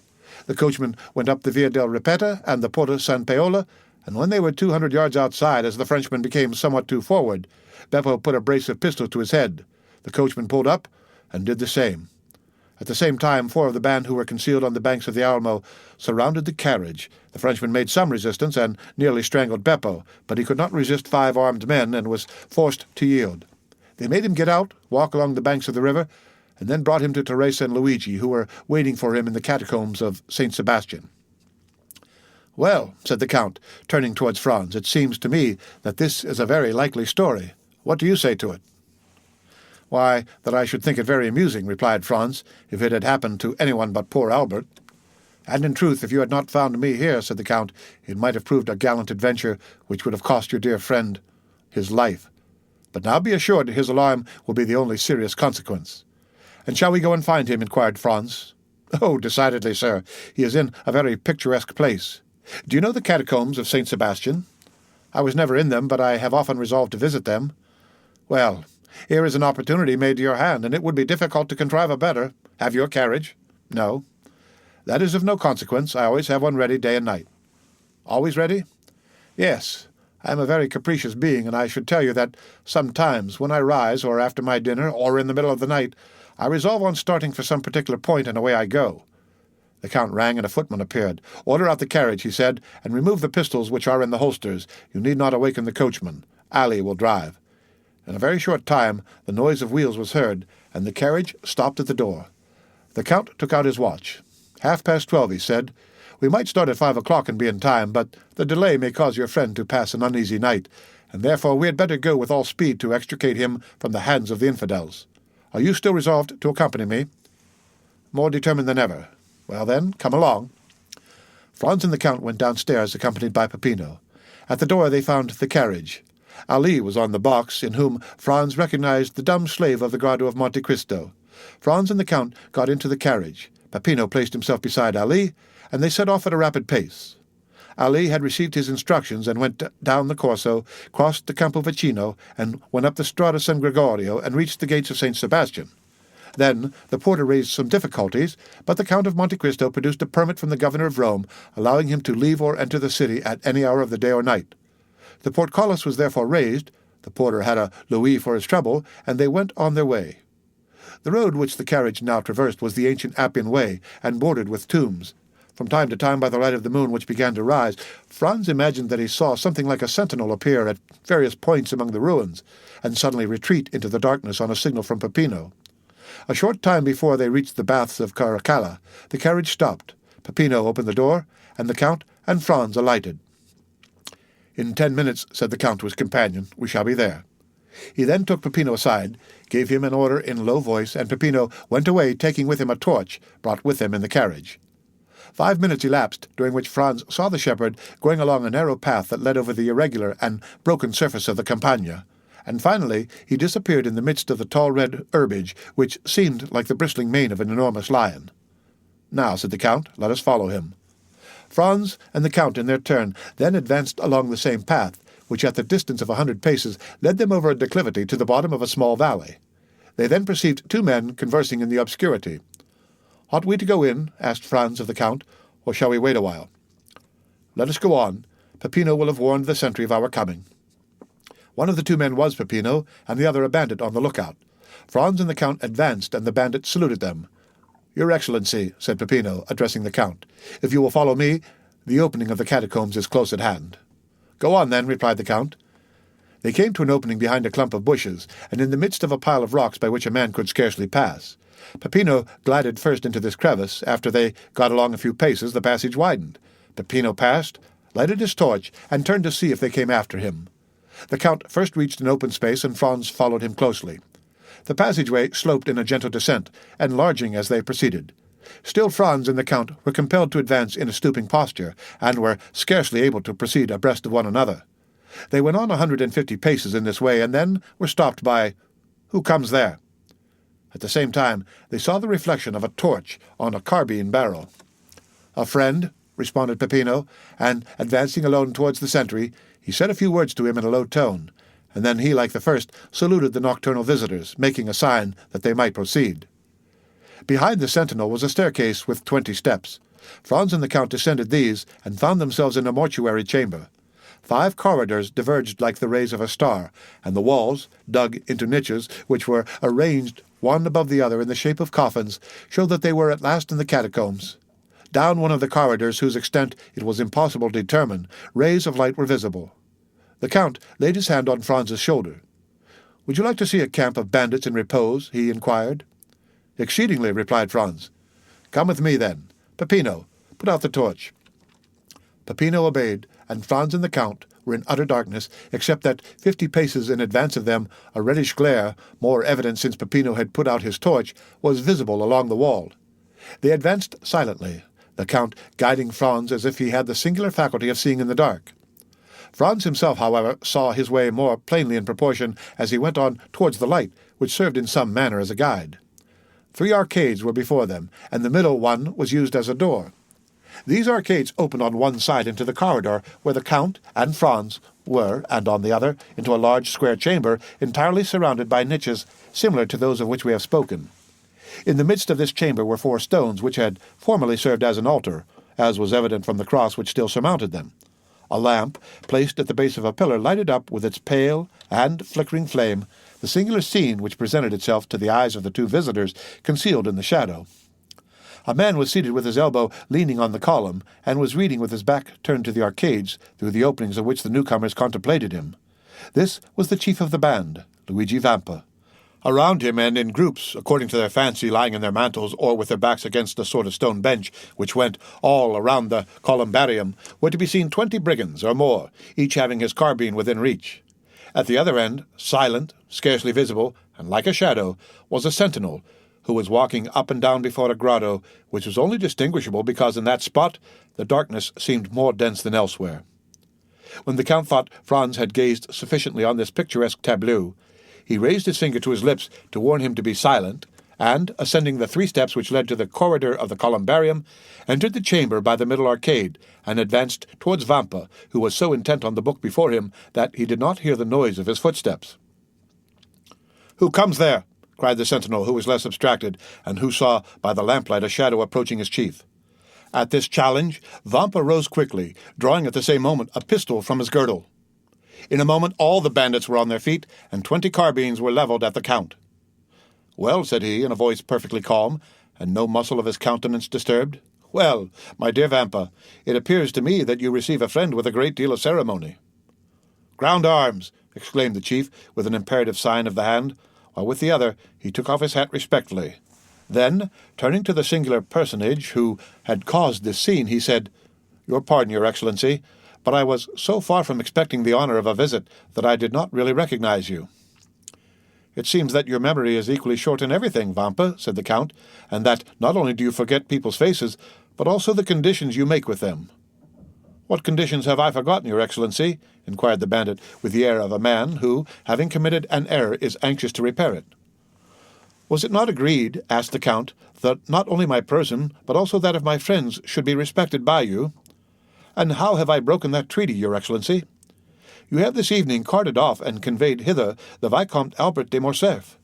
"Well," continued the Count, in a tone that made Franz shudder, "this young gentleman is one of my friends. This young gentleman lodges in the same hotel as myself. This young gentleman has been up and down the Corso for 8 hours in my private carriage, and yet, I repeat to you, you have carried him off and conveyed him hither. And," added the Count, taking the letter from his pocket, "you have set a ransom on him, as if he were an utter stranger."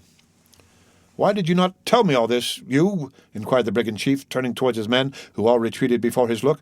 "Why have you caused me thus to fail in my word towards a gentleman like the Count, who has all our lives in his hands? By heavens, if I thought one of you knew that the young gentleman was the friend of his Excellency, I would blow his brains out with my own hand." "Well," said the Count, turning towards Franz, "I told you there was some mistake in this."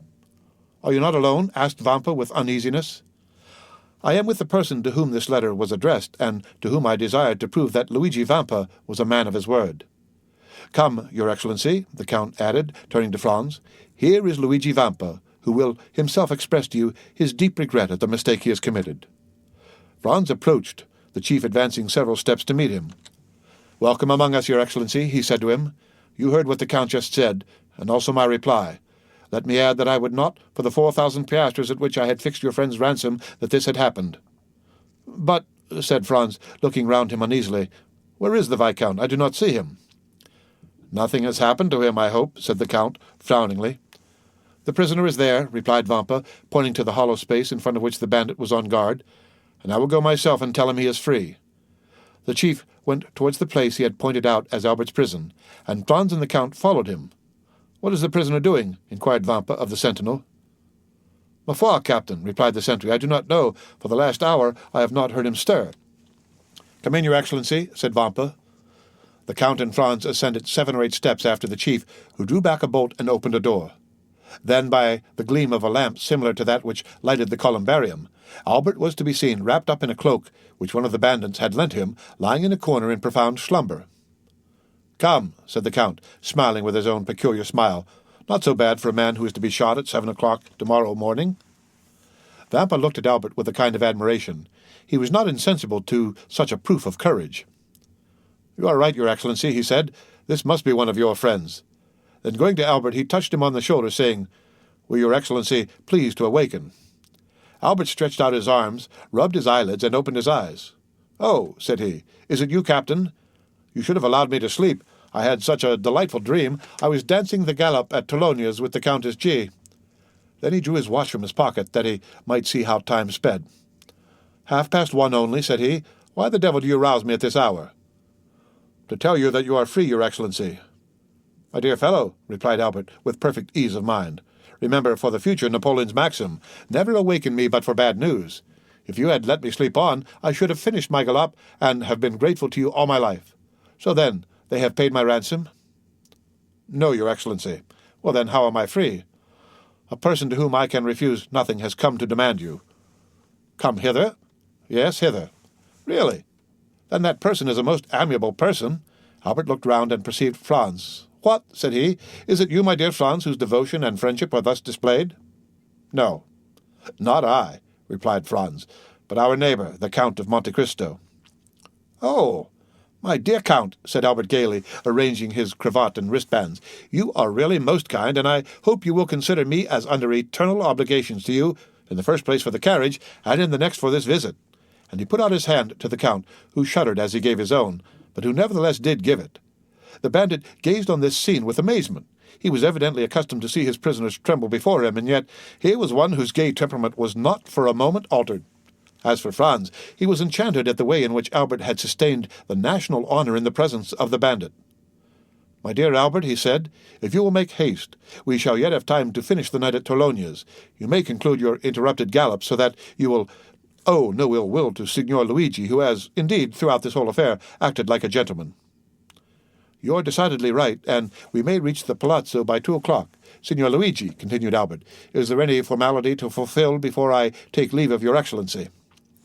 "None, sir," replied the bandit. "You are as free as air."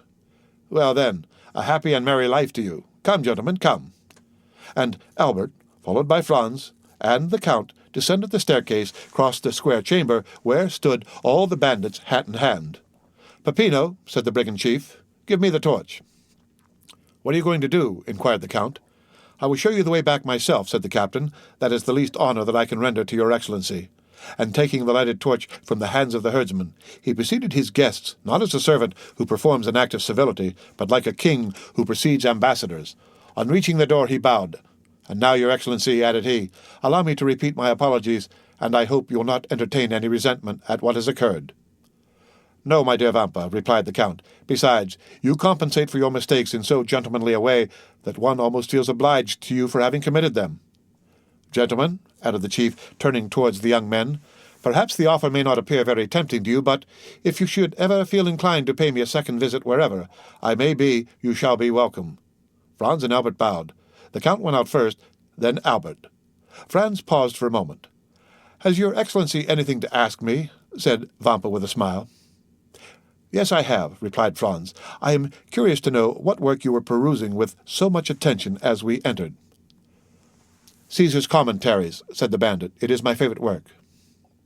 "Well, are you coming?" asked Albert. "Yes," replied Franz. "Here I am." And he in his turn left the caves. They advanced to the plain. "Ah, your pardon," said Albert, turning round. "Will you allow me, Captain?" And he lighted his cigar at Vampa's torch. "Now, my dear Count," he said, "let us on with all the speed we may. I am enormously anxious to finish my night at the Duke of Bracciano's." They found the carriage where they had left it. The Count said a word in Arabic to Ali, and the horses went on at great speed. It was just 2 o'clock by Albert's watch when the two friends entered into the dancing-room. Their return was quite an event, but as they entered together, all uneasiness on Albert's account ceased instantly. "Madame," said the Viscount of Morcerf, advancing towards the Countess, "yesterday you were so condescending as to promise me a gallop. I am rather late in claiming this gracious promise, but here is my friend, whose character for veracity you well know, and he will assure you the delay arose from no fault of mine." And, as at this moment the orchestra gave the signal for the waltz. Albert put his arm around the waist of the Countess and disappeared with her in the whirl of dancers. In the meanwhile, Franz was considering the singular shudder that had passed over the Count of Monte Cristo at the moment when he had been in some sort forced to give his hand to Albert. The end of Chapter 37 of The Count of Monte Cristo, read by Rick Kishner for Lit to Go on the web at fcit.usf.edu.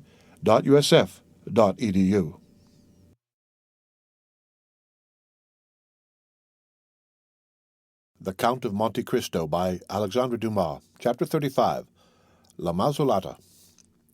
"Gentlemen," said the Count of Monte Cristo as he entered, "I pray you excuse me for suffering my visit to be anticipated, but I feared to disturb you by presenting myself earlier at your apartments. Besides, you sent me word that you would come to me, and I have held myself at your disposal." "Franz and I have to thank you 1,000 times, Count," returned Albert. "You extricated us from a great dilemma, and we were on the point of inventing a very fantastic vehicle when your friendly invitation reached us." "Indeed," returned the Count, motioning the two young men to sit down. "It was the fault of that blockhead Pastrini that I did not sooner assist you in your distress. He did not mention a syllable of your embarrassment to me when he knows that, alone and isolated as I am, I seek every opportunity of making the acquaintance of my neighbors. As soon as I learned I could in any way assist you, I most eagerly seized the opportunity of offering my services." The two young men bowed. Franz had, as yet, found nothing to say. He had come to no determination, and as nothing in the Count's manner manifested the wish that he should recognize him, he did not know whether to make any allusion to the past or wait until he had more proof. Besides, although sure it was he who had been in the box the previous evening, he could not be equally positive that this was the man he had seen at the Colosseum. He resolved, therefore, to let things take their course without making any direct overture to the Count. Moreover, he had this advantage. He was master of the Count's secret, while the Count had no hold on Franz, who had nothing to conceal. However, he resolved to lead the conversation to a subject which might possibly clear up his doubts. "Count," said he, "you have offered us places in your carriage and at your windows in the Rospoli Palace. Can you tell us where we can obtain a sight of the Piazza del Popolo?" "Ah," said the Count negligently, looking attentively at Morcerf, "is there not something like an execution upon the Piazza del Popolo?" "Yes," returned Franz, finding that the Count was coming to the point he wished. "Stay, I think I told my steward yesterday to attend to this. Perhaps I can render you this slight service also." He extended his hand and rang the bell thrice. "Did you ever occupy yourself," said he to Franz, "with the employment of time and the means of simplifying the summoning your servants?" "I have. When I ring once, it is for my valet, twice for my major domo, thrice for my steward. Thus I do not waste a minute or a word. Here he is." A man of about 45 or 50 entered, exactly resembling the smuggler who had introduced Franz into the cavern, but he did not appear to recognize him. It was evident he had his orders. "Monsieur Bertuccio," said the Count, "you have procured me windows looking on the Piazza del Popolo as I ordered you yesterday?"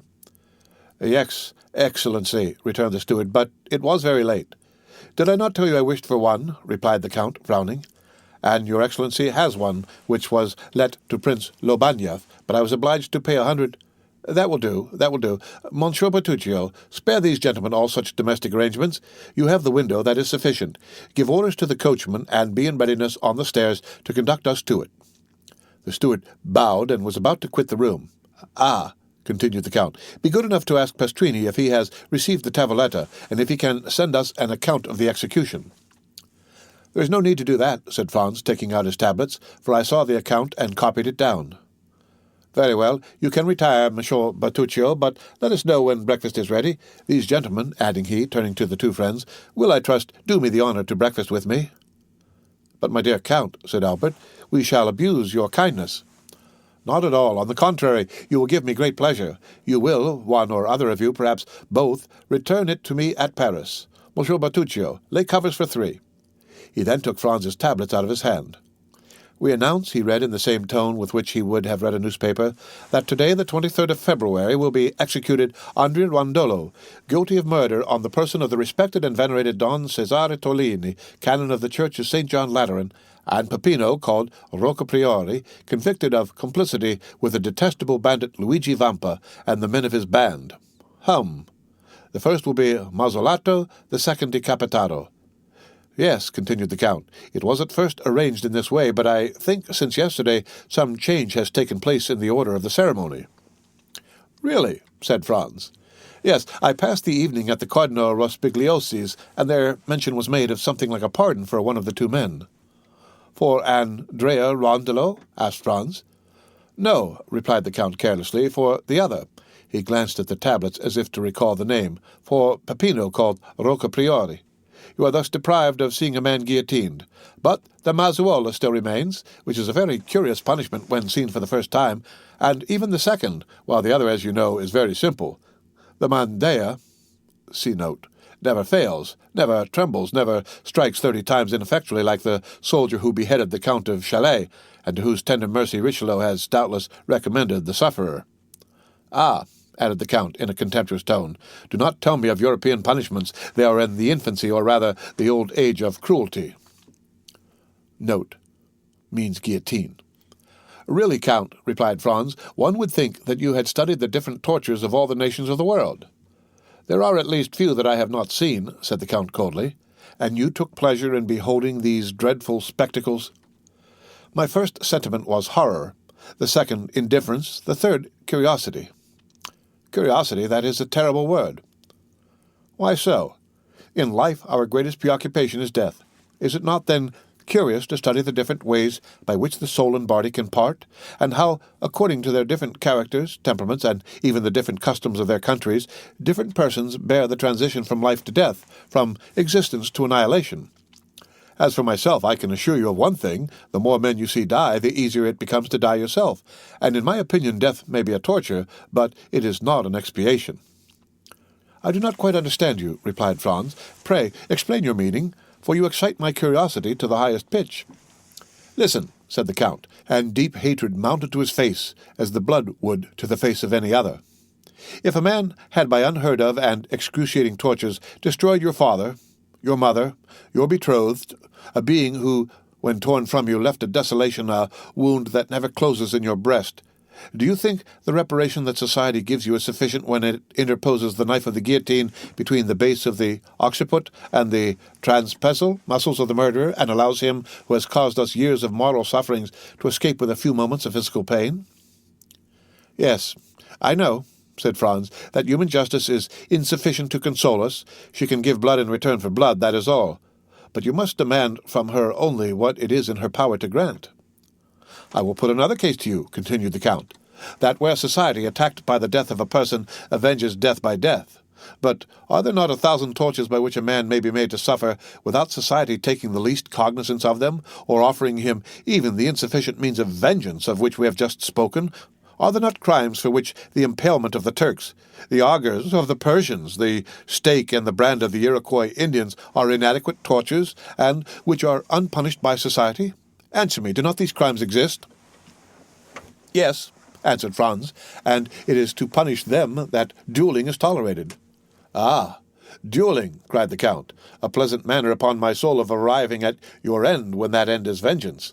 A man has carried off your mistress, a man has seduced your wife, a man has dishonored your daughter.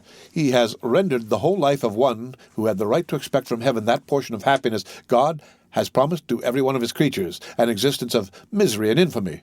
And you think you are avenged because you send a ball through the head, or pass a sword through the breast of that man who has planted madness in your brain and despair in your heart? And remember, moreover, that it is often he who comes off victorious from the strife, absolved of all crime in the eyes of the world. No, no, continued the Count. Had I to avenge myself, it is not thus I would take revenge. Then you disapprove of duelling? You would not fight a duel? Asked Albert in his turn, astonished at this strange theory. Oh, yes, replied the Count. Understand me, I would fight a duel for a trifle, for an insult, for a blow, and the more so that, thanks to my skill in all bodily exercises, and the indifference to danger I have gradually acquired, I should be almost certain to kill my man. Oh, I would fight for such a cause, but in return for a slow, profound, eternal torture, I would give back the same, were it possible, an eye for an eye, a tooth for a tooth, as the Orientalists say. Our masters in everything, those favoured creatures who have formed for themselves a life of dreams and a paradise of realities. "But," said Franz to the Count, "with this theory which renders you at once judge and executioner of your own cause, it would be difficult to adopt a course that would prevent forever your falling under the power of the law. Hatred is blind. Rage carries you away, and he who pours out vengeance runs the risk of tasting a bitter draught." "Yes, if he be poor and inexperienced, not if he be rich and skilful. Besides, the worst that could happen to him would be the punishment of which we have already spoken, and which the philanthropic French Revolution has substituted for being torn to pieces by horses or broken on the wheel. What matters this punishment as long as he is avenged? On my word, I almost regret that in all probability this miserable Peppino will not be beheaded, as you might have had an opportunity then of seeing how short a time the punishment lasts, and whether it is worth even mentioning. But really, this is a most singular conversation for the carnival, gentlemen. How did it arise? Ah, I recollect, you asked for a place at my window. You shall have it. But let us first sit down to table, for here comes the servant to inform us that breakfast is ready." As he spoke, a servant opened one of the 4 doors of the apartment, saying, "Al suo commodo." The 2 young men arose and entered the breakfast room. During the meal, which was excellent and admirably served, Franz looked repeatedly at Albert in order to observe the impressions which he doubted not had been made on him by the words of their entertainer. But whether with his usual carelessness he had paid but little attention to him, whether the explanation of the Count of Monte Cristo with regard to duelling had satisfied him, or whether the events which Franz knew of had had their effect on him alone, he remarked that his companion did not pay the least regard to them, but on the contrary ate like a man who for the last 4 or 5 months had been condemned to partake of Italian cookery, that is, the worst in the world. As for the Count, he just touched the dishes. He seemed to fulfill the duties of a host by sitting down with his guests and awaited their departure to be served with some strange or more delicate food. This brought back to Franz, in spite of himself, the recollection of the terror with which the Count had inspired the Countess G, and her firm conviction that the man in the opposite box was a vampire. At the end of the breakfast, Franz took out his watch. "Well," said the Count, "what are you doing?" "You must excuse us, Count," returned Franz, "but we still have much to do." "What may that be?" "We have no masks, and it is absolutely necessary to procure them." "Do not concern yourself about that. We have, I think, a private room in the Piazza del Popolo. I will have whatever costumes you choose brought to us, and you can dress there." "After the execution?" cried Franz. "Before or after, whichever you please." "Opposite the scaffold?" "The scaffold forms part of the fate."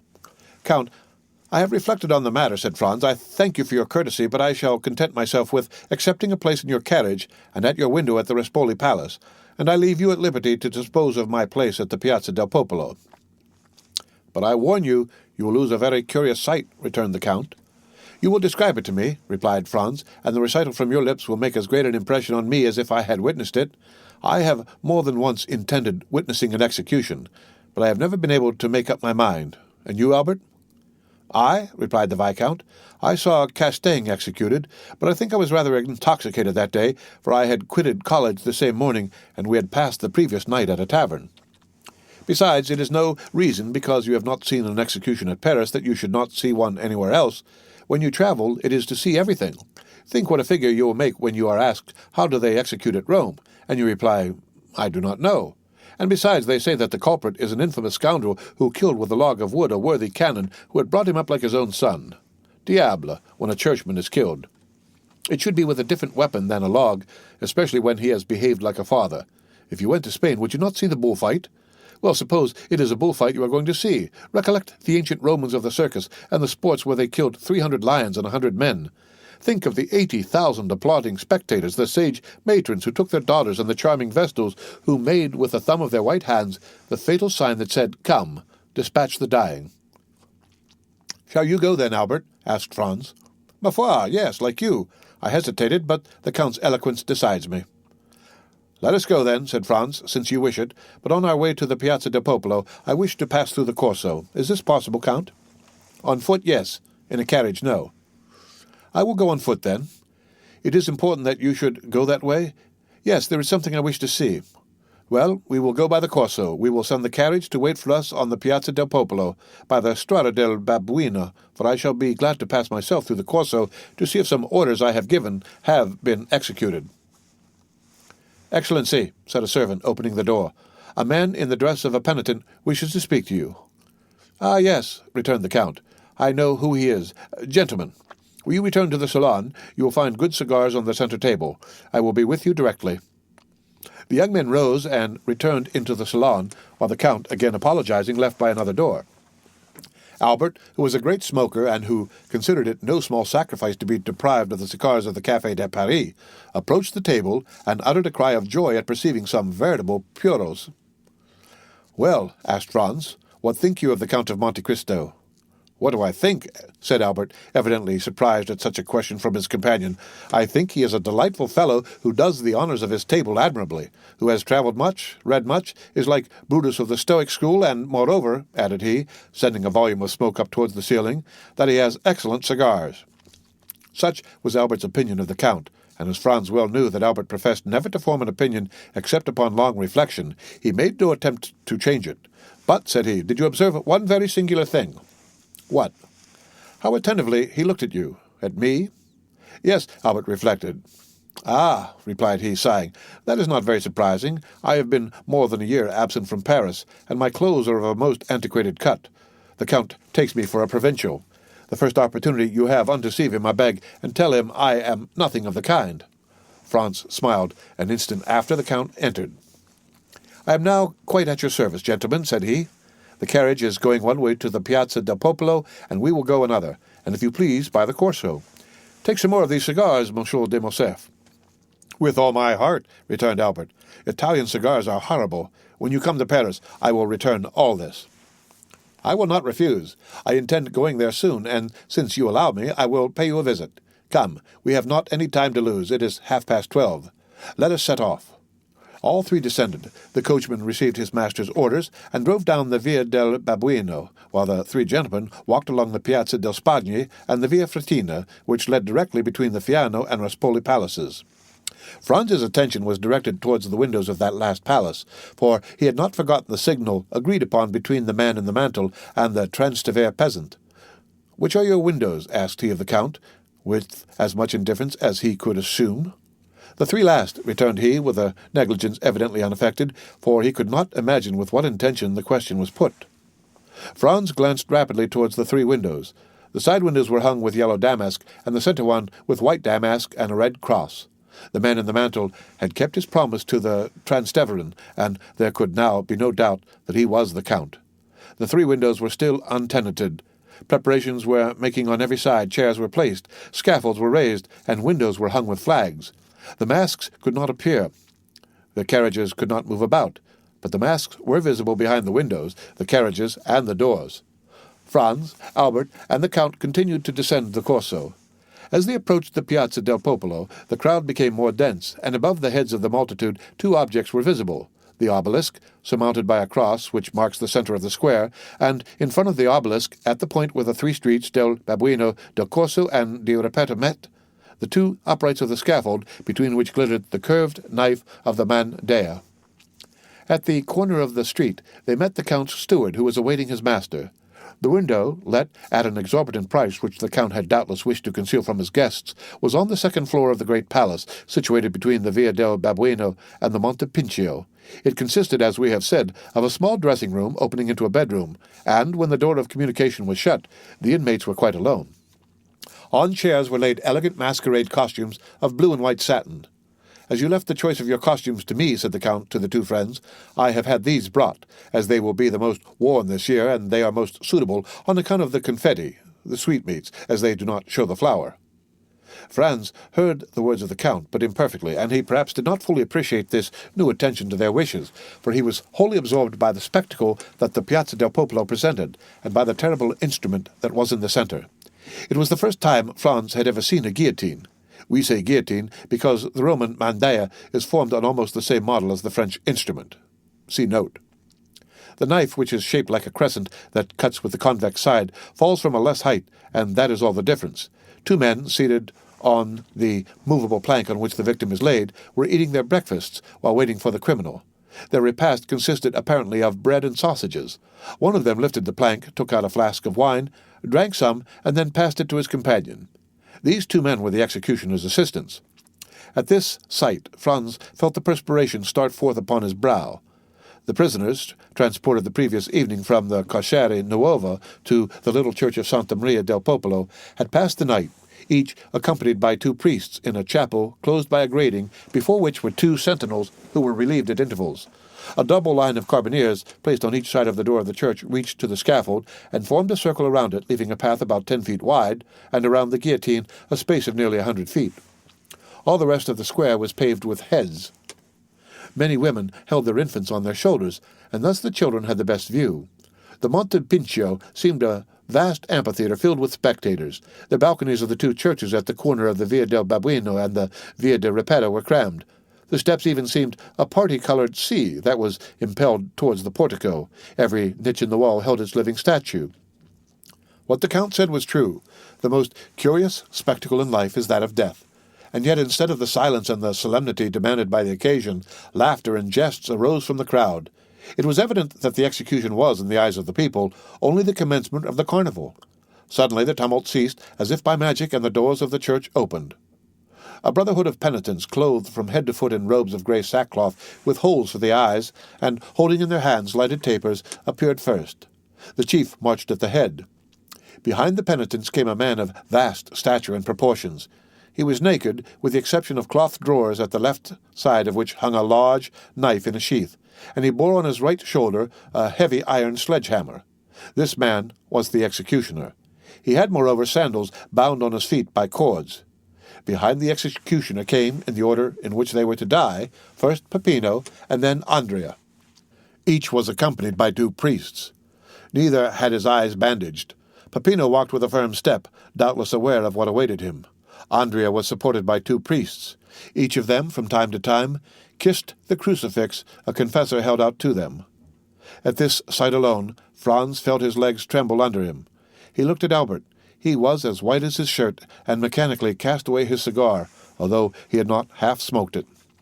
The Count alone seemed unmoved. Nay, more, a slight colour seemed striving to rise in his pale cheeks. His nostrils dilated like those of a wild beast that scents its prey, and his lips, half opened, disclosed his white teeth, small and sharp like those of a jackal. And yet his features wore an expression of smiling tenderness, such as Franz had never before witnessed in them. His black eyes especially were full of kindness and pity. However, the 2 culprits advanced, and as they approached their faces became visible. Peppino was a handsome young man of 4 or 25, bronzed by the sun. He carried his head erect, and seemed on the watch to see on which side his liberator would appear. Andrea was short and fat. His visage, marked with brutal cruelty, did not indicate age. He might be 30. In prison he had suffered his beard to grow. His head fell on his shoulder, his legs bent beneath him, and his movements were apparently automatic and unconscious. Note: Dr. Guillotine got the idea of his famous machine from witnessing an execution in Italy. "I thought," said Franz to the Count, "that you told me there would be but 1 execution." "I told you true," replied he coldly. "And yet here are 2 culprits." "Yes, but only one of these 2 is about to die. The other has many years to live. If the pardon is to come, there is no time to lose." "And see, here it is," said the Count. At the moment when Peppino reached the foot of the mandea, a priest arrived in some haste, forced his way through the soldiers, and advancing to the chief of the brotherhood, gave him a folded paper. The piercing eye of Peppino had noticed all. The chief took the paper, unfolded it, and, raising his hand, "Heaven be praised, and his holiness also," said he, in a loud voice. "Here is a pardon for one of the prisoners." "A pardon!" cried the people with one voice. "A pardon!"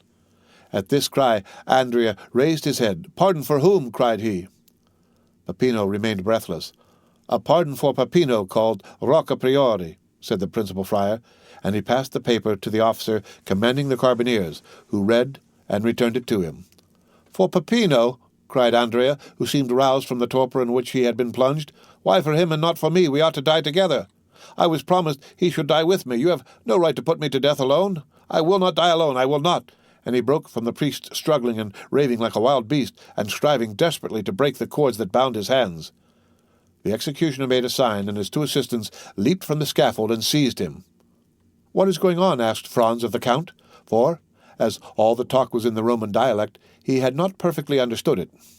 "Do you not see," returned the Count, "that this human creature who is about to die is furious that his fellow-sufferer does not perish with him, and, were he able, he would rather tear him to pieces with his teeth and nails than let him enjoy the life he himself is about to be deprived of. Oh, man! Man! Race of crocodiles! Cried the Count, extending his clenched hands toward the crowd. How well do I recognize you there, and that at all times you are worthy of yourselves. Meanwhile, Andrea and the two executioners were struggling on the ground, and he kept exclaiming, "He ought to die! He shall die! I will not die alone!" "Look! Look!" cried the Count, seizing the young men's hands. "Look, for on my soul it is curious. Here is a man who had resigned himself to his fate, who was going to the scaffold to die, like a coward, it is true, but he was about to die without resistance. Do you know what gave him strength? Do you know what consoled him? It was that another partook of his punishment, that another partook of his anguish, that another was to die before him. Lead 2 sheep to the butcher's, 2 oxen to the slaughterhouse, and make one of them understand that his companion will not die. The sheep will bleat for pleasure. The ox will bellow with joy.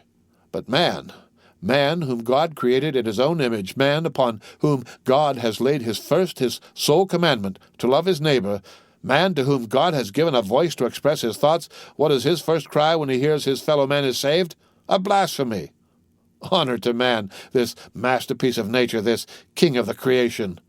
And the Count burst into a laugh, a terrible laugh that showed he must have suffered horribly to be able thus to laugh. However, the struggle still continued, and it was dreadful to witness. The people all took part against Andrea, and 20,000 voices cried, "Put him to death! Put him to death!" Franz sprang back, but the Count seized his arm and held him before the window. "What are you doing?" said he. "Do you pity him? If you heard the cry of mad dog, you would take your gun, you would unhesitatingly shoot the poor beast, who after all was only guilty of having been bitten by another dog, and yet you pity a man who, without being bitten by one of his race, has yet murdered his benefactor, and who now, unable to kill anyone, because his hands are bound, wishes to see his companion in captivity perish. No. Look! Look!" The command was needless. Franz was fascinated by the horrible spectacle. The 2 assistants had bound Andrea to the scaffold, and there, in spite of his struggles, his bites and his cries, had forced him to his knees. During this time, the executioner had raised his mace and signed to them to get out of the way. The criminal strove to rise, but ere he had time, the mace fell on his left temple. A dull and heavy sound was heard, and the man dropped like an ox on his face, and then turned over on his back. The executioner let fall his mace, drew his knife, and, with one stroke, opened his throat, and mounting on his stomach, stamped violently on it with his feet. At every stroke, a jet of blood sprang from the wound. This time Franz could contain himself no longer, but sank half-fainting into a seat. Albert, with his eyes closed, was standing, grasping the window curtains. The Count was erect and triumphant, like the avenging angel. The end of Chapter 35 of The Count of Monte Cristo. Read by Rick Kistner for Lit2Go on the web at fcit.usf.edu.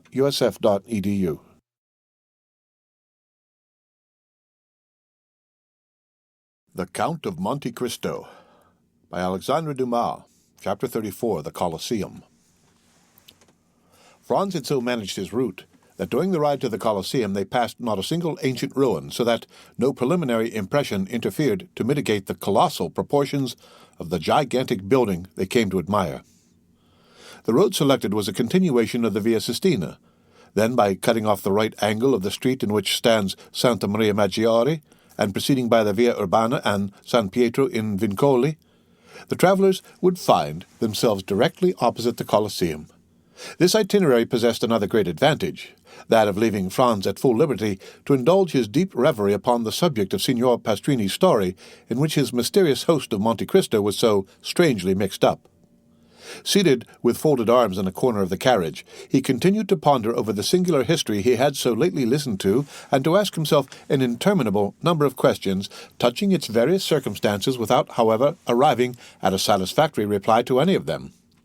One fact more than the rest brought his friend Sinbad the sailor back to his recollection, and that was the mysterious sort of intimacy that seemed to exist between the brigands and the sailors, and Pastrini's account of Vampa's having found refuge on board the vessels of smugglers and fishermen reminded Franz of the 2 Corsican bandits he had found supping so amicably with the crew of the little yacht, which had even deviated from its course and touched at Porto Vecchio for the sole purpose of landing them.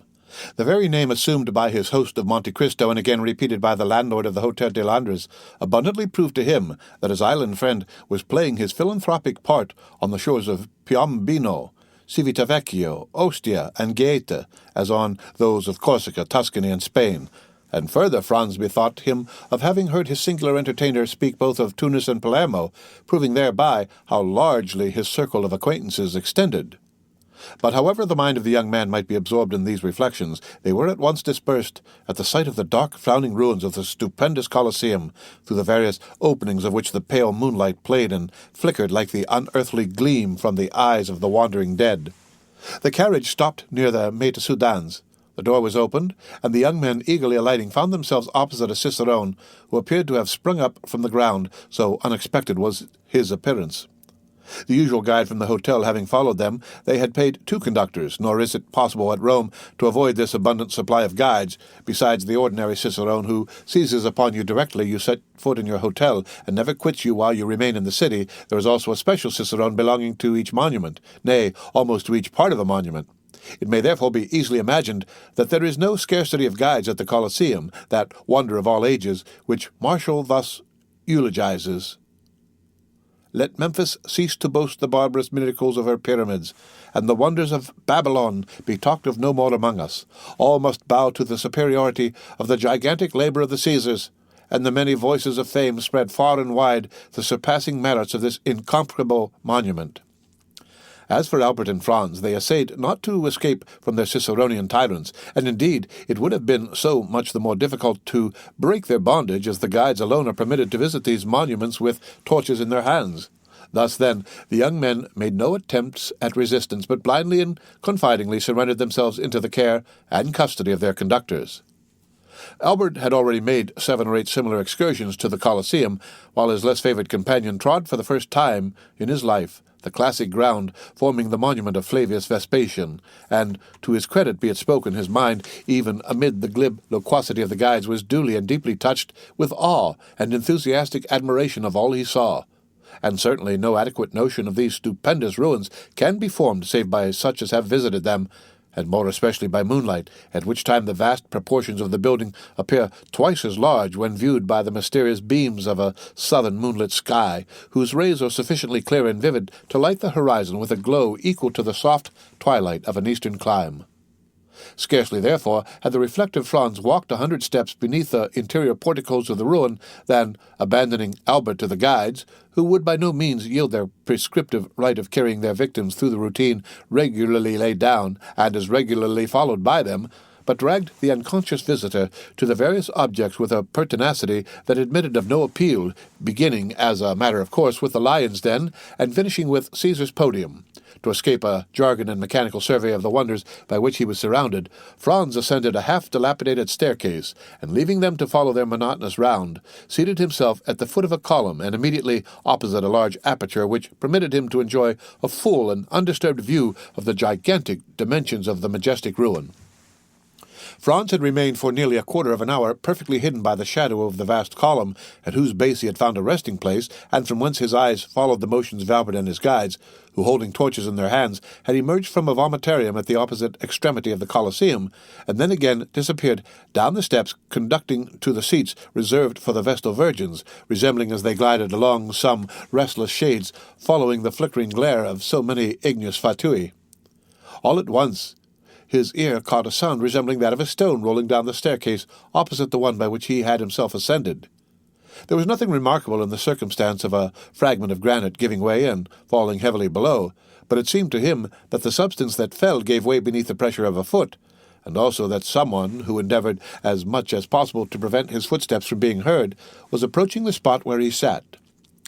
Conjecture soon became certainty, for the figure of a man was distinctly visible to Franz, gradually emerging from the staircase opposite, upon which the moon was at that moment pouring a full tide of silvery brightness. The stranger thus presenting himself was probably a person who, like Franz, preferred the enjoyment of solitude and his own thoughts to the frivolous gabble of the guides, and his appearance had nothing extraordinary in it. But the hesitation with which he proceeded, stopping and listening with anxious attention at every step he took, convinced Franz that he expected the arrival of some person. By a sort of instinctive impulse, Franz withdrew as much as possible behind his pillar.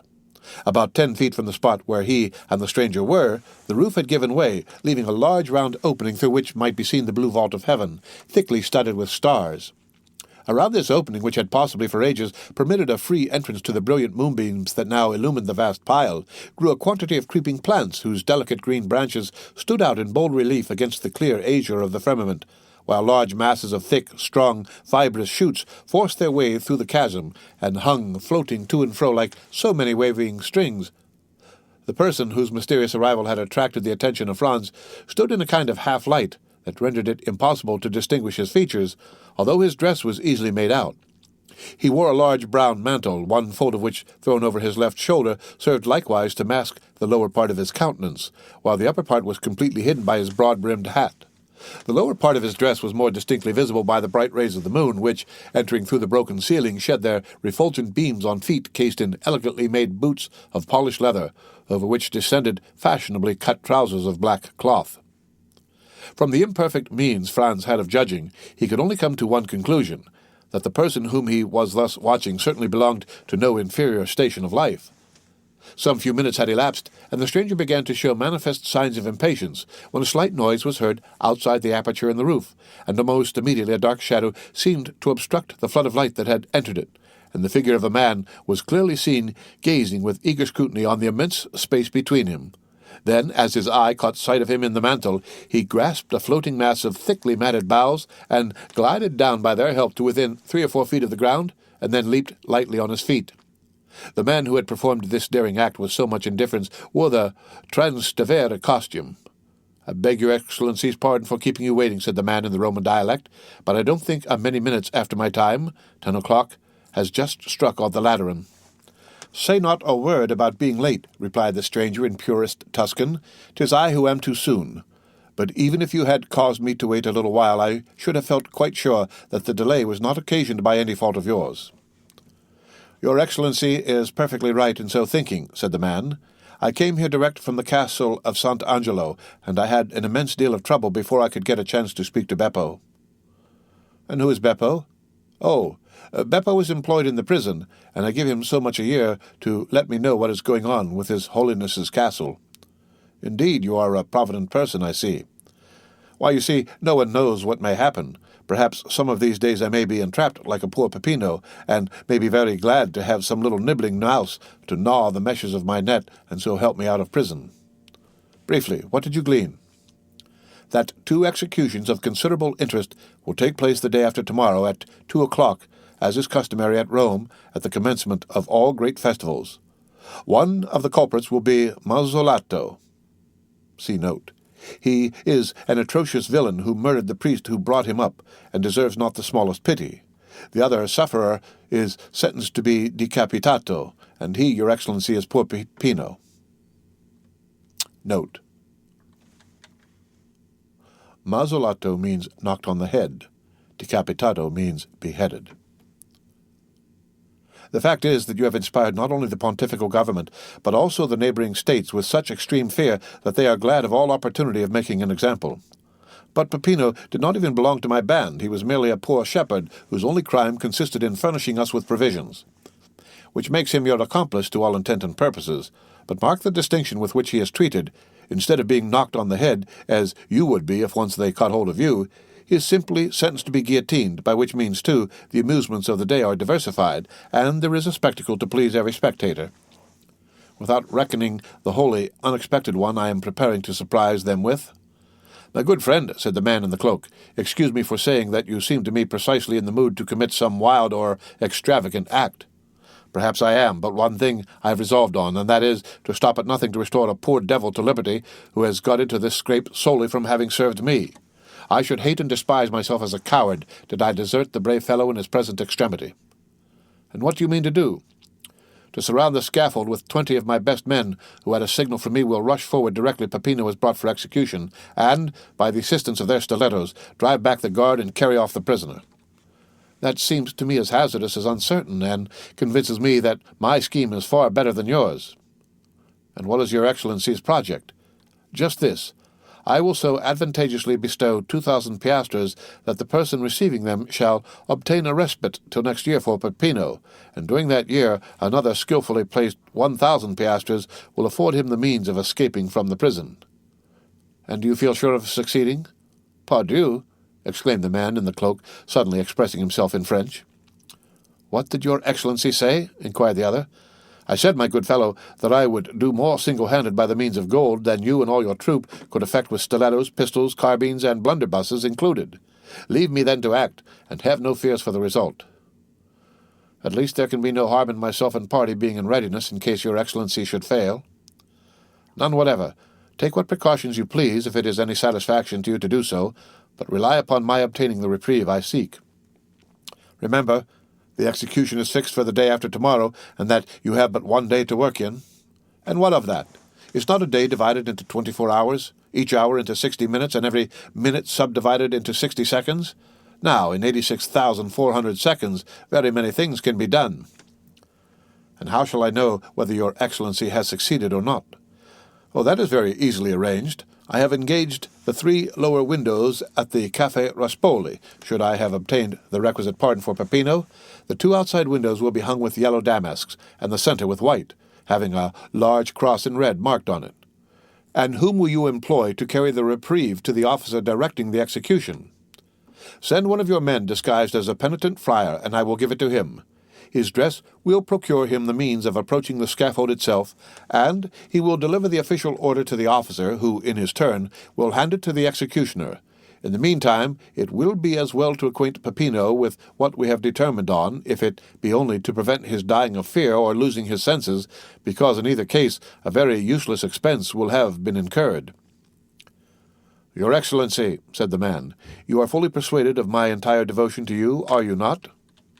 Nay, I flatter myself that there can be no doubt of it, replied the cavalier in the cloak. Well, then, only fulfill your promise of rescuing Peppino, and henceforward you shall receive not only devotion, but the most absolute obedience from myself and those under me that one human being can render to another. Have a care how far you pledge yourself, my good friend, for I may remind you of your promise at some, perhaps not very distant period when I, in my turn, may require your aid and influence. Let that day come, sooner or later your Excellency will find me what I have found you in this my heavy trouble, and if from the other end of the world you but write me word to do such or such a thing, you may regard it as done, for done it shall be, on the word and faith of— Hush, interrupted the stranger, I hear a noise. 'Tis some travellers who are visiting the Colosseum by torchlight. 'Twere better we should not be seen together. Those guides are nothing but spies, and might possibly recognize you, and however I may be honoured by your friendship, my worthy friend, if once the extent of our intimacy were known, I am sadly afraid both my reputation and credit would suffer thereby. Well then, if you obtain the reprieve, the middle window at the Café Rospoli will be hung with white damask bearing a red cross, and if you fail, then all 3 windows will have yellow draperies.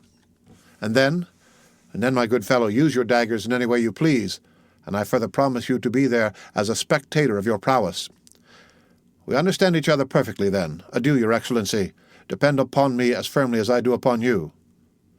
Saying these words, the Transteverin disappeared down the staircase, while his companion, muffling his features more closely than before in the folds of his mantle, passed almost close to Franz, and descended to the arena by an outward flight of steps.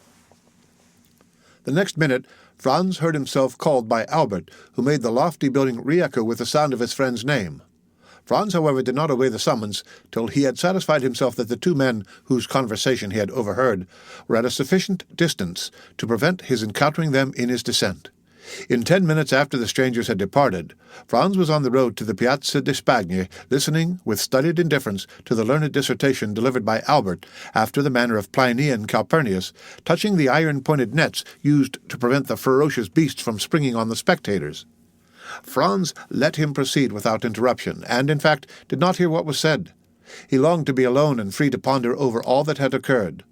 One of the 2 men whose mysterious meeting in the Colosseum he had so unintentionally witnessed was an entire stranger to him, but not so the other.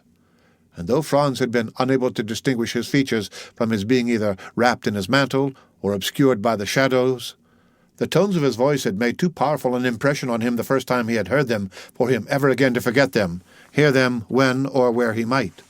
It was more especially when this man was speaking in a manner half jesting, half bitter, that Franz's ear recalled most vividly the deep, sonorous, yet well-pitched voice that had addressed him in the Grotto of Monte Cristo, and which he heard for the second time amid the darkness and ruined grandeur of the Colosseum.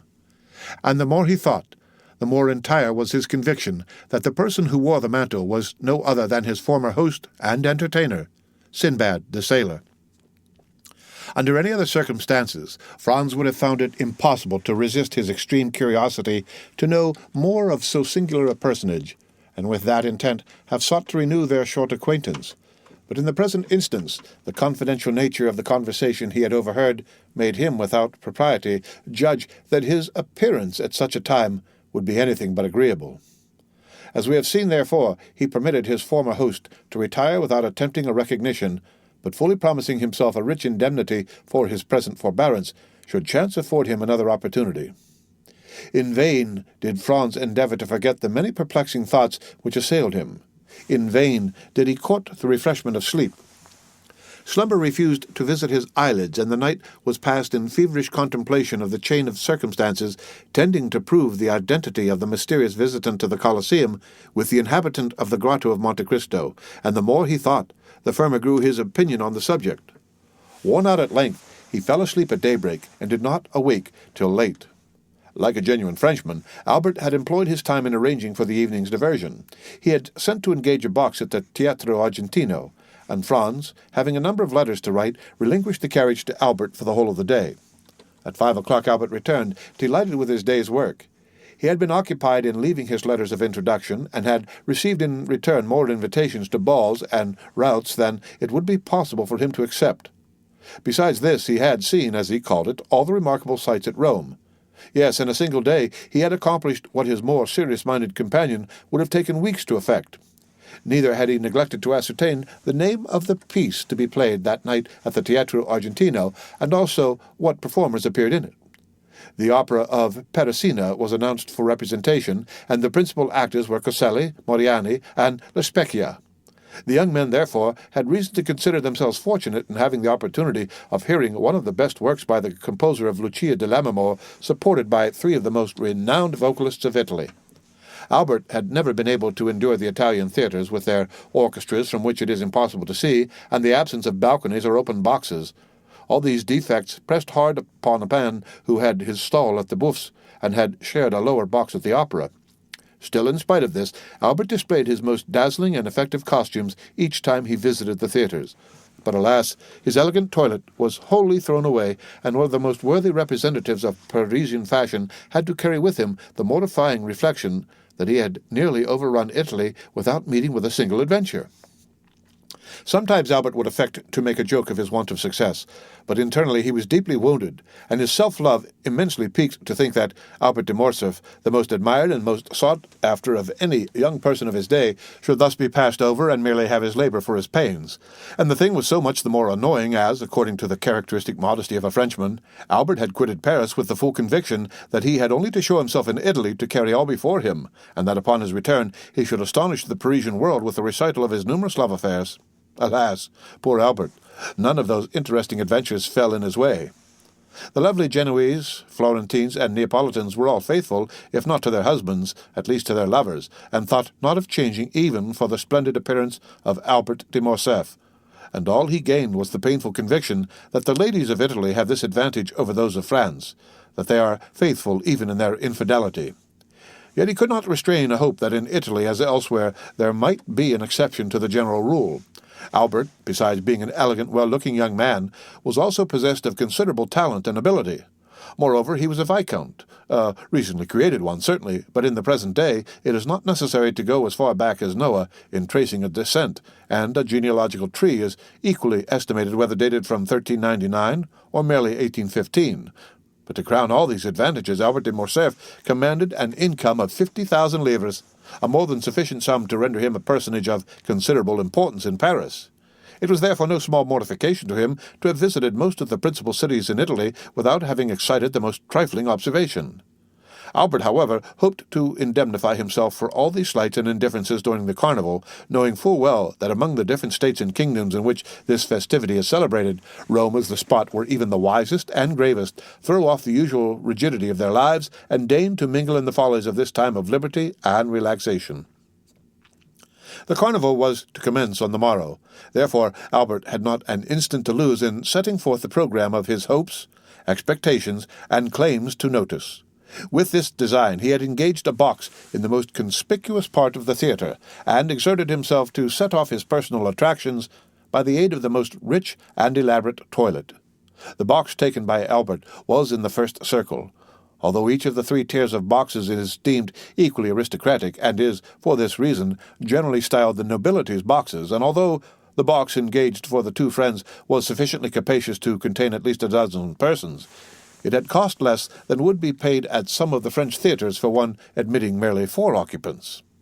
Another motive had influenced Albert's selection of his seat, who knew but that, thus advantageously placed, he might not in truth attract the notice of some fair Roman, and an introduction might ensue that would procure him the offer of a seat in a carriage, or a place in a princely balcony, from which he might behold the gaieties of the carnival. These united considerations made Albert more lively and anxious to please than he had hitherto been.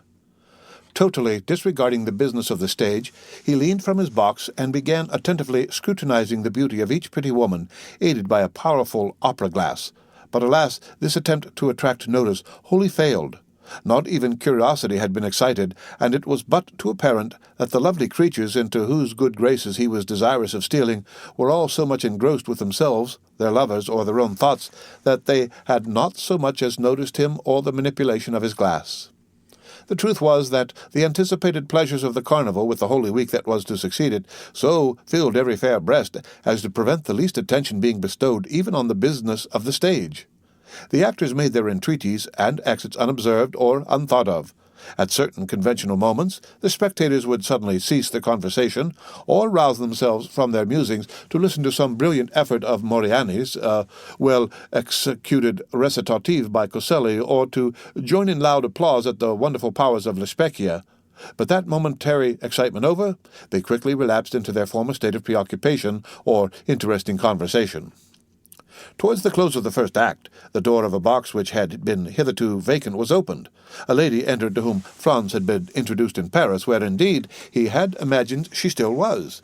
The quick eye of Albert caught the involuntary start with which his friend beheld the new arrival, and turning to him he said hastily, "Do you know the woman who has just entered that box?" "Yes. What do you think of her?" "Oh, she is perfectly lovely. What a complexion, and such magnificent hair. Is she French?" "No, a Venetian. And her name is Countess G." "Ah, I know her by name," exclaimed Albert. "She is said to possess as much wit and cleverness as beauty. I was to have been presented to her when I met her at Madame Villefort's ball." "Shall I assist you in repairing your negligence?" asked Franz. "My dear fellow, are you really on such good terms with her as to venture to take me to her box?" "Why, I have only had the honour of being in her society and conversing with her 3 or 4 times in my life. But you know that even such an acquaintance as that might warrant my doing what you ask." At that instant the Countess perceived Franz, and graciously waved her hand to him, to which he replied by a respectful inclination of the head. "Upon my word," said Albert, "you seem to be on excellent terms with the beautiful Countess." "You are mistaken in thinking so," returned Franz calmly, "but you merely fall into the same error which leads so many of our countrymen to commit the most egregious blunders. I mean that of judging the habits and customs of Italy and Spain by our Parisian notions. Believe me, nothing is more fallacious than to form any estimate of the degree of intimacy you may suppose existing among persons by the familiar terms they seem upon. There is a similarity of feeling at this instant between ourselves and the Countess, nothing more." "Is there indeed, my good fellow? Pray tell me, is it sympathy of heart?" "No, of taste," continued Franz gravely. "And in what manner has this congeniality of mine been evinced?" "By the Countess's visiting the Colosseum as we did last night by moonlight, and nearly alone." "You were with her then?" "I was." "And what did you say to her?" "Oh, we talked of the illustrious dead, of whom that magnificent ruin is a glorious monument." "Upon my word," cried Albert, "you must have been a very entertaining companion alone, or all but alone, with a beautiful woman in such a place of sentiment as the Colosseum, and yet to find nothing better to talk about than the dead? All I can say is, if ever I should get such a chance, the living should be my theme. And you will probably find your theme ill-chosen. But, said Albert, breaking in upon his discourse, never mind the past, let us only remember the present. Are you not going to keep your promise of introducing me to the fair subject of our remarks? Certainly. Directly the curtain falls on the stage. What a confounded time this first act takes! I believe on my soul that they never mean to finish it. Oh, yes, they will. Only listen to that charming finale. How exquisitely Coselli sings his part. But what an awkward, inelegant fellow he is. Well, then, what do you say to L'Specchia? Did you ever see anything more perfect than her acting? Why, you know, my dear fellow, when one has been accustomed to Malibran and Sontag, such singers as these don't make the same impression on you they perhaps do on others. At least you must admire Modiani's style and execution. I never fancied men of his dark, ponderous appearance singing with a voice like a woman's. My good friend, said Franz, turning to him, while Albert continued to point his glass at every box in the theatre, you seem determined not to approve. You are really too difficult to please. The curtain at length fell on the performances to the infinite satisfaction of the Viscount of Morcerf, who seized his hat, rapidly passed his fingers through his hair, arranged his cravat and wristbands, and signified to Franz that he was waiting for him to lead the way. Franz, who had mutely interrogated the Countess, and received from her a gracious smile in token that he would be welcome, sought not to retard the gratification of Albert's eager impatience, but began at once the tour of the house, closely followed by Albert, who availed himself of the few minutes required to reach the opposite side of the theatre to settle the height and smoothness of his collar, and to arrange the lappets of his coat. This important task was just completed as they arrived at the Countess's box. At the knock, the door was immediately opened, and the young man who was seated beside the Countess, in obedience to the Italian custom, instantly rose and surrendered his place to the strangers, who in turn would be expected to retire upon the arrival of other visitors. Franz presented Albert as one of the most distinguished young men of the day, both as regarded his position in society and extraordinary talents. Nor did he say more than the truth, for in Paris and the circle in which the Viscount moved, he was looked upon and cited as a model of perfection. Franz added that his companion, deeply grieved at having been prevented the honor of being presented to the Countess during her sojourn in Paris, was most anxious to make up for it, and had requested him, Franz, to remedy the past misfortune by conducting him to her box, and concluded by asking pardon for his presumption in having taken it upon himself to do so.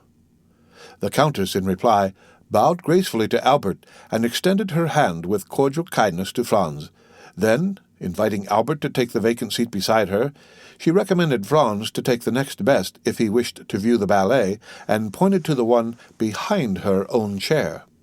Albert was soon deeply engrossed in discoursing upon Paris and Parisian matters, speaking to the Countess of the various persons they both knew there.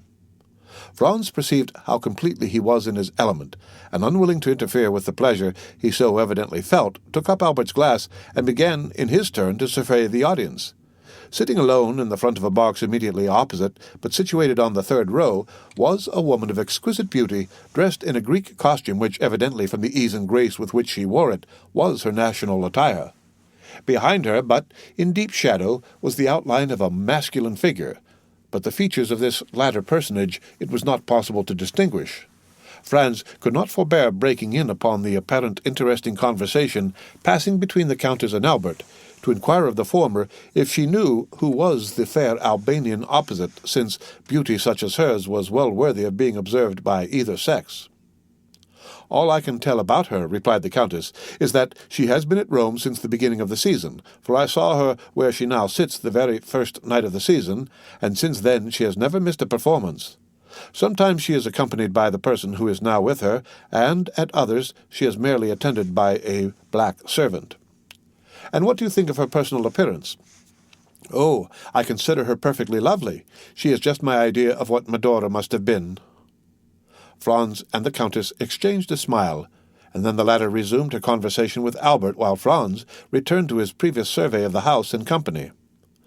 The curtain rose on the ballet, which was one of those excellent specimens of the Italian school, admirably arranged and put on the stage by Henri, who has established for himself a great reputation throughout Italy for his taste and skill in the choreographic art, one of those masterly productions of grace, method, and elegance in which the whole corps de ballet, from the principal dancers to the humblest supernumerary, are all engaged on the stage at the same time, and 150 persons may be seen exhibiting the same attitude or elevating the same arm or leg with a simultaneous movement that would lead you to suppose that but one mind, one active volition influenced the moving mass.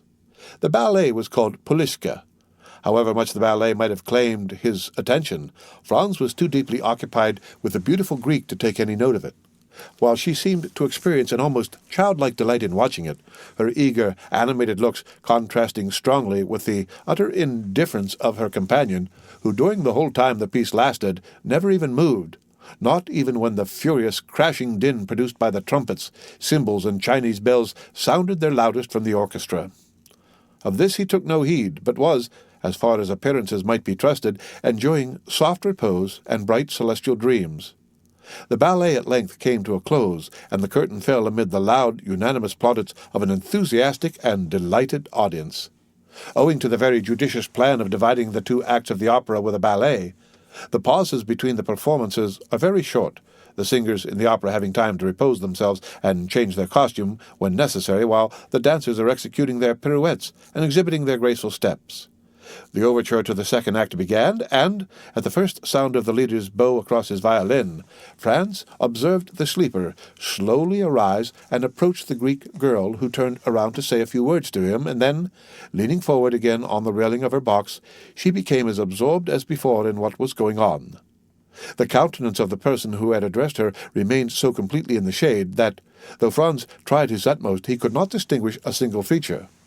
The curtain rose, and the attention of Franz was attracted by the actors, and his eyes turned from the box containing the Greek girl and her strange companion to watch the business of the stage.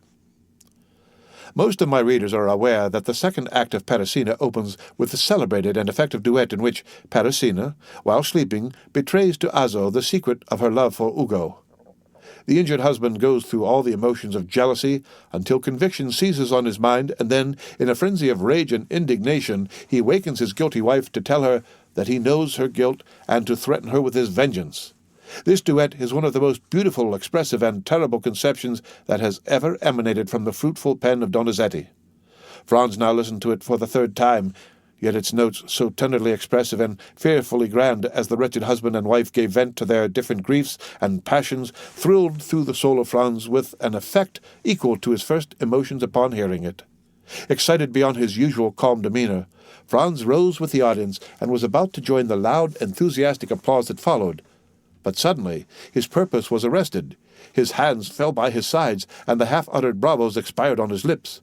The occupant of the box in which the Greek girl sat appeared to share the universal admiration that prevailed, for he left his seat to stand up in front, so that, his countenance being fully revealed, Franz had no difficulty in recognizing him as the mysterious inhabitant of Monte Cristo, and the very same person he had encountered the preceding evening in the ruins of the Colosseum, and whose voice and figure had seemed so familiar to him. All doubt of his identity was now at an end. His singular host evidently resided at Rome. The surprise and agitation occasioned by this full confirmation of Franz's former suspicion had no doubt imparted a corresponding expression to his features, for the Countess, after gazing with a puzzled look at his face, burst into a fit of laughter and begged to know what had happened. "Countess," returned Franz, totally unheeding her raillery, "I asked you a short time since if you knew any particulars respecting the Albanian lady opposite. I must now beseech you to inform me who and what is her husband." "Nay," answered the Countess, "I know no more of him than yourself." "Perhaps you never before noticed him." "What a question! So truly French! Do you not know that we Italians have eyes only for the man we love?" "True," replied Franz. "All I can say is," continued the Countess, taking up the lorgnette and directing it toward the box in question, "that the gentleman whose history I am unable to furnish seems to me as though he had just been dug up. He looks more like a corpse permitted by some friendly gravedigger to quit his tomb for a while and revisit this earth of ours than anything human. How ghastly pale he is!" "Oh, he is always as colourless as you now see him," said Franz. "Then you know him?" almost screamed the Countess. "Oh, pray do, for heaven's sake, tell us all about— Is he a vampire, or a resuscitated corpse, or what?" I fancy I have seen him before, and I even think he recognizes me." "And I can well understand," said the Countess, shrugging up her beautiful shoulders as though an involuntary shudder passed through her veins, "that those who have once seen that man will never be likely to forget him." The sensation experienced by Franz was evidently not peculiar to himself. Another and wholly uninterested person felt the same unaccountable awe and misgiving. "Well," inquired Franz, after the Countess had a second time directed her lorgnette at the box, "what do you think of our opposite neighbour?" "Why, that he is no other than Lord Ruthven himself in a living form." This fresh allusion to Byron drew a smile to Franz's countenance, although he could but allow that if anything was likely to induce belief in the existence of vampires, it would be the presence of such a man as the mysterious personage before him. "I must positively find out who and what he is," said Franz, rising from his seat. "No, no," cried the Countess. "You must not leave me. I depend upon you to escort me home. Oh, indeed, I cannot permit you to go."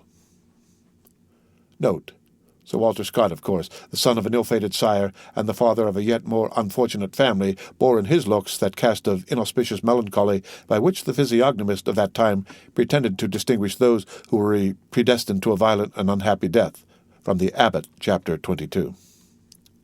"Is it possible," whispered Franz, "that you entertain any fear?" "I'll tell you," answered the Countess. "Byron had the most perfect belief in the existence of vampires, and even assured me that he had seen them. The description he gave me perfectly corresponds with the features and character of the man before us. Oh, he is the exact personification of what I have been led to expect. The coal-black hair, large, bright glittering eyes in which a wild, unearthly fire seems burning, the same ghastly paleness. Then observe, too, that the woman with him is altogether unlike all others of her sex. She is a foreigner, a stranger. Nobody knows who she is or where she comes from. No doubt she belongs to the same horrible race he does, and is, like himself, a dealer in magical arts. I entreat of you not to go near him, at least tonight, and if tomorrow your curiosity still continues as great, pursue your researches if you will, but tonight you neither can nor shall. For that purpose I mean to keep you all to myself." Franz protested he could not defer his pursuit till the following day, for many reasons. "Listen to me," said the Countess, "and do not be so very headstrong. I am going home. I have a party at my house tonight, and therefore cannot possibly remain till the end of the opera. Now, I cannot for one instant believe you so devoid of gallantry as to refuse a lady your escort when she even condescends to ask you for it." There was nothing else left for Franz to do but to take up his hat, open the door of the box, and offer the Countess his arm. It was quite evident by her manner that her uneasiness was not feigned, and Franz himself could not resist a feeling of superstitious dread, so much the stronger in him as it arose from a variety of corroborative recollections, while the terror of the Countess sprang from an instinctive belief, originally created in her mind by the wild tales she had listened to till she believed them truths. Franz could even feel her arm tremble as he assisted her into the carriage. Upon arriving at her hotel, Franz perceived that she had deceived him when she spoke of expecting company. On the contrary, her own return before the appointed hour seemed greatly to astonish the servants. "Excuse my little subterfuge," said the Countess in reply to her companion's half-reproachful observation on the subject, "but that horrid man had made me feel quite uncomfortable, and I longed to be alone that I might compose my startled mind." Franz essayed to smile. "Nay," said she, "do not smile. It ill accords with the expression of your countenance, and I am sure it does not spring from your heart. However, promise me one thing." "What is it?" "Promise me, I say. I will do anything you desire except relinquish my determination of finding out who this man is. I have more reasons than you can imagine for desiring to know who he is, from whence he came, and whither he is going. Where he comes from I am ignorant, but I can readily tell you where he is going to, and that is down below without the least doubt." "Let us only speak of the promise you wished me to make," said Franz. "Well, then, you must give me your word to return immediately to your hotel and make no attempt to follow this man tonight. There are certain affinities between the persons we quit and those we meet afterwards. For heaven's sake, do not serve as a conductor between that man and me. Pursue your chase after him tomorrow as eagerly as you please, but never bring him near me, if you would not see me die of terror. And now good night. Go to your rooms and try to sleep away all recollections of this evening. For my own part, I am quite sure I shall not be able to close my eyes." So saying, the Countess quitted Franz, leaving him unable to decide whether she were merely amusing herself at his expense, or whether her fears and agitations were genuine. Upon his return to the hotel, Franz found Albert in his dressing gown and slippers, listlessly extended on a sofa, smoking a cigar.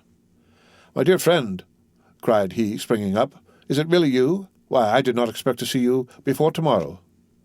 "My dear Albert," replied Franz, "I am glad of this opportunity to tell you once and forever that you entertain a most erroneous notion concerning Italian women. I should have thought the continual failures you have met with in all your own love affairs might have taught you better by this time. Upon my soul, these women would puzzle the very devil to read them aright. Why, here, they give you their hand, they press yours in return, they keep up a whispering conversation, permit you to accompany them home. Why, if a Parisian were to indulge in a quarter of these marks of flattering attention, her reputation would be gone forever. And the very reason why the women of this fine country put so little restraint on their words and actions is because they live so much in public and have really nothing to conceal.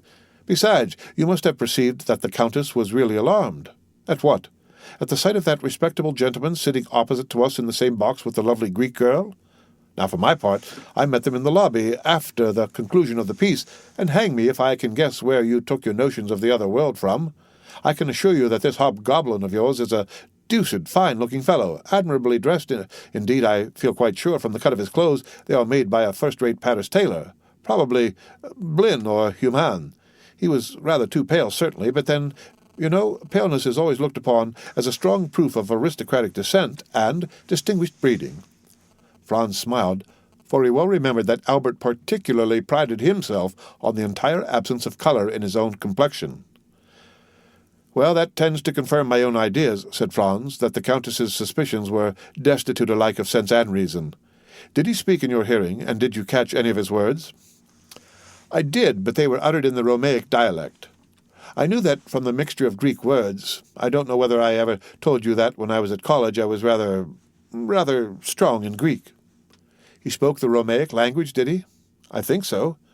"That settles it," murmured Franz. "'Tis he, past all doubt." "What do you say?" Nothing. But tell me, what were you thinking about when I came in?" "Oh, I was arranging a little surprise for you." "Indeed, of what nature?" "Why, you know it is quite impossible to procure a carriage." "Certainly, and I also know that we have done all that human means afforded to endeavour to get one." "Now then, in this difficulty a bright idea has flashed across my brain." Franz looked at Albert as though he had not much confidence in the suggestions of his imagination. "I tell you what, Sir Franz," cried Albert, "you deserve to be called out for such a misgiving and incredulous glance as that you were pleased to bestow on me just now. And I promise to give you the satisfaction of a gentleman if your scheme turns out as ingenious as you assert. Well then, hearken to me. I listen. You agree, do you not, that obtaining a carriage is out of the question?" "I do." "Neither can we procure horses?" "True, we have offered any sum, but have failed." "Well now, what do you say to a cart? I dare say such a thing might be had." "Very possibly." "And a pair of oxen?" "As easily found as the cart." "Then you see, my good fellow, with a cart and a couple of oxen our business can be managed. The cart must be tastefully ornamented, and if you and I dress ourselves as Neapolitan reapers, we may get up a striking tableau, after the manner of that splendid picture by Leopold Robert. It would add greatly to the effect if the Countess would join us in the costume of a peasant from Pozzoli or Sorrento. Our group would then be quite complete, more especially as the Countess is quite beautiful enough to represent a Madonna." "Well," said Franz, "this time, Albert, I am bound to give you credit for having hit upon a most capital idea." "And quite a national one, too," replied Albert with gratified pride. "A mere mask borrowed from our own festivities. Ha, ha, ha, ye Romans! Ye thought to make us unhappy strangers, trot at the heels of your processions, like so many lazzaroni, because no carriages or horses are to be had in your beggarly city. But you don't know us. When we can't have one thing, we invent another." "And have you communicated your triumphant idea to anybody?" "Only to our host. Upon my return home, I sent for him, and I then explained to him what I wished to procure. He assured me that nothing would be easier than to furnish all I desired. One thing I was sorry for, when I bade him have the horns of the oxen gilded. He told me there would not be time, as it would require 3 days to do that. So, you see, we must do without this little superfluity." "And where is he now?" "Who?" "Our host. Gone out in search of our equipage. By tomorrow it might be too late." "Then he will be able to give us an answer tonight." "Oh, I expect him every minute." At this instant the door opened, and the head of Signor Pastrini appeared. "Permesso?" inquired he. Certainly, cried Franz. "Come in, mine host." "Now then," asked Albert eagerly, "have you found the desired cart and oxen?" Better than that, replied Signor Pastrini, with the air of a man perfectly well satisfied with himself. Take care, my worthy host, said Albert. Better is a sure enemy to well. Let your excellencies only leave the matter to me, returned Signor Pastrini, in a tone indicative of unbounded self-confidence. But what have you done? Asked Franz. Speak out, there's a worthy fellow. Your excellencies are aware, responded the landlord, swelling with importance, that the Count of Monte Cristo is living on the same floor with yourselves? I should think we did know it, exclaimed Albert, since it is owing to that circumstance that we are packed into these small rooms like two poor students in the back streets of Paris. Well, then, the Count of Monte Cristo, hearing of the dilemma in which you are placed, has sent to offer you seats in his carriage and 2 places at his windows in the Palazzo Rospoli. The friends looked at each other with unutterable surprise. But do you think, asked Albert, that we ought to accept such offers from a perfect stranger? What sort of person is this Count of Monte Cristo? Asked Franz of his host. A very great nobleman, but whether Maltese or a Sicilian I cannot exactly say, but this I know, that he is noble as a Borghese and rich as a gold mine. It seems to me, said Franz, speaking in an undertone to Albert, that if this person merited the high panegyrics of our landlord, he would have conveyed his invitation through another channel, and not permitted it to be brought to us in this unceremonious way. He would have written, or... At this instant someone knocked at the door. Come in, said Franz. A servant, wearing a livery of considerable style and richness, appeared at the threshold, and placing 2 cards in the landlord's hands, who forthwith presented them to the 2 young men, he said, Please to deliver these from the Count of Monte Cristo to Viscount Albert de Morcerf and Monsieur Franz d'Épinay. The Count of Monte Cristo, continued the servant, begs these gentlemen's permission to wait upon them as their neighbor, and he will be honored by an intimation of what time they will be pleased to receive him. Faith, Franz, whispered Albert, there is not much to find fault with here. Tell the Count, replied Franz, that we will do ourselves the pleasure of calling on him. The servant bowed and retired. That is what I call an elegant mode of attack, said Albert. You are quite correct in what you said, Signor Pastrini. The Count of Monte Cristo is unquestionably a man of first-rate breeding and knowledge of the world. Then you accept his offer? Said the host. Of course we do, replied Albert. Still, I must own, I am sorry to be obliged to give up the cart and the group of reapers. It would have produced such an effect, and were it not for the windows at the Palazzo Rospoli by way of recompense for the loss of our beautiful scheme, I don't know but what I should have held on by my original plan. What say you, Franz? Oh, I agree with you. The windows in the Palazzo Rospoli alone decided me. The truth was that the mention of 2 places in the Palazzo Rospoli had recalled to Franz the conversation he had overheard the preceding evening in the ruins of the Colosseum between the mysterious unknown and the Transteverin, in which the stranger in the cloak had undertaken to obtain the freedom of a condemned criminal. And if this muffled-up individual proved, as Franz felt sure he would, the same as the person he had just seen in the Teatro Argentino, then he should be able to establish his identity and also to prosecute his researches respecting him with perfect facility and freedom. Franz passed the night in confused dreams respecting the 2 meetings he had already had with his mysterious tormentor, and in waking speculations as to what the morrow would produce. The next day must clear up every doubt, and unless his near neighbor and would-be friend, the Count of Monte Cristo, possessed the ring of Gyges and by its power was able to render himself invisible, it was very certain he could not escape this time. 8 o'clock found Franz up and dressed, while Albert, who had not the same motives for early rising, was still soundly asleep. The first act of Franz was to summon his landlord, who presented himself with his accustomed obsequiousness. Pray, Signor Pastrini, asked Franz, is not some execution appointed to take place today? Yes, Your Excellency, but if your reason for inquiry is that you may procure a window to view it from, you are much too late. Oh, no, answered Franz, I had no such intention, and even if I had felt a wish to witness the spectacle, I might have done so from Monte Pincio, could I not? Ah, exclaimed the host, I do not think it likely Your Excellency would have chosen to mingle with such a rabble as are always collected on that hill, which indeed they consider as exclusively belonging to themselves. Very possibly I may not go, answered Franz, but in case I feel disposed, give me some particulars of today's executions. What particulars would Your Excellency like to hear? Why, the number of persons condemned to suffer, their names, and description of the death they are to die. That happens just lucky, Your Excellency. Only a few minutes ago they brought me the tavollettas. What are they? Sort of wooden tablets hung up at the corners of streets the evening before an execution, on which is pasted up a paper containing the names of the condemned persons, their crimes and mode of punishment. The reason for so publicly announcing all this is that all good and faithful Catholics may offer up their prayers for the unfortunate culprits, and above all beseech of heaven to grant them a sincere repentance. And these tablets are brought to you that you may add your prayers to those of the faithful, are they? Asked Franz somewhat incredulously. Oh, dear no, Your Excellency. I have not time for anybody's affairs but my own and those of my honourable guests. But I make an agreement with the man who pastes up the papers, and he brings them to me as he would the playbills, that in case any person staying at my hotel should like to witness an execution, he may obtain every requisite information concerning the time and place and so forth. Upon my word, that is a most delicate attention on your part, Signor Pastrini, cried Franz.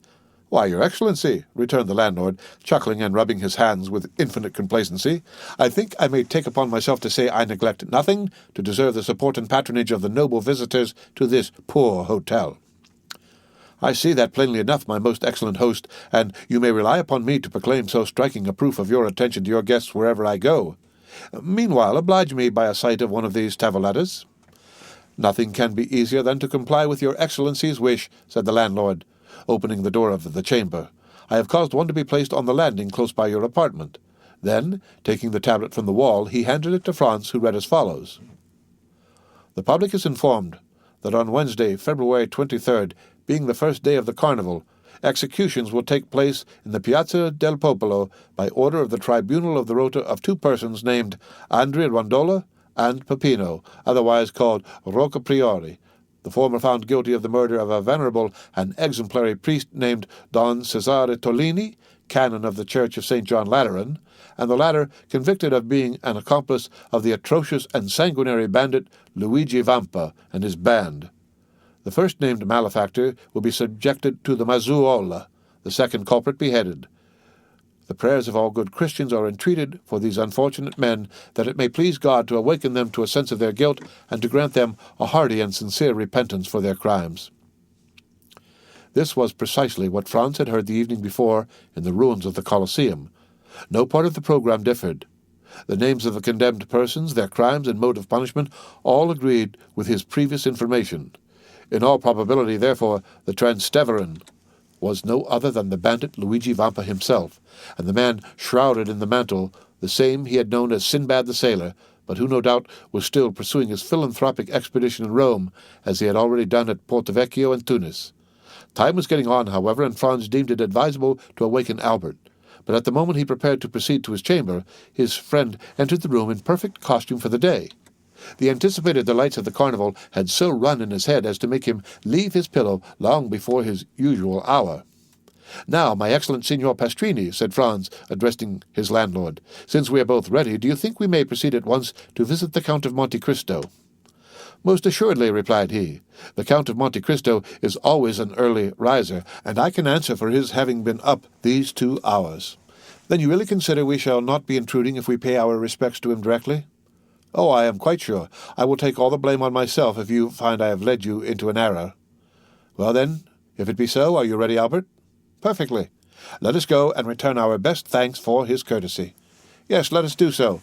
The landlord preceded the friends across the landing, which was all that separated them from the apartments of the Count, rang at the bell, and upon the door being opened by a servant, said, Aye, Signor Francesi. The domestic bowed respectfully, and invited them to enter. They passed through 2 rooms, furnished in a luxurious manner they had not expected to see under the roof of Signor Pastrini, and were showed into an elegantly fitted-up drawing-room.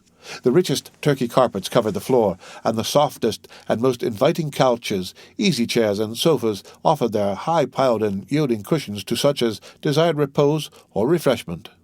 Splendid paintings by the first masters were ranged against the walls, intermingled with magnificent trophies of war, while heavy curtains of costly tapestry were suspended before the different doors of the room. If your excellencies will please be seated, said the man, I will let the Count know that you are here. And with these words he disappeared behind one of the tapestried portieres. As the door opened, the sound of a guzla reached the ears of the young men, but was almost immediately lost, for the rapid closing of the door merely allowed one rich swell of harmony to enter. Franz and Albert looked inquiringly at each other, then at the gorgeous furnishings of the apartment. Everything seemed more magnificent at a second view than it had done at their first rapid survey. "Well," said Franz to his friend, "what think you of all this?" "Why, upon my soul, my dear fellow, it strikes me that our elegant and attentive neighbor must either be some successful stock jobber who has speculated in the fall of the Spanish funds, or some prince traveling incognito." "Hush, hush," replied Franz. "We shall ascertain who and what he is. He comes." As Franz spoke, he heard the sound of a door turning on its hinges, and almost immediately afterwards the tapestry was drawn aside, and the owner of all these riches stood before the two young men. Albert instantly rose to meet him, but Franz remained in a manner spellbound on his chair, for in the person of him who had just entered, he recognized not only the mysterious visitant to the Colosseum and the occupant of the box at the Teatro Argentino, but also his extraordinary host of Monte Cristo.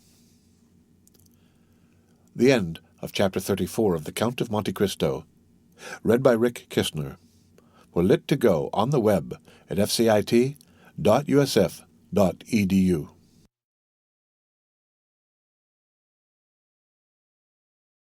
The Count of Monte Cristo by Alexandre Dumas. Chapter 33. Roman Bandits. The next morning Franz woke first and instantly rang the bell. The sound had not yet died away when Signor Pastrini himself entered. "Well, Excellency," said the landlord triumphantly, and without waiting for Franz to question him, "I feared yesterday, when I would not promise you anything, that you were too late. There is not a single carriage to be had, that is, for the last 3 days of the carnival." "Yes," returned Franz, "for the very 3 days it is most needed." "What is the matter?" said Albert, entering. "No carriage to be had?" "Just so," returned Franz. "You have guessed it." "Well, your eternal city is a nice sort of place." "That is to say, Excellency," replied Pastrini, who was desirous of keeping up the dignity of the capital of the Christian world in the eyes of his guest, "that there are no carriages to be had from Sunday to Tuesday evening, but from now till Sunday you can have 50 if you please."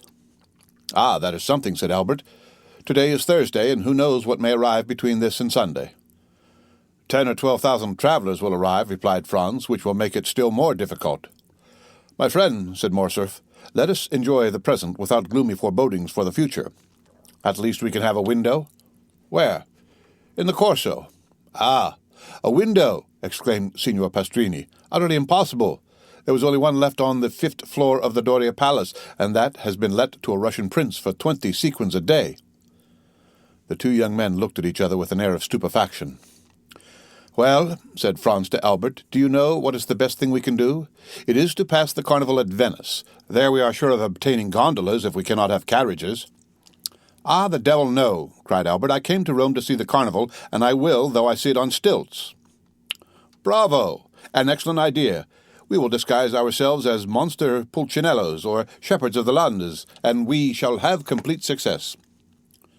"Do your Excellencies still wish for a carriage from now to Sunday morning?" "Parbleu," said Albert. "Do you think we are going to run about on foot in the streets of Rome like lawyers' clerks?" "I hasten to comply with your Excellency's wishes, only I tell you beforehand the carriage will cost you 6 piastres a day." "And as I am not a millionaire like the gentleman in the next apartments," said Franz, "I warn you that as I have been 4 times before at Rome, I know the prices of all the carriages. We will give you 12 piastres for today, tomorrow, and the day after, and then you will make a good profit." "But, Excellency," said Pastrini, still striving to gain his point. "Now go," returned Franz, "or I shall go myself and bargain with your affettatore, who is mine also. He is an old friend of mine who has plundered me pretty well already, and in the hope of making more out of me, he will take a less price than the one I offer you. You will lose the preference, and that will be your fault." "Do not give yourselves the trouble, Excellency," returned Signor Pastrini, with the smile peculiar to the Italian speculator when he confesses defeat. "I will do all I can, and I hope you will be satisfied. And now we understand each other. When do you wish the carriage to be here?" "In an hour." "In an hour it will be at the door." An hour after, the vehicle was at the door. It was a hack conveyance, which was elevated to the rank of a private carriage in honor of the occasion, but, in spite of its humble exterior, the young men would have thought themselves happy to have secured it for the last 3 days of the carnival. "Excellency," cried the cicerone, seeing Franz approach the window, "shall I bring the carriage nearer to the palace?" Accustomed as Franz was to the Italian phraseology, his first impulse was to look round him, but these words were addressed to him. Franz was the Excellency, the vehicle was the carriage, and the Hotel de Londres was the palace. The genius for laudation characteristic of the race was in that phrase. Franz and Albert descended, the carriage approached the palace, their Excellencies stretched their legs along the seats, the cicerone sprang into the seat behind. "Where do your Excellencies wish to go?" asked he. "To St. Peter's first, and then to the Colosseum," returned Albert. But Albert did not know that it takes a day to see St. Peter's and a month to study it. The day was passed at St. Peter's alone. Suddenly the daylight began to fade away. Franz took out his watch. It was 4:30. They returned to the hotel. At the door, Franz ordered the coachman to be ready at 8. He wished to show Albert the Colosseum by moonlight, as he had shown him St. Peter's by daylight. When we show a friend a city one has already visited, we feel the same pride as when we point out a woman whose lover we have been. He was to leave the city by the Porta del Popolo, skirt the outer wall, and re-enter by the Porta San Giovanni. Thus they would behold the Colosseum without finding their impressions dulled by first looking on the Capitol, the Forum, the Arch of Septimus Severus, the Temple of Antoninus and Faustina, and the Via Sacra. They sat down to dinner. Signor Pastrini had promised them a banquet. He gave them a tolerable repast. At the end of the dinner he entered in person. Franz thought that he came to hear his dinner praised, and began accordingly, but at the first words he was interrupted. "Excellency," said Pastrini, "I am delighted to have your approbation, but it was not for that I came." "Did you come to tell us that you have procured a carriage?" asked Albert, lighting a cigar. "No, and your Excellencies will do well not to think of that any longer. At Rome things can or cannot be done. When you are told anything cannot be done, there is an end of it. It is much more convenient at Paris. When anything cannot be done, you pay double, and it is done directly." "That is what all the French say," returned Signor Pastrini, somewhat piqued. "For that reason I do not understand why they travel." "But," said Albert, emitting a volume of smoke, and balancing his chair on its hind legs, "only madmen or blockheads like us ever do travel. Men in their senses do not quit their hotel in the Rue de Helder, their walk on the Boulevard de Gand and the Café de Paris. It is of course understood that Albert resided in the aforesaid street, appeared every day on the fashionable walk, and dined frequently at the only restaurant where you can really dine, that is, if you are on good terms with its frequenters." Signor Pastrini remained silent a short time. It was evident that he was musing over this answer, which did not seem very clear. "But," said Franz, in his turn, interrupting his host's meditations, "you had some motive for coming here. May I beg to know what it was?" "Oh, yes. You have ordered your carriage at 8 o'clock precisely?" "I have." "You intend visiting Il Colosseo?" "You mean the Colosseum?" "It is the same thing. You have told your coachman to leave the city by the Porta del Popolo, to drive around the walls, and re-enter by the Porta San Giovanni?" "These are my words exactly." "Well, this route is impossible." "Impossible? Very dangerous, to say the least." "Dangerous, and why?" "On account of the famous Luigi Vampa." "Pray, who may this famous Luigi Vampa be?" inquired Albert. "He may be very famous at Rome, but I can assure you he is quite unknown at Paris." "What? Do you not know him?" "I have not that honor." "You have never heard his name?" "Never."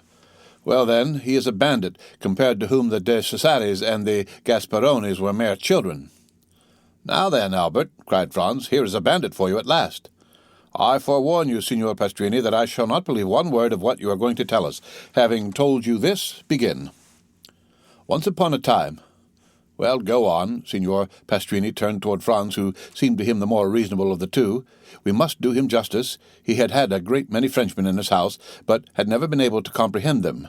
"Excellency," said he gravely, addressing Franz, "if you look upon me as a liar, it is useless for me to say anything. It was for your interest I—" "Albert does not say you are a liar, Signor Pastrini," said Franz, "but that he will not believe what you are going to tell us. But I will believe all you say, so proceed." "But if your Excellency doubt my veracity—" "Signor Pastrini," returned Franz, "you are more susceptible than Cassandra, who was a prophetess, and yet no one believed her, while you, at least, are sure of the credence of half your audience. Come, sit down and tell us all about this Signor Vampa." "I had told your Excellency he is the most famous bandit we have had since the days of Mastrilla." "Well, what has this bandit to do with the order I have given the coachman to leave the city by the Porta del Popolo and to re-enter by the Porta San Giovanni?" "This," replied Signor Pastrini, "that you will go out by one, but I very much doubt your returning by the other." "Why?" asked Franz. "Because after nightfall you are not safe 50 yards from the gates." "On your honor, is that true?" cried Albert. "Count, returned Signor Pastrini, hurt at Albert's repeated doubts of the truth of his assertions. "I do not say this to you, but to your companion, who knows Rome, and knows, too, that these things are not to be laughed at." "My dear fellow," said Albert, turning to Franz, "here is an admirable adventure. We will fill our carriage with pistols, blunderbusses, and double-barreled guns. Luigi Vampa comes to take us, and we take him. We bring him back to Rome and present him to His Holiness the Pope, who asks how we can repay so great a service. Then we merely ask for a carriage and a pair of horses, and we see the carnival in the carriage, and doubtless the Roman people will crown us at the Capitol and proclaim us, like Curtius and the veiled Horatius, the preservers of their country." Whilst Albert proposed this scheme, Signor Pastrini's face assumed an expression impossible to describe. "And pray," asked Franz, "where are these pistols, blunderbusses, and other deadly weapons with which you intend filling the carriage?" "Not out of my armory, for at Terracina I was plundered even of my hunting knife. I shared the same fate at Acquapendente." "Do you know, Signor Pastrini," said Albert, lighting a second cigar at the first, "that this practice is very convenient for bandits, and that it seems to be due to an arrangement of their own?" Doubtless Signor Pastrini found this pleasantry compromising, for he only answered half the question, and then he spoke to Franz as the only one likely to listen with attention. "Your Excellency knows that it is not customary to defend yourself when attacked by bandits." "What?" cried Albert, whose courage revolted at the idea of being plundered tamely. "Not make any resistance?" "No, for it would be useless. What could you do against a dozen bandits who spring out of some pit, ruin, or aqueduct and level their pieces at you?" "Ah, parbleu! They should kill me." The innkeeper turned to Franz with an air that seemed to say, "Your friend is decidedly mad." "My dear Albert," returned Franz, "your answer is sublime and worthy. The 'let him die' of Corneille only, when Horace made that answer, the safety of Rome was concerned. But as for us, it is only to gratify a whim, and it would be ridiculous to risk our lives for so foolish a motive." Albert poured himself out a glass of Lacrima Christi, which he sipped at intervals, muttering some unintelligible words. "Well, Signor Pastrini," said Franz, "now that my companion is quieted, and you have seen how peaceful my intentions are, tell me, who is this Luigi Vampa? Is he a shepherd or a nobleman? Young or old, tall or short? Describe him, in order that, if we meet him by chance, like Bugaboo John or Lara, we may recognize him." "You could not apply to anyone better able to inform you on all these points, for I knew him when he was a child, and one day that I fell into his hands going from Ferentino to Alatri, he fortunately for me recollected me and set me free, not only without ransom, but made me a present of a very splendid watch, and related his history to me." "Let us see the watch," said Albert. Signor Pastrini drew from his fob a magnificent breguet, bearing the name of its maker of Parisian manufacture and a count's coronet. "Here it is," said he. "Peste!" returned Albert. "I compliment you on it. I have its fellow." He took his watch from his waistcoat pocket, "and it cost me 3,000 francs." "Let us hear the history," said Franz, motioning Signor Pastrini to seat himself. "Your Excellencies permit it?" asked the host. "Pardieu!" cried Albert. "You are not a preacher to remain standing." The host sat down after having made each of them a respectful bow, which meant that he was ready to tell them all they wished to know concerning Luigi Vampa. "You tell me," said Franz, at the moment Signor Pastrini was about to open his mouth, "that you knew Luigi Vampa when he was a child. He is still a young man, then?" "A young man? He is only 22. He will gain himself a reputation." "What do you think of that, Albert? At 22 to be thus famous?" "Yes. And at his age, Alexander, Caesar, and Napoleon, who have all made some noise in the world, were quite behind him." "So," continued Franz, "the hero of this history is only 22. Scarcely so much. Is he tall or short?" "Of the middle height, about the same stature as His Excellency," returned the host, pointing to Albert. "Thanks for the comparison," said Albert with a bow. "Go on, Signor Pastrini," continued Franz, smiling at his friend's susceptibility. "To what class of society does he belong?" "He was a shepherd boy attached to the farm of the Count of San Felice, situated between Palestrina and the Lake of Galbri. He was born at Pampinara and entered the court's service when he was 5 years old. His father was also a shepherd who owned a small flock and lived by the wool and the milk which he sold at Rome. When quite a child, the little Vampa displayed a most extraordinary precocity. One day, when he was 7 years old, he came to the curate of Palestrina and asked to be taught to read. It was somewhat difficult, for he could not quit his flock, but the good curate went every day to say mass at a little hamlet too poor to pay a priest, and which, having no other name, was called Borgo. He told Luigi that he might meet him on his return, and that then he would give him a lesson, warning him that it would be short and that he must profit as much as possible by it. The child accepted joyfully. Every day Luigi led his flock to graze on the road that leads from Palestrina to Borgo. Every day at 9 o'clock in the morning, the priest and the boy sat down on a bank by the wayside, and the little shepherd took his lesson out of the priest's breviary. At the end of 3 months, he had learned to read. This was not enough. He must now learn to write. The priest had a writing teacher at Rome make 3 alphabets, one large, one middling, and one small, and pointed out to him that by the help of a sharp instrument he could trace the letters on a slate, and thus learn to write. The same evening, when the flock was safe at the farm, the little Luigi hastened to the smith at Palestrina, took a large nail, heated and sharpened it, and formed a sort of stylus. The next morning he gathered an armful of pieces of slate and began. At the end of 3 months he had learned to write. The curate, astonished at his quickness and intelligence, made him a present of pens, paper, and a penknife. This demanded new effort, but nothing compared to the first. At the end of a week he wrote as well with the pen as with the stylus. The curate related the incident to the Count of San Felice, who sent for the little shepherd, made him read and write before him, ordered his attendants to let him eat with the domestics, and to give him 2 piastres a month. With this, Luigi purchased books and pencils. He applied his imitative powers to everything, and like Giotto, when young, he drew on his slate sheep, houses, and trees. Then with his knife he began to carve all sorts of objects in wood. It was thus that Pinelli, the famous sculptor, had commenced. A girl of 6 or 7, that is, a little younger than Vampa, tended sheep on a farm near Palestrina. She was an orphan, born at Valmontone, and was named Teresa. The 2 children met, sat down near each other, let their flocks mingle together, played, laughed, and conversed together. In the evening they separated, the Count of San Felice's flock from those of Baron Cervetri, and the children returned to their respective farms, promising to meet the next morning.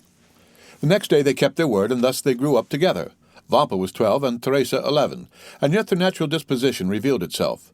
Beside his taste for the fine arts, which Luigi had carried as far as he could in his solitude, he was given to alternating fits of sadness and enthusiasm, was often angry and capricious, and always sarcastic. None of the lads of Pampinara, Palestrina, or Valmontone had been able to gain any influence over him, or even to become his companion. His disposition, always inclined to exact concessions rather than to make them, kept him aloof from all friendships. Teresa alone ruled by a look, a word, a gesture, this impetuous character which yielded beneath the hand of a woman, and which, beneath the hand of a man, might have broken, but could never have been bended. Teresa was lively and gay, but coquettish to excess. The 2 piastres that Luigi received every month from the Count of San Felice's steward, and the price of all the little carvings in wood he sold at Rome, were expended in earrings, necklaces, and gold hairpins, so that, thanks to her friend's generosity, Teresa was the most beautiful and the best attired peasant near Rome. The 2 children grew up together, passing all their time with each other, and giving themselves up to the wild ideas of their different characters. Thus in all their dreams, their wishes, and their conversations, Vampa saw himself the captain of a vessel, general of an army, or governor of a province. Teresa saw herself rich, superbly attired, and attended by a train of liveried domestics. Then, when they had thus passed the day in building castles in the air, they separated their flocks, and descended from the elevation of their dreams to the reality of their humble position. One day the young shepherd told the Count's steward that he had seen a wolf come out of the Sabine mountains and prowl around his flock. The steward gave him a gun. This was what Vampa longed for. This gun had an excellent barrel made at Brescia, and carrying a ball with the precision of an English rifle. But one day the Count broke the stock, and had then cast the gun aside. This, however, was nothing to a sculptor like Vampa. He examined the broken stock, calculated what change it would require to adapt the gun to his shoulder, and made a fresh stock, so beautifully carved that it would have fetched 15 or 20 piastres had he chosen to sell it. But nothing could be farther from his thoughts. For a long time a gun had been the young man's greatest ambition. In every country where independence has taken the place of liberty, the first desire of a manly heart is to possess a weapon which at once renders him capable of defense or attack, and by rendering its owner terrible, often makes him feared. From this moment, Vampa devoted all his leisure time to perfecting himself in the use of his precious weapon. He purchased powder and ball, and everything served him for a mark.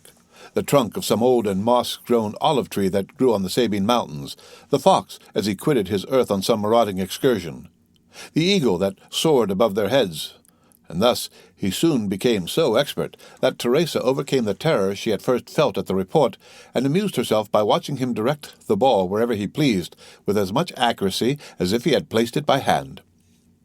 One evening a wolf emerged from a pine wood near which they were usually stationed, but the wolf had scarcely advanced 10 yards ere he was dead. Proud of this exploit, Vampa took the dead animal on his shoulders and carried him to the farm. These exploits had gained Luigi considerable reputation. The man of superior abilities always finds admirers, go where he will. He was spoken of as the most adroit, the strongest, and the most courageous contadino for 10 leagues around, and although Teresa was universally allowed to be the most beautiful girl of the Sabines, no one had ever spoken to her of love, because it was known that she was beloved by Vampa, and yet the two young people had never declared their affection. They had grown together like two trees whose roots are mingled, whose branches intertwined, and whose intermingled perfume rises to the heavens. Only their wish to see each other had become a necessity, and they would have preferred death to a day's separation. Teresa was 16 and Vampa 17. About this time a band of brigands that had established itself in the Lepini Mountains began to be much spoken of. The brigands have never been really extirpated from the neighborhood of Rome. Sometimes a chief is wanted, but when a chief presents himself, he rarely has to wait long for a band of followers. The celebrated Cucumetto, pursued in the Abruzzo, driven out of the kingdom of Naples, where he had carried on a regular war, had crossed the Garigliano like Manfred, and had taken refuge on the banks of the Amasine between Sonnino and Giuperno. He strove to collect a band of followers, and followed the footsteps of De Cesaris and Gasparone, whom he hoped to surpass. Many young men of Palestrina, Fasciati, and Pampanera had disappeared. Their disappearance at first caused much disquietude, but it soon became known that they had joined Cucumetto. After some time Cucumetto became the object of universal attention, the most extraordinary traits of ferocious daring and brutality related of him. One day he carried off a young girl, the daughter of a surveyor of Frosinone. The bandits' laws are positive. A young girl belongs first to him who carries her off. Then the rest draw lots for her, and she is abandoned to their brutality until death relieves her sufferings. When their parents are sufficiently rich to pay a ransom, a messenger is sent to negotiate. The prisoner is hostage for the security of the messenger. Should the ransom be refused, the prisoner is irrevocably lost. The young girl's lover was in Cucumetto's troop. His name was Carlini. When she recognized her lover, the poor girl extended her arms to him and believed herself safe. But Carlini felt his heart sink, for he but too well knew the fate that awaited her. However, as he was a favorite with Cucumetto, as he had for 3 years faithfully served him, and as he had saved his life by shooting a dragoon who was about to cut him down, he hoped the chief would have pity on him. He took Cucumetto one side, while the young girl, seated at the foot of a huge pine that stood in the center of the forest, made a veil of her picturesque headdress to hide her face from the lascivious gaze of the bandits. There he told the chief all, his affection for the prisoner, their promises of mutual fidelity, and how every night since he had been near they had met in some neighboring ruins. It so happened that night that Cucumetto had sent Carlini to a village, so that he had been unable to go to the place of meeting. Cucumetto had been there, however, by accident, as he said, and had carried the maiden off. Carlini besought his chief to make an exception in Rita's favor, as her father was rich and could pay a large ransom. Cucumetto seemed to yield to his friend's entreaties, and bade him find a shepherd to send to Rita's father at Frosinone. Carlini flew joyfully to Rita, telling her she was saved, and bidding her write to her father to inform him what had occurred, and that her ransom was fixed at 300 piastres. 12 hours' delay was all that was granted, that is, until 9 the next morning. The instant the letter was written, Carlini seized it and hastened to the plain to find a messenger. He found a young shepherd watching his flock. The natural messengers of the bandits are the shepherds who live between the city and the mountains, between civilized and savage life. The boy undertook the commission, promising to be in Frosinone in less than an hour. Carlini returned, anxious to see his mistress, and announced the joyful intelligence. He found the troop in the glade, supping off the provisions exacted as contributions from the peasants. But his eye vainly sought Rita, and Cucumetto among them. He inquired where they were, and was answered by a burst of laughter. A cold perspiration burst from every pore, and his hair stood on end. He repeated his question. One of the bandits rose and offered him a glass filled with Orvieto, saying, "To the health of the brave Cucumetto and the fair Rita." At this moment Carlini heard a woman's cry. He divined the truth, seized the glass, broke it across the face of him who presented it, and rushed towards the spot whence the cry came. After 100 yards he turned to the corner of the thicket. He found Rita, senseless in the arms of Cucumetto. At the sight of Carlini, Cucumetto rose, a pistol in each hand. The two brigands looked at each other for a moment, the one with a smile of lasciviousness on his lips, the other with the pallor of death on his brow. A terrible battle between the two men seemed imminent, but by degrees Carlini's features relaxed. His hand, which had grasped one of the pistols in his belt, fell to his side. Rita lay between them. The moon lighted the group. "Well," said Cucumetto, "have you executed your commission?" "Yes, Captain," returned Carlini. "At 9 o'clock tomorrow Rita's father will be here with the money." "It is well. In the meantime we will have a merry night. This young girl is charming and does credit to your taste. Now, as I am not egotistical, we will return to our comrades and draw lots for her." "You have determined, then, to abandon her to the common law?" said Carlini. "Why should an exception be made in her favor?" "I thought that my entreaties—" "What right have you, any more than the rest, to ask for an exception?" "It is true. But never mind," continued Cucumetto, laughing. "Sooner or later your turn will come." Carlini's teeth clenched convulsively. "Now then," said Cucumetto, advancing towards the other bandits, "are you coming?" "I follow you." Cucumetto departed without losing sight of Carlini, for doubtless he feared lest he should strike him unawares. But nothing betrayed a hostile design on Carlini's part. He was standing, his arms folded, near Rita, who was still insensible. Cucumetto fancied for a moment the young man was about to take her in his arms and fly, but this mattered little to him, now Rita had been his, and as for the money, 300 piastres distributed among the band was so small a sum that he cared little about it. He continued to follow the path to the glade, but to his great surprise Carlini arrived almost as soon as himself. "Let us draw lots, let us draw lots," cried all the brigands when they saw the chief. Their demand was fair, and the chief inclined his head in sign of acquiescence. The eyes of all shone fiercely as they made their demand, and the red light of the fire made them look like demons. The names of all, including Carlini, were placed in a hat, and the youngest of the band drew forth a ticket. The ticket bore the name of Diavolaccio. He was the man who had proposed to Carlini the health of their chief, and to whom Carlini replied by breaking the glass across his face. A large wound, extending from the temple to the mouth, was bleeding profusely. Diavolaccio, seeing himself thus favored by fortune, burst into a loud laugh. "Captain," said he, "just now Carlini would not drink your health when I proposed it to him. Propose mine to him, and let us see if he will be more condescending to you than to me." Everyone expected an explosion on Carlini's part, but to their great surprise he took a glass in one hand and a flask in the other, and filling it, "Your health, Diavolaccio," said he calmly, and he drank it off without his hand trembling in the least. Then, sitting down by the fire, "My supper," said he. "My expedition has given me an appetite." "Well done, Carlini," cried the brigands. "That is acting like a good fellow." And they all formed a circle round the fire while Diavolaccio disappeared. Carlini ate and drank as if nothing had happened. The bandits looked on with astonishment at this singular conduct until they heard footsteps. They turned round and saw Diavolaccio bearing the young girl in his arms. Her head hung back, and her long hair swept the ground. As they entered the circle, the bandits could perceive by the firelight the unearthly pallor of the young girl and of Diavolaccio. This apparition was so strange and so solemn that everyone rose, with the exception of Carlini, who remained seated and ate and drank calmly. Diavolaccio advanced amidst the most profound silence and laid Rita at the captain's feet. Then everyone could understand the cause of the unearthly pallor in the young girl and the bandit. A knife was plunged up to the hilt in Rita's left breast. Everyone looked at Carlini. The sheath at his belt was empty. Ah, said the chief, "I now understand why Carlini stayed behind." All savage natures appreciate a desperate deed. No other of the bandits would, perhaps, have done the same, but they all understood what Carlini had done. "Now then," cried Carlini, rising in his turn and approaching the corpse, his hand on the butt of one of his pistols, "does anyone dispute the possession of this woman with me?" "No," returned the chief, "she is thine." Carlini raised her in his arms and carried her out of the circle of firelight. Cucumetto placed his sentinels for the night, and the bandits wrapped themselves in their cloaks and lay down before the fire. At midnight the sentinel gave the alarm, and in an instant all were on the alert. It was Rita's father, who brought his daughter's ransom in person. "Here," said he to Cucumetto, "here are 300 piastres. Give me back my child." But the chief, without taking the money, made a sign to him to follow. The old man obeyed. They both advanced beneath the trees, through whose branches streamed the moonlight. Cucumetto stopped at last and pointed to two persons grouped at the foot of a tree.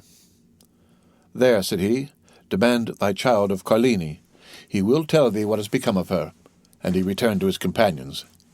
The old man remained motionless. He felt that some great and unforeseen misfortune hung over his head. At length he advanced toward the group, the meaning of which he could not comprehend. As he approached, Carlini raised his head, and the forms of two persons became visible to the old man's eyes. A woman lay on the ground, her head resting on the knees of a man who was seated by her. As he raised his head, the woman's face became visible. The old man recognized his child, and Carlini recognized the old man. "I expected thee," said the bandit to Rita's father. "Wretch," returned the old man, "what hast thou done?" And he gazed with terror on Rita, pale and bloody, a knife buried in her bosom. A ray of moonlight poured through the trees and lighted up the face of the dead. "Cucumetto had violated thy daughter," said the bandit. "I loved her, therefore I slew her, for she would have served as the sport of the whole band." The old man spoke not, and grew pale as death. "Now," continued Carlini, "if I have done wrongly, avenge her." And withdrawing the knife from the wound in Rita's bosom, he held it out to the old man with one hand, while with the other he tore open his vest. "Thou hast done well," returned the old man in a hoarse voice. "Embrace me, my son." Carlini threw himself, sobbing like a child, into the arms of his mistress's father. These were the first tears the man of blood had ever wept. "Now," said the old man, "aid me to bury my child." Carlini fetched 2 pickaxes, and the father and the lover began to dig at the foot of a huge oak, beneath which the young girl was to repose. When the grave was formed, the father kissed her first, and then the lover, afterwards one taking the head, the other the feet. They placed her in the grave. Then they knelt on each side of the grave and said the prayers of the dead. Then, when they had finished, they cast the earth over the corpse until the grave was filled. Then, extending his hand, the old man said, "I thank you, my son, and now leave me alone." "Yet," replied Carlini. "Leave me, I command you." Carlini obeyed, rejoined his comrades, folded himself in his cloak, and soon appeared to sleep as soundly as the rest. It had been resolved the night before to change their encampment. An hour before daybreak, Cucumetto aroused his men and gave the word to march. But Carlini would not quit the forest without knowing what had become of Rita's father. He went towards the place where he had left him. He found the old man suspended from one of the branches of the oak which shaded his daughter's grave.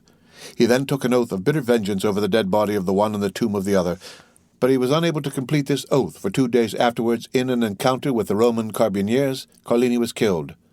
There was some surprise, however, that, as he was with his face to the enemy, he should have received a ball between his shoulders. That astonishment ceased when one of the brigands remarked to his comrades that Cucumetto was stationed 10 paces in Carlini's rear when he fell. On the morning of the departure from the forest of Frosignone, he had followed Carlini in the darkness, and heard this oath of vengeance, and like a wise man anticipated it. They told 10 other stories of this bandit chief, each more singular than the other. Thus, from Fondi to Perugia, everyone trembles at the name of Cucumetto. These narratives were frequently the theme of conversation between Luigi and Teresa. The young girl trembled very much at hearing the stories, but Vampa reassured her with a smile, tapping the butt of his good fowling-piece, which threw its ball so well, and, if that did not restore her courage, he pointed to a crow perched on some dead branch, took aim, touched the trigger, and the bird fell dead at the foot of the tree. Time passed on, and the 2 young people had agreed to be married when Vampa should be 20 and Teresa 19 years of age. They were both orphans, and had only their employer's leave to ask, which had been already sought and obtained. One day, when they were talking over their plans for the future, they heard 2 or 3 reports of firearms, and then suddenly a man came out of the wood near which the 2 young persons used to graze their flocks, and hurried towards them. When he came within hearing, he exclaimed, "I am pursued. Can you conceal me?" They knew full well that this fugitive must be a bandit, but there is an innate sympathy between the Roman brigand and the Roman peasant, and the latter is always ready to aid the former. Vampa, without saying a word, hastened to the stone that had closed up the entrance to their grotto, drew it away, made a sign to the fugitive to take refuge there, in a retreat unknown to everyone, closed the stone upon him, and then went and resumed his seat by Teresa. Instantly afterwards 4 carbineers on horseback appeared on the edge of the wood. 3 of them appeared to be looking for the fugitive, while the 4th dragged a brigand prisoner by the neck. The 3 carbineers looked about carefully on every side, saw the young peasants, and galloping up began to question them. They had seen no one. "That is very annoying," said the brigadier, "for the man we are looking for is the chief." "Cucumetto?" cried Luigi and Teresa at the same moment. "Yes," replied the brigadier, "and as this head is valued at 1,000 Roman crowns, there would have been 500 for you if you had helped us to catch him." The two young persons exchanged looks. The brigadier had a moment's hope. 500 Roman crowns are 3,000 lire, and 3,000 lire are a fortune for two poor orphans who are going to be married. "Yes, it is very annoying," said Vampa, "but we have not seen him." Then the carbineers scoured the country in different directions, but in vain. Then after a time they disappeared. Vampa then removed the stone, and Cucumetto came out. Through the crevices in the granite he had seen the two young peasants talking with the carbineers, and guessed the subject of their parley. He had read in the countenances of Luigi and Teresa their steadfast resolution not to surrender him, and he drew from his pocket a purse full of gold which he offered to them. But Vampa raised his head proudly. As to Teresa, her eyes sparkled when she thought of all the fine gowns and gay jewelry she could buy with this purse of gold. Cucumetto was a cunning fiend, and had assumed the form of a brigand instead of a serpent, and this look from Teresa showed to him that she was a worthy daughter of Eve, and he returned to the forest, pausing several times on his way under the pretext of saluting his protectors. Several days elapsed, and they neither saw nor heard of Cucumetto. The time of the carnival was at hand. The Count of San Felice announced a grand masked ball to which all that were distinguished in Rome were invited. Teresa had a great desire to see this ball. Luigi asked permission of his protector, the steward, that she and he might be present amongst the servants of the house. This was granted.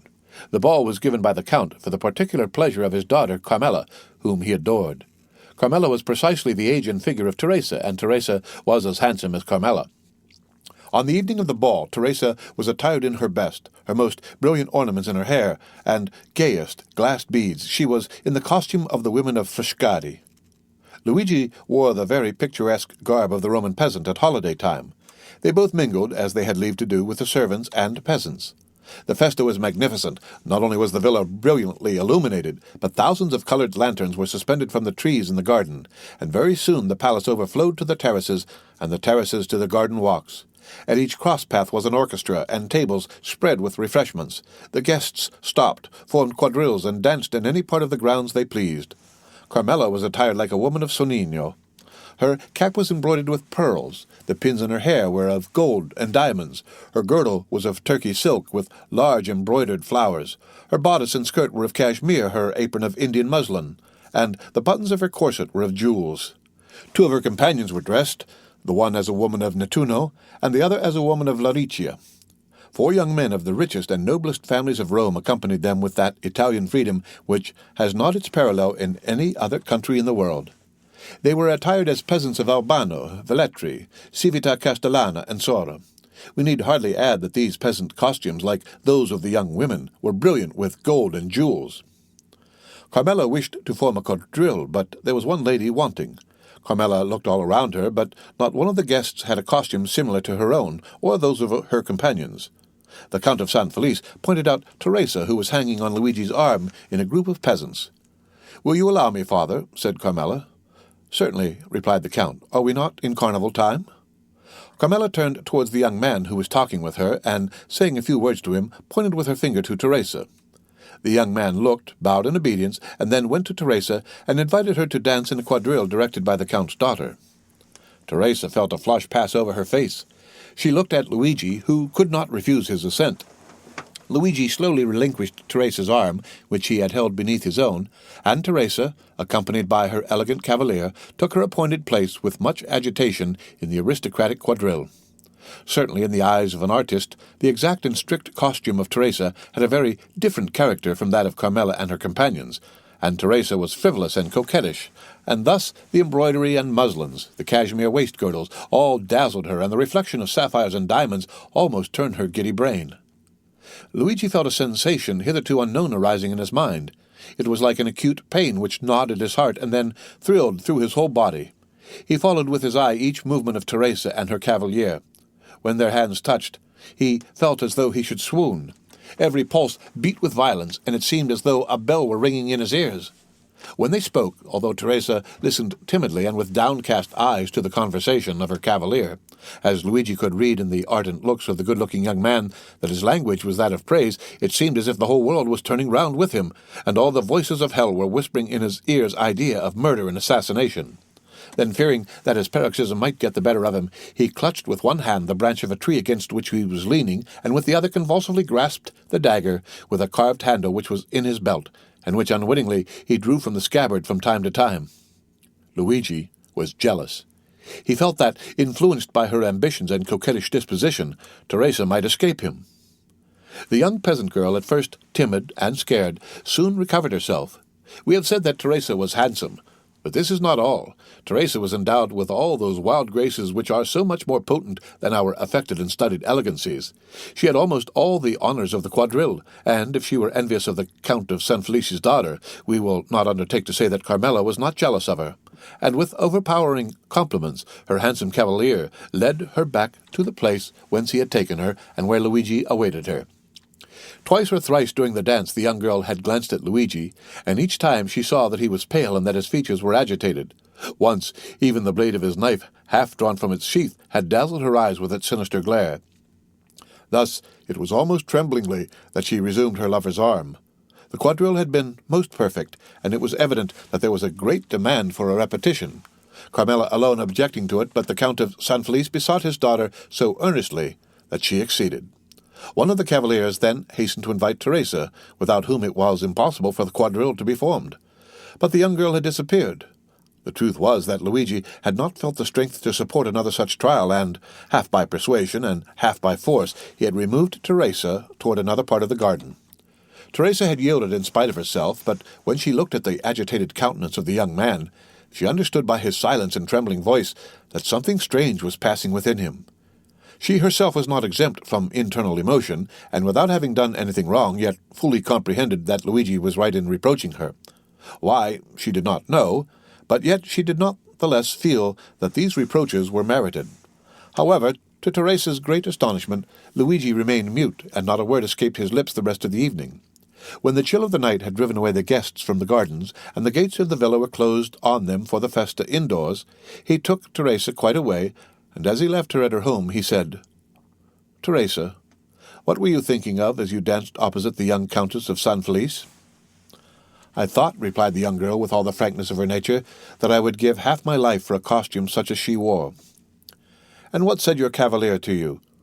"He said it only depended on myself to have it, and I had only one word to say." "He was right," said Luigi. "Do you desire it as ardently as you say?" "Yes." "Well, then, you shall have it." The young girl, much astonished, raised her head to look at him, but his face was so gloomy and terrible that her words froze to her lips. As Luigi spoke thus, he left her. Teresa followed him with her eyes into the darkness as long as she could, and when he had quite disappeared, she went into the house with a sigh. That night a memorable event occurred, due, no doubt, to the imprudence of some servant who had neglected to extinguish the lights. The villa of San Felice took fire in the rooms adjoining the very apartment of the lovely Carmela. Awakened in the night by the light of the flames, she sprang out of bed, wrapped herself in a dressing-gown, and attempted to escape by the door. But the corridor by which she hoped to fly was already a prey to the flames. She then returned to her room, calling for help as loudly as she could, when suddenly her window, which was 20 feet from the ground, was opened. A young peasant jumped into the chamber, seized her in his arms, and with superhuman skill and strength conveyed her to the turf of the grass plot where she fainted. When she recovered, her father was by her side. All the servants surrounded her, offering her assistance. An entire wing of the villa was burnt down, but what of that as long as Carmela was safe and uninjured? Her preserver was everywhere sought for, but he did not appear. He was inquired after, but no one had seen him. Carmela was greatly troubled that she had not recognized him. As the Count was immensely rich, accepting the danger Carmela had run, and the marvelous manner in which she had escaped made that appear to him rather a favor of Providence than a real misfortune, the loss occasioned by the conflagration was to him but a trifle. The next day, at the usual hour, the two young peasants were on the borders of the forest. Luigi arrived first. He came toward Teresa in high spirits, and seemed to have completely forgotten the events of the previous evening. The young girl was very pensive, but seeing Luigi so cheerful, she on her part assumed a smiling air which was natural to her when she was not excited or in a passion. Luigi took her arm beneath his own, and led her to the door of the grotto. Then he paused. The young girl, perceiving that there was something extraordinary, looked at him steadfastly. "Teresa," said Luigi, "yesterday evening you told me that you would give all the world to have a costume similar to that of the Count's daughter." "Yes," replied Teresa with astonishment, "but I was mad to utter such a wish." And I replied, "Very well, you shall have it." "Yes," replied the young girl, whose astonishment increased at every word uttered by Luigi, "but of course your reply was only to please me." "I have promised no more than I have given you, Teresa," said Luigi proudly. "Go into the grotto and dress yourself." At these words he drew away the stone and showed Teresa the grotto, lighted up by 2 wax lights which burnt on each side of a splendid mirror. On a rustic table made by Luigi were spread out the pearl necklace and the diamond pins, and on a chair at the side was laid the rest of the costume. Teresa uttered a cry of joy, and without inquiring whence this attire came, or even thanking Luigi, darted into the grotto, transformed into a dressing-room. Luigi pushed the stone behind her, for on the crest of a small adjacent hill which cut off the view toward Palestrina, he saw a traveller on horseback, stopping a moment as if uncertain of his road, and thus presenting against the blue sky that perfect outline which is peculiar to distant objects in southern climes. When he saw Luigi, he put his horse into a gallop and advanced toward him. Luigi was not mistaken. The traveller who was going from Palestrina to Tivoli had mistaken his way. The young man directed him, but as at a distance of a quarter of a mile the road again divided into 3 ways, and on reaching these the traveller might again stray from his route, he begged Luigi to be his guide. Luigi threw his cloak on the ground, placed his carbine on his shoulder, and, freed from his heavy covering, preceded the traveller with the rapid step of a mountaineer which a horse can scarcely keep up with. In 10 minutes Luigi and the traveller reached the crossroads. On arriving there, with an air as majestic as that of an emperor, he stretched his hand towards that one of the roads which the traveller was to follow. "That is your road, Excellency, and now you cannot again mistake—" "And here is your recompense," said the traveller, offering the young herdsman some small pieces of money. "Thank you," said Luigi, drawing back his hand. "I render a service. I do not sell it." "Well," replied the traveller, who seemed used to this difference between the civility of a man of the cities and the pride of the mountaineer, "if you refuse wages, you will perhaps accept a gift." "Ah, yes, that is another thing, then," said the traveller. "Take these 2 Venetian sequins and give them to your bride to make herself a pair of earrings." "And then do you take this poniard," said the young herdsman. "You will not find one better carved between Albano and Civita Castellana." "I accept it," answered the traveller. "But then the obligation will be on my side, for this poniard is worth more than 2 sequins. For a dealer, perhaps, but for me who engraved it myself, it is hardly worth a piastre." "What is your name?" inquired the traveller. "Luigi Vampa," replied the shepherd, with the same air as he would have replied Alexander, king of Macedon. "And yours?" "I," said the traveller, "am called Sinbad, the sailor." Franz d'Epinay started with surprise. "Sinbad the sailor," he said. "Yes," replied the narrator, "that was the name which the traveller gave to Vampa as his own." "Well, and what may you have to say against this name?" inquired Albert. "It is a very pretty name, and the adventures of the gentleman of that name amused me very much in my youth, I must confess." Franz said no more. The name of Sinbad the sailor, as may well be supposed, awakened in him a world of recollections, as had the name of the Count of Monte Cristo on the previous evening. "Proceed," said he to the host. Vampa put the 2 sequins haughtily into his pocket, and slowly returned by the way he had gone. As he came within 200 or 300 paces of the grotto, he thought he heard a cry. He listened to know whence this sound could proceed. A moment afterwards he thought he heard his own name pronounced distinctly. The cry proceeded from the grotto. He bounded like a chamois, cocking his carbine as he went, and in a moment reached the summit of a hill opposite to that on which he had perceived the traveller. 3 cries for help came more distinctly to his ear. He cast his eyes around him, and saw a man carrying off Teresa as Nessus the centaur carried Deianira. The man who was hastening towards the wood was already 3/4 of the way on the road from the grotto to the forest.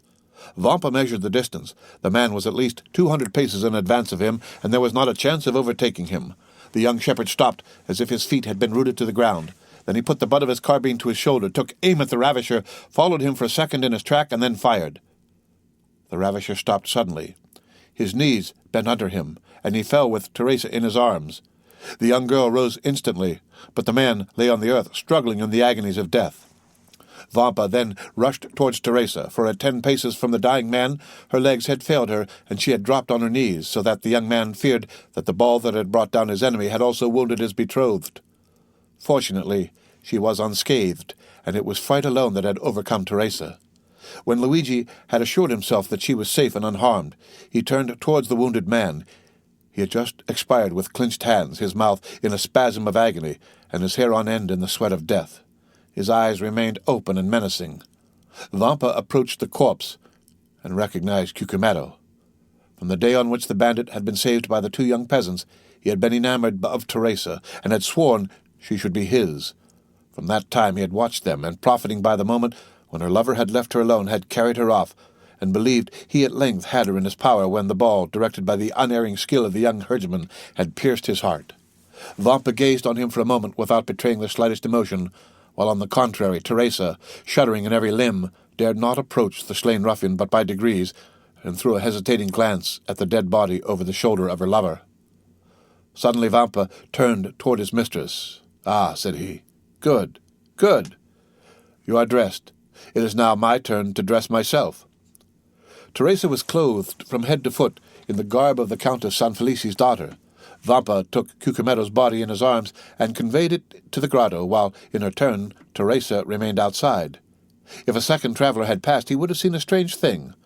A shepherdess watching her flock, clad in a cashmere gown with earrings and necklace of pearls, diamond pins, and buttons of sapphires, emeralds, and rubies. He would, no doubt, have believed that he had returned to the times of Florian, and would have declared on reaching Paris that he had met an alpine shepherdess seated at the foot of the Sabine hill. At the end of a quarter of an hour, Vampa quitted the grotto. His costume was no less elegant than that of Teresa.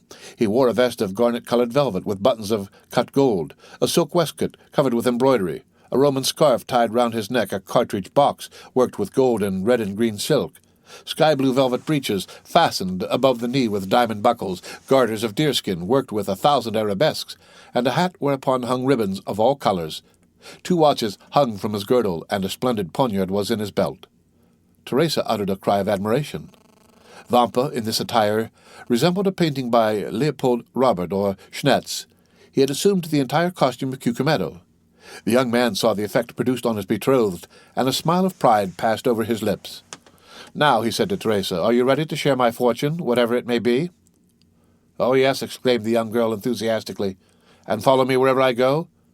"To the world's end." "Then take my arm and let us on. We have no time to lose." The young girl did so without questioning her lover as to where he was conducting her, for he appeared to her at this moment as handsome, proud, and powerful as a god. They went towards the forest, and soon entered it. We need scarcely say that all the paths of the mountain were known to Vampa. He therefore went forward without a moment's hesitation, although there was no beaten track. But he knew his path by looking at the trees and bushes, and thus they kept on advancing for nearly an hour and a half. At the end of this time they had reached the thickest of the forest. A torrent, whose bed was dry, led into a deep gorge. Vampa took this wild road, which enclosed between 2 ridges, and shadowed by the tufted umbrage of the pines, seemed, but for the difficulties of its descent, that path to Avernus of which Virgil speaks. Teresa had become alarmed at the wild and deserted look of the plain around her, and pressed closely against her guide, not uttering a syllable. But as she saw him advance, with even step and composed countenance, she endeavoured to repress her emotion. Suddenly, about 10 paces from them, a man advanced from behind a tree and aimed at Vampa. "Not another step," he said, "or you are a dead man." "What then?" said Vampa, raising his hand with a gesture of disdain, while Teresa, no longer able to restrain her alarm, clung closely to him. "Do wolves rend each other?" "Who are you?" inquired the sentinel. "I am Luigi Vampa, shepherd of the San Felice farm. What do you want?" "I would speak with your companions who are in the glade at Rocca Bianca." "Follow me, then," said the sentinel, "or as you know your way, go first." Vampa smiled disdainfully at this precaution on the part of the bandit, went before Teresa, and continued to advance with the same firm and easy step as before. At the end of 10 minutes the bandit made them a sign to stop. The 2 young persons obeyed. Then the bandit thrice imitated the cry of a crow. A croak answered this signal. "Good," said the sentry. "You may now go on." Luigi and Teresa again set forward. As they went on, Teresa clung tremblingly to her lover at the sight of weapons and the glistening of carbines through the trees. The retreat of Rocca Bianca was at the top of a small mountain, which no doubt in former days had been a volcano, an extinct volcano before the days when Remus and Romulus had deserted Alba to come and found the city of Rome. Teresa and Luigi reached the summit, and all at once found themselves in the presence of 20 bandits. "Here is a young man who seeks and wishes to speak to you," said the sentinel. "What has he to say?" inquired the young man who was in command in the chief's absence.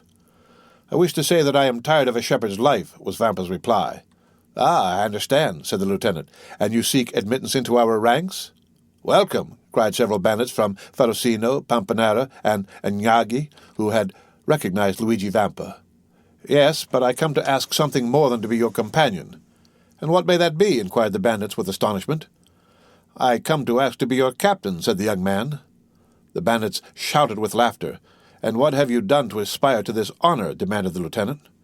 "I have killed your chief, Cucumetto, whose dress I now wear, and I set fire to the Villa San Felice to procure a wedding dress for my betrothed."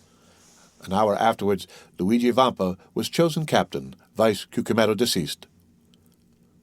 "Well, my dear Albert," said Franz, turning towards his friend, "what think you of citizen Luigi Vampa?" "I say he is a myth," replied Albert, "and never had an existence." "And what may a myth be?" inquired Pastrini. "The explanation would be too long, my dear landlord," replied Franz. "And you say that Signor Vampa exercises his profession at this moment in the environs of Rome?"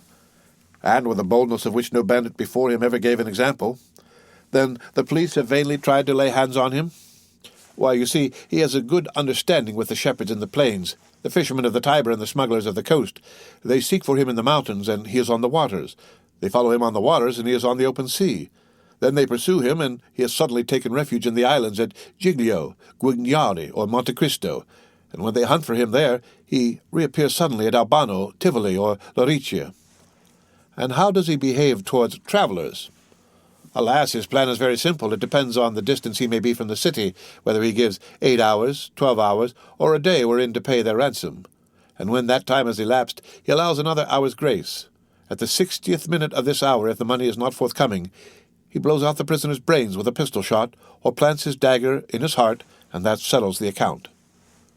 "Well, Albert," inquired Franz of his companion, "are you still disposed to go to the Colosseum by the outer wall?"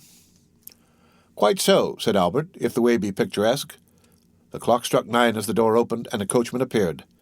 "Excellencies," said he, "the coach is ready." "Well then," said Franz, "let us to the Colosseum." "By the Porta del Popolo, or by the streets, your Excellencies?" "By the streets, Morbleu, by the streets," cried Franz. "Ah, my dear fellow," said Albert, rising and lighting his third cigar, "really, I thought you had more courage." So saying, the two young men went down the staircase and got into the carriage. The end of Chapter 33 of The Count of Monte Cristo. Read by Rick Kistner for Lit to go on the web at fcit.usf.edu.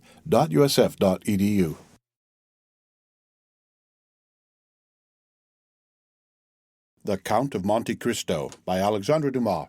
Chapter 32. The Waking. When Franz returned to himself, he seemed still to be in a dream. He thought himself in a sepulchre to which a ray of sunlight in pity scarcely penetrated. He stretched forth his hand and touched stone.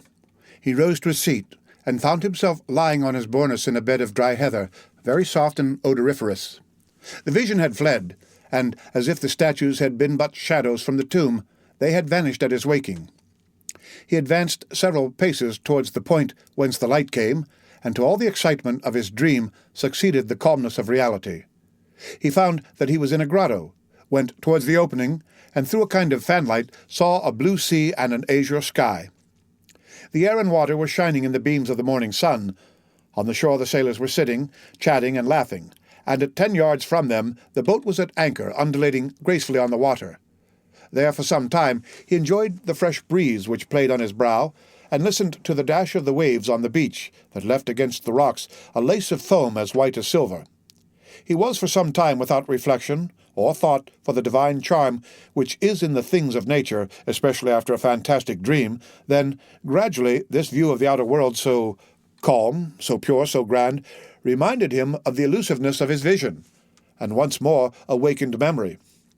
He recalled his arrival on the island, his presentation to a smuggler chief, a subterranean palace full of splendor, an excellent supper, and a spoonful of hashish. It seemed, however, even in the very face of open day, that at least a year had elapsed since all these things had passed, so deep was the impression made in his mind by the dream, and so strong a hold had it taken of his imagination. Thus every now and then he saw in fancy amid the sailors, seated on a rock or undulating in the vessel, one of the shadows which had shared his dream with looks and kisses. Otherwise, his head was perfectly clear and his body refreshed. He was free from the slightest headache. On the contrary, he felt a certain degree of lightness, a faculty for absorbing the pure air and enjoying the bright sunshine more vividly than ever. He went gaily up to the sailors, who rose as soon as they perceived him, and the patron, accosting him, said, "The Signor Sinbad has left his compliments for your Excellency, and desires us to express the regret he feels at not being able to take his leave in person, but he trusts you will excuse him, as very important business calls him to Malaga." "So then, Gaetano," said Franz, "this is then all reality. There exists a man who has received me in this island, entertained me right royally, and has departed while I was asleep." "He exists as certainly as that you may see a small yacht with all her sails spread, and if you will use your glass you will in all probability recognize your host in the midst of his crew." So saying, Gaetano pointed in a direction in which a small vessel was making sail towards the southern point of Corsica. Franz adjusted his telescope and directed it towards the yacht. Gaetano was not mistaken. At the stern the mysterious stranger was standing up, looking towards the shore, and holding a spyglass in his hand. He was attired as he had been on the previous evening, and waved his pocket handkerchief to his guest in token of adieu. Franz returned the salute by shaking his handkerchief as an exchange of signals. After a second, a slight cloud of smoke was seen at the stern of the vessel, which rose gracefully as it expanded in the air, and then Franz heard a slight report. "There, do you hear?" observed Gaetano. "He is bidding you adieu." The young man took his carbine and fired it in the air, but without any idea that the noise could be heard at the distance from which the yacht was separated from the shore. "What are your Excellency's orders?" inquired Gaetano. "In the first place, light me a torch." "Ah, yes, I understand," replied the patron, "to find the entrance to the enchanted apartment. With much pleasure, your Excellency, if it would amuse you, and I will get you the torch you ask for. But I, too, have had the idea you have, and 2 or 3 times the same fancy has come over me. But I have always given it up. Giovanni, light a torch," he added, "and give it to his Excellency." Giovanni obeyed. Franz took the lamp and entered the subterranean grotto, followed by Gaetano. He recognized the place where he had awakened by the bed of heather that was there. But it was in vain that he carried his torch all round the exterior surface of the grotto. He saw nothing, unless that, by traces of smoke, others had before him attempted the same thing, and, like him, in vain. Yet he did not leave a foot of this granite wall as impenetrable as futurity without strict scrutiny. He did not see a fissure without introducing the blade of his hunting sword into it, or a projecting point on which he did not lean and press in the hopes it would give way. All was vain, and he lost 2 hours in his attempts, which were at last utterly useless. At the end of this time he gave up his search, and Gaetano smiled. When Franz appeared again on the shore, the yacht only seemed like a small white speck on the horizon. He looked again through his glass, but even then he could not distinguish anything. Gaetano reminded him that he had come for the purpose of shooting goats, which he had utterly forgotten. He took his fowling piece and began to hunt over the island with the air of a man who was fulfilling a duty, rather than enjoying a pleasure, and at the end of a quarter of an hour he had killed a goat and 2 kids. These animals, though wild and agile as chamois, were too much like domestic goats, and Franz could not consider them as game. Moreover, other ideas, much more enthralling, occupied his mind. Since the evening before, he had really been the hero of one of the tales of the 1001 Nights, and he was irresistibly attracted towards the grotto. Then, in spite of the failure of his first search, he began a second, after having told Gaetano to roast one of the 2 kids. The second visit was a long one, and when he returned, the kid was roasted and the repast ready. Franz was sitting on the spot where he was on the previous evening, when his mysterious host had invited him to supper, and he saw the little yacht, now like a seagull on the wave, continuing her flight towards Corsica. "Why," he remarked to Gaetano, "you told me that Signor Sinbad was going to Malaga, while it seems he is in the direction of Porto Vecchio." "Don't you remember," said the patron, "I told you that among the crew there were 2 Corsican brigands?" "True, and he is going to land them," added Franz. "Precisely so," replied Gaetano. "Ah, he is one who fears neither God nor Satan, they say, and would at any time run 50 leagues out of his course to do a poor devil a service." "But such services as these might involve him with the authorities of the country in which he practices this kind of philanthropy," said Franz. "And what cares he for that?" replied Gaetano with a laugh. or any authorities. He smiles at them. Let them try to pursue him. Why, in the first place, his yacht is not a ship, but a bird. And if he were to throw himself on the coast, why, is he not certain of finding friends everywhere?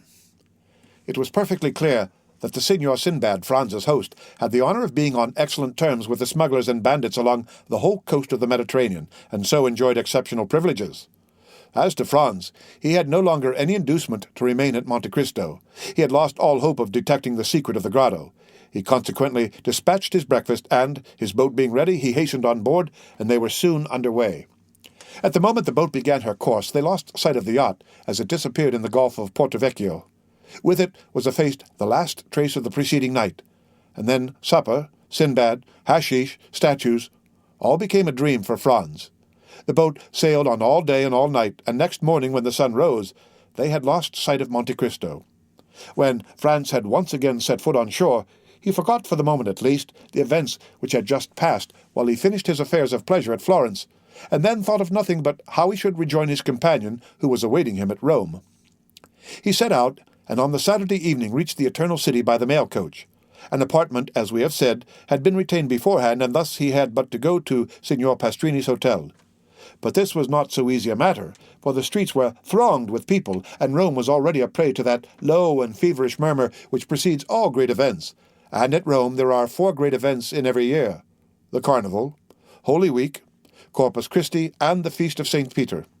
All the rest of the year the city is in that state of dull apathy between life and death, which renders it similar to a kind of station between this world and the next, a sublime spot, a resting place full of poetry and character, and at which Franz had already halted 5 or 6 times, and at each time found it more marvelous and striking.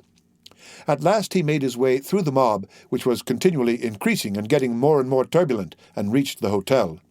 On his first inquiry, he was told with the impertinence peculiar to hired hackney coachmen and innkeepers, with their houses full, that there was no room for him at the Hotel de Londres.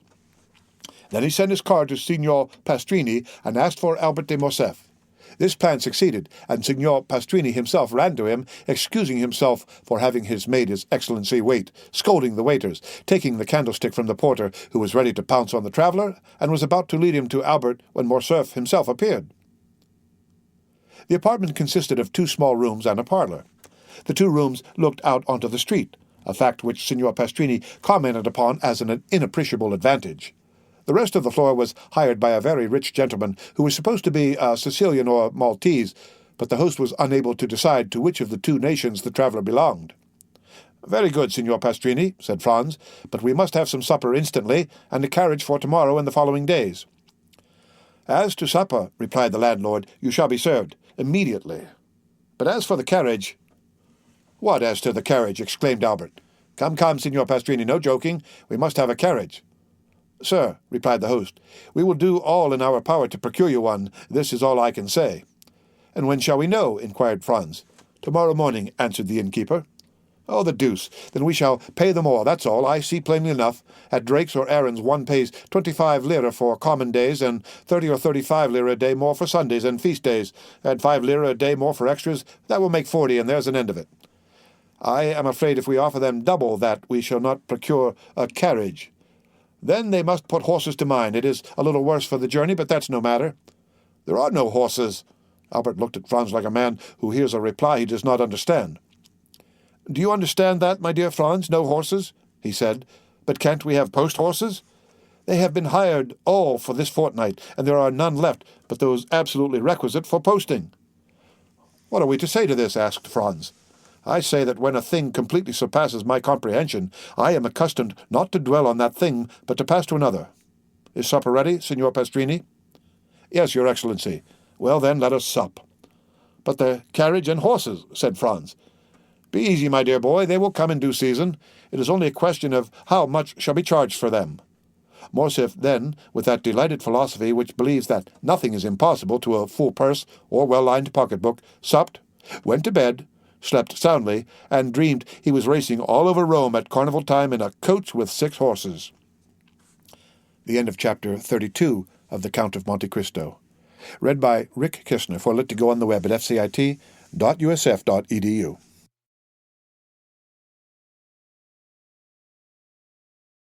The Count of Monte Cristo by Alexandre Dumas. Chapter 31. Italy. Sinbad the Sailor. Towards the beginning of the year 1838, two young men belonging to the First Society of Paris, the Vicomte Albert de Morcerf and the Baron Franz d'Épinay, were at Florence. They had agreed to see the carnival at Rome that year, and that Franz, who for the last 3 or 4 years had inhabited Italy, should act as cicerone to Albert. As it is no inconsiderable affair to spend the carnival at Rome, especially when you have no great desire to sleep on the Piazza del Popolo or the Campo Vaccino, they wrote to Signor Pastrini, the proprietor of the Hotel de Londres, Piazza di Spagna, to reserve comfortable apartments for them. Signor Pastrini replied that he had only 2 rooms and a parlour on the 3rd floor, which he offered at the low charge of a louis per diem. They accepted his offer, but wishing to make the best use of the time that was left, Albert started for Naples. As for Franz, he remained at Florence and, after having passed a few days in exploring the paradise of the Cascine, and spending 2 or 3 evenings at the houses of the Florentine nobility, he took a fancy into his head, having already visited Corsica, the cradle of Bonaparte, to visit Elba, the waiting place of Napoleon.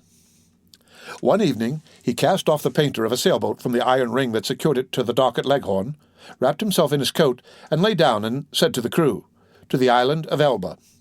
The boat shot out of the harbour like a bird, and the next morning Franz disembarked at Portoferrajo. He traversed the island after having followed the traces which the footsteps of the giant have left, and re-embarked for Marciana. 2 hours after he again landed at Pianosa, where he was assured that red partridges abounded. The sport was bad. Franz only succeeded in killing a few partridges, and, like every unsuccessful sportsman, he returned to the boat very much out of temper. "Ah, if your Excellency chose," said the captain, "you might have capital sport." "Where? Do you see that island?" continued the captain, pointing to a conical pile rising from the Indigo Sea. "Well, what is this island?" "The island of Monte Cristo." "But I have no permission to shoot over this island." "Your Excellency does not require a permit, for the island is uninhabited." "Ah, indeed," said the young man. "A desert island in the midst of the Mediterranean must be a curiosity." "It is very natural. This island is a mass of rocks and does not contain an acre of land capable of cultivation." "To whom does this island belong?" "To Tuscany." "What game shall I find there?" "Thousands of wild goats." "Who live upon the stones, I suppose," said Franz with an incredulous smile. "No, but by browsing the shrubs and trees that grow out of the crevices of the rocks." "Where can I sleep?" "On shore in the grottos, or on board in your cloak. Besides, if your Excellency pleases, we can leave as soon as you like. We can sail as well by night as by day, and if the wind drops, we can use our oars." As Franz had sufficient time, and his apartments at Rome were not yet available, he accepted the proposition. Upon his answer in the affirmative, the sailors exchanged a few words together in a low tone. "Well," asked he, "what now? Is there any difficulty in the way?" "No," replied the captain, "but we must warn your Excellency that the island is an infected port." "What do you mean?" "Monte Cristo, although uninhabited, yet serves occasionally as a refuge for the smugglers and pirates who come from Corsica, Sardinia, and Africa, and if it becomes known that we have been there, we shall have to perform quarantine for 6 days on our return to Leghorn." "The deuce! That puts a different face on the matter. 6 days? Why, that's as long as the Almighty took to make the world. Too long a wait, too long." "But who will say your Excellency has been to Monte Cristo?" "Oh, I shall not," cried Franz. "Nor I, nor I," chorused the sailors. "Then steer for Monte Cristo." The captain gave his orders, the helm was put up, and the boat was soon sailing in the direction of the island. Franz waited until all was in order, and when the sail was filled and the 4 sailors had taken their places, 3 forward and 1 at the helm, he resumed the conversation. "Gaetano," said he to the captain, "you tell me Monte Cristo serves as a refuge for pirates who are, it seems to me, a very different kind of game from the goats." "Yes, your Excellency, and it is true." "I knew there were smugglers, but I thought that since the capture of Algiers and the destruction of the Regency, pirates existed only in the romances of Cooper and Captain Marryat." "Your Excellency is mistaken. There are pirates, like the bandits who were believed to have been exterminated by Pope Leo XII, and who yet every day rob travellers at the gates of Rome. Has not your Excellency heard that the French charge d'affaires was robbed 6 months ago within 500 paces of Velletri?" "Oh, yes, I heard that." "Well, then, if like us your Excellency lived at Leghorn, you would hear from time to time that a little merchant vessel or an English yacht that was expected at Bastia, at Porto Frajo, or at Civitavecchia has not arrived. No one knows what has become of it, but doubtless it has struck on a rock and foundered. Now this rock it has met has been a long and narrow boat manned by 6 or 8 men who have surprised and plundered it, some dark and stormy night near some desert and gloomy island, as bandits plunder a carriage in the recesses of a forest. "But," asked Franz, who lay wrapped in his cloak at the bottom of the boat, "why do not those who have been plundered complain to the French, Sardinian, or Tuscan governments?" "Why?" said Gaetano with a smile. "Yes, why? Because, in the first place, they transfer from the vessel to their own boat whatever they think worth taking.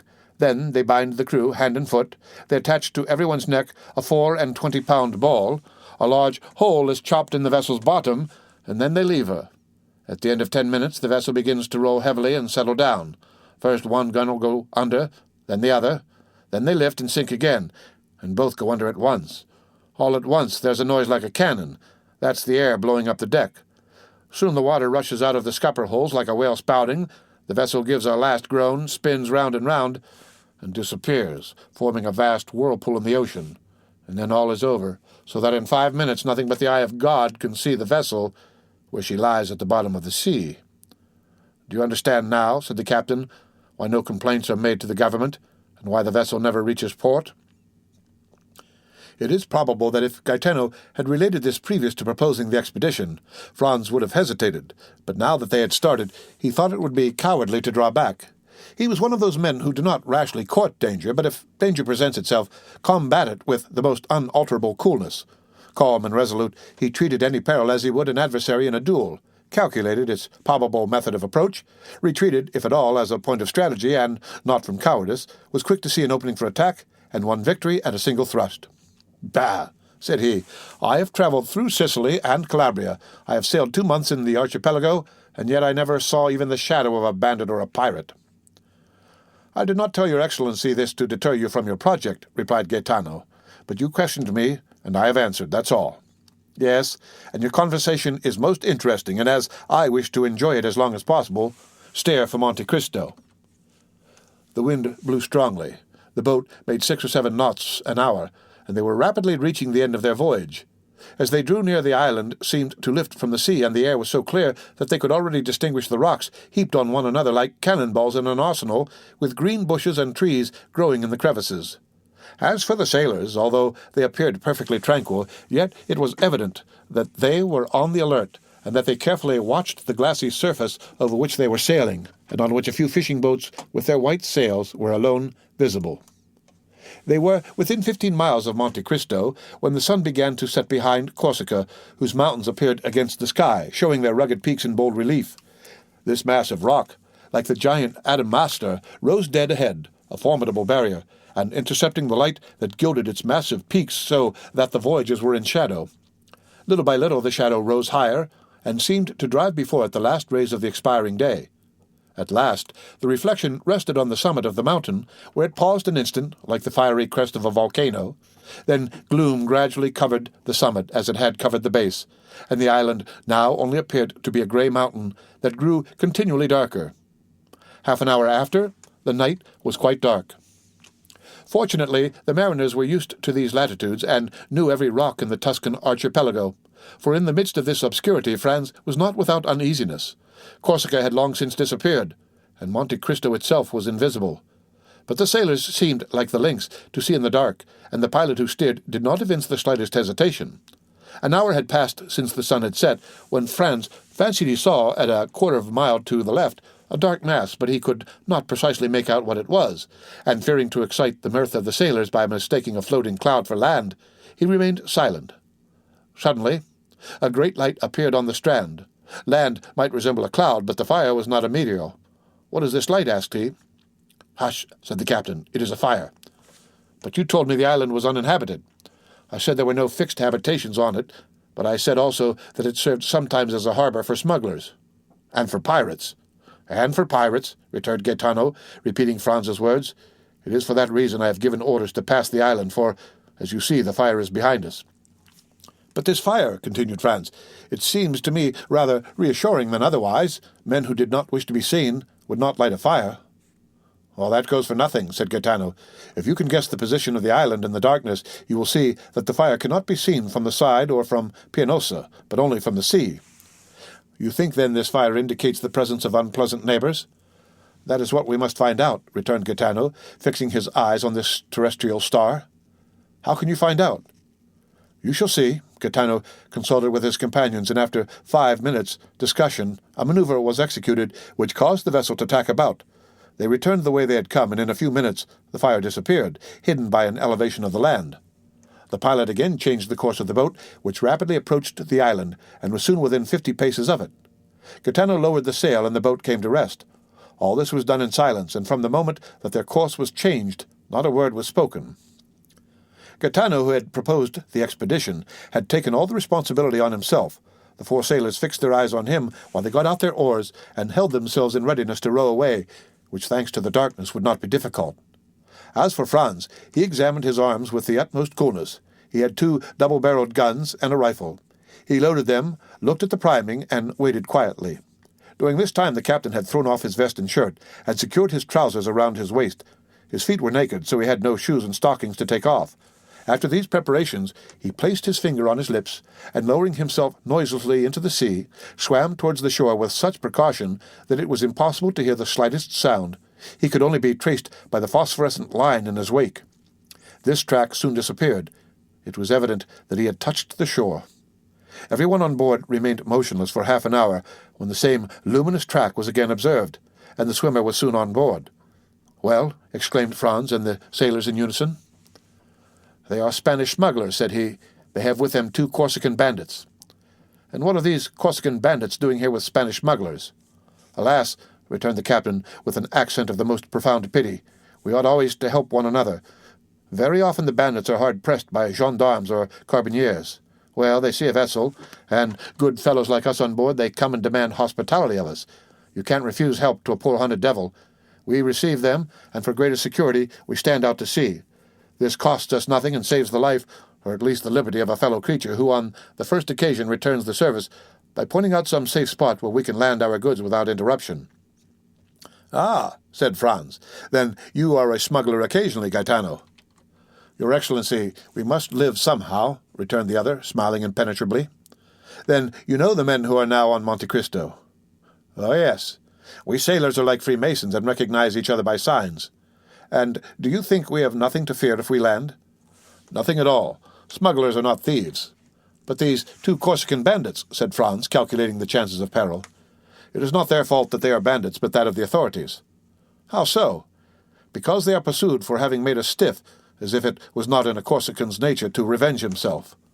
"What do you mean by having made us stiff?" "Having assassinated a man," said Franz, continuing his investigation. "I mean that they have killed an enemy, which is a very different thing," returned the captain. "Well," said the young man, "let us demand hospitality of these smugglers and bandits. Do you think they will grant it?" "Without doubt." "How many are they?" 4, and the 2 bandits make 6. "Just our number, so that, if they prove troublesome, we shall be able to hold them in check, so, for the last time, steer to Monte Cristo." "Yes, but your Excellency will permit us to take all due precautions." "By all means, be as wise as Nestor and as prudent as Ulysses. I do more than permit, I exhort you." "Silence, then," said Gaetano. Everyone obeyed. For a man who, like Franz, viewed his position in its true light, it was a grave one. He was alone in the darkness with sailors whom he did not know, and who had no reason to be devoted to him, who knew that he had several thousand francs in his belt, and who had often examined his weapons, which were very beautiful, if not with envy, at least with curiosity. On the other hand, he was about to land without any other escort than these men on an island which had, indeed, a very religious name, but which did not seem to Franz likely to afford him much hospitality, thanks to the smugglers and bandits. The history of the scuttled vessels, which had appeared improbable during the day, seemed very probable at night. Placed as he was between 2 possible sources of danger, he kept his eye on the crew and his gun in his hand. The sailors had again hoisted sail, and the vessel was once more cleaving the waves. Through the darkness, Franz, whose eyes were now more accustomed to it, could see the looming shore along which the boat was sailing, and then as they rounded a rocky point, he saw the fire more brilliant than ever, and about it 5 or 6 persons seated. The blaze illumined the sea for 100 paces around. Gaetano skirted the light, carefully keeping the boat in the shadow. Then, when they were opposite the fire, he steered to the center of the circle, singing a fishing song of which his companions sung the chorus. At the first words of the song, the men seated round the fire arose and approached the landing place, their eyes fixed on the boat, evidently seeking to know who the newcomers were, and what were their intentions. They soon appeared satisfied, and returned, with the exception of one who remained at the shore, to their fire, at which the carcass of a goat was roasting.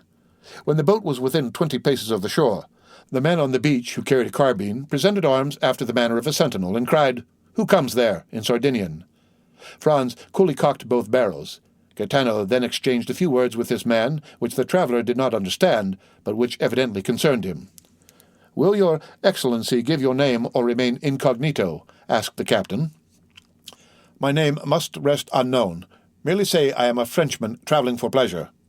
As soon as Gaetano had transmitted this answer, the sentinel gave an order to one of the men seated round the fire, who rose and disappeared among the rocks.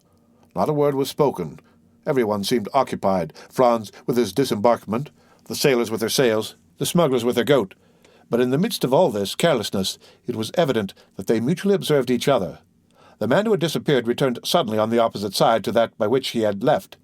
He made a sign with his head to the sentinel, who, turning to the boat, said, "S'accomodi." The Italian "s'accomodi" is untranslatable. It means, at once, "Come, enter, you are welcome, make yourself at home, you are the master." It is like that Turkish phrase of Molière's that so astonished the bourgeois gentleman by the number of things implied on its utterance.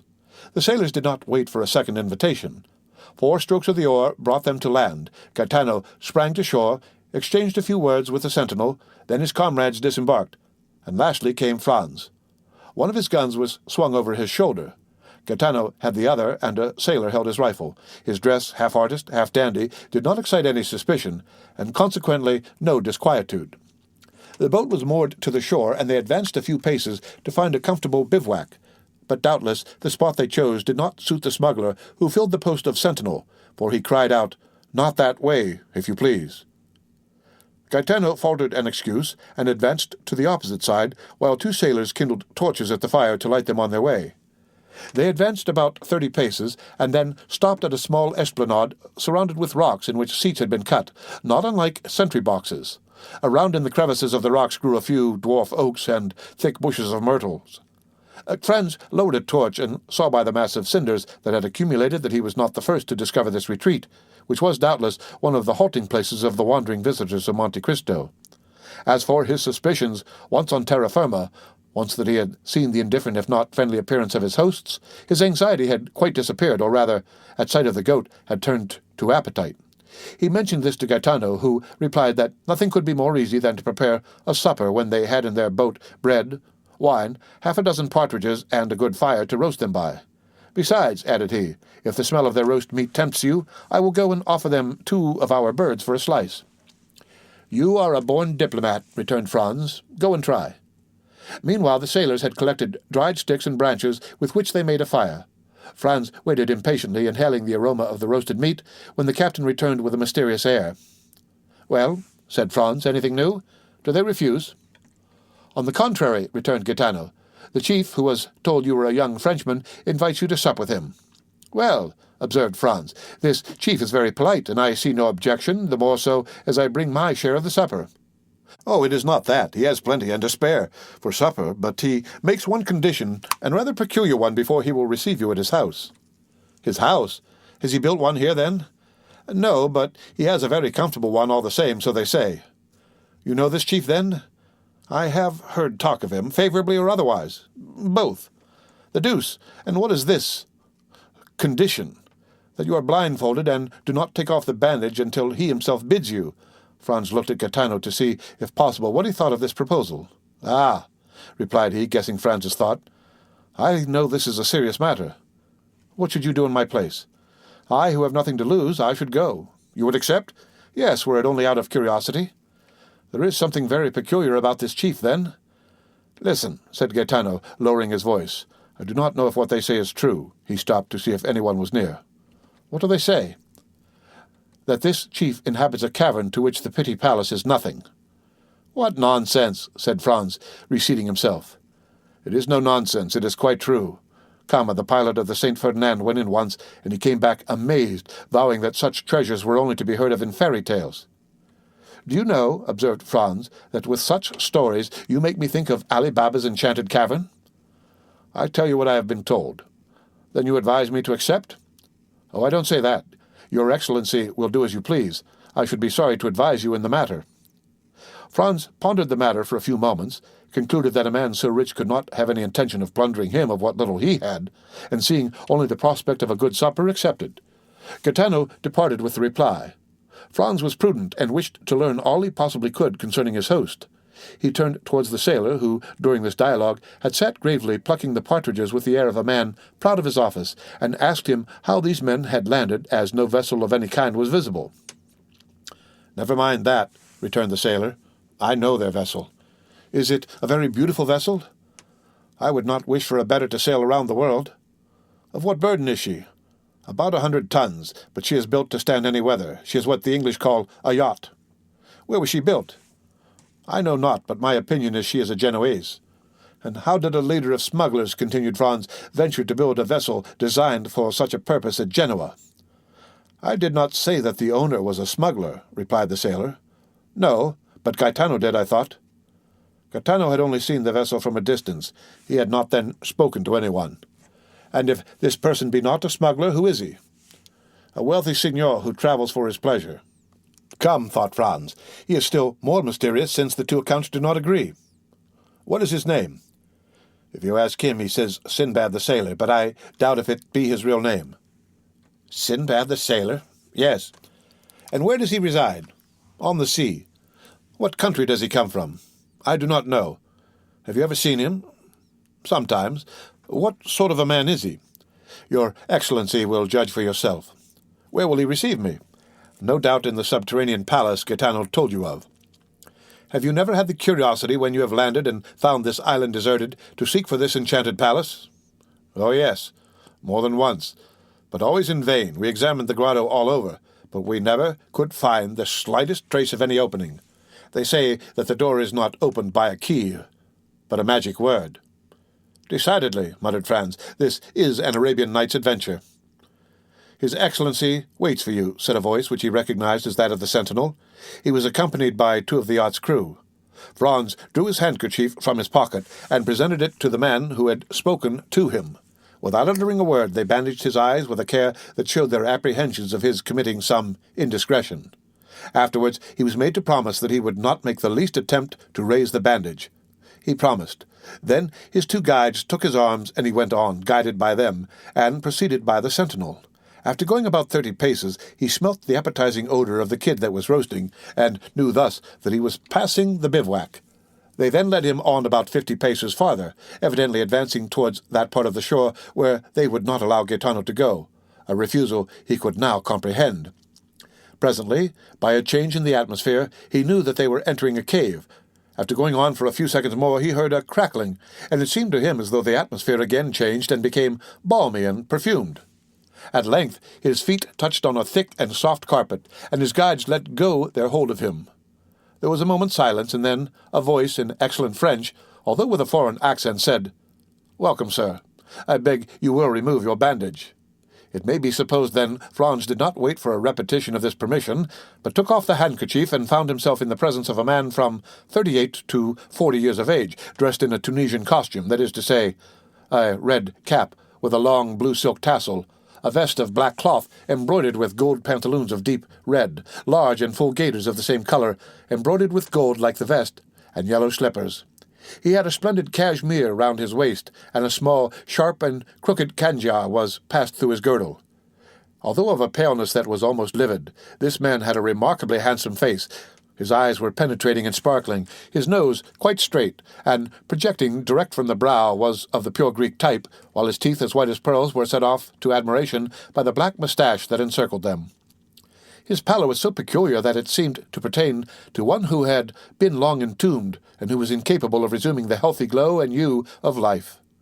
He was not particularly tall, but extremely well made, and like the men of the South had small hands and feet. But what astonished Franz, who had treated Gaetano's description as a fable, was the splendor of the apartment in which he found himself. The entire chamber was lined with crimson brocade, worked with flowers of gold. In a recess was a kind of divan, surmounted with a strand of Arabian swords in silver scabbards, and the handles resplendent with gems. From the ceiling hung a lamp of Venetian glass of beautiful shape and colour, while the feet rested on a Turkish carpet, in which they sunk to the instep. Tapestry hung before the door by which Franz had entered, and also in front of another door leading into a second apartment, which seemed to be brilliantly illuminated. The host gave Franz time to recover from his surprise, and, moreover, returned look for look, not even taking his eyes off him.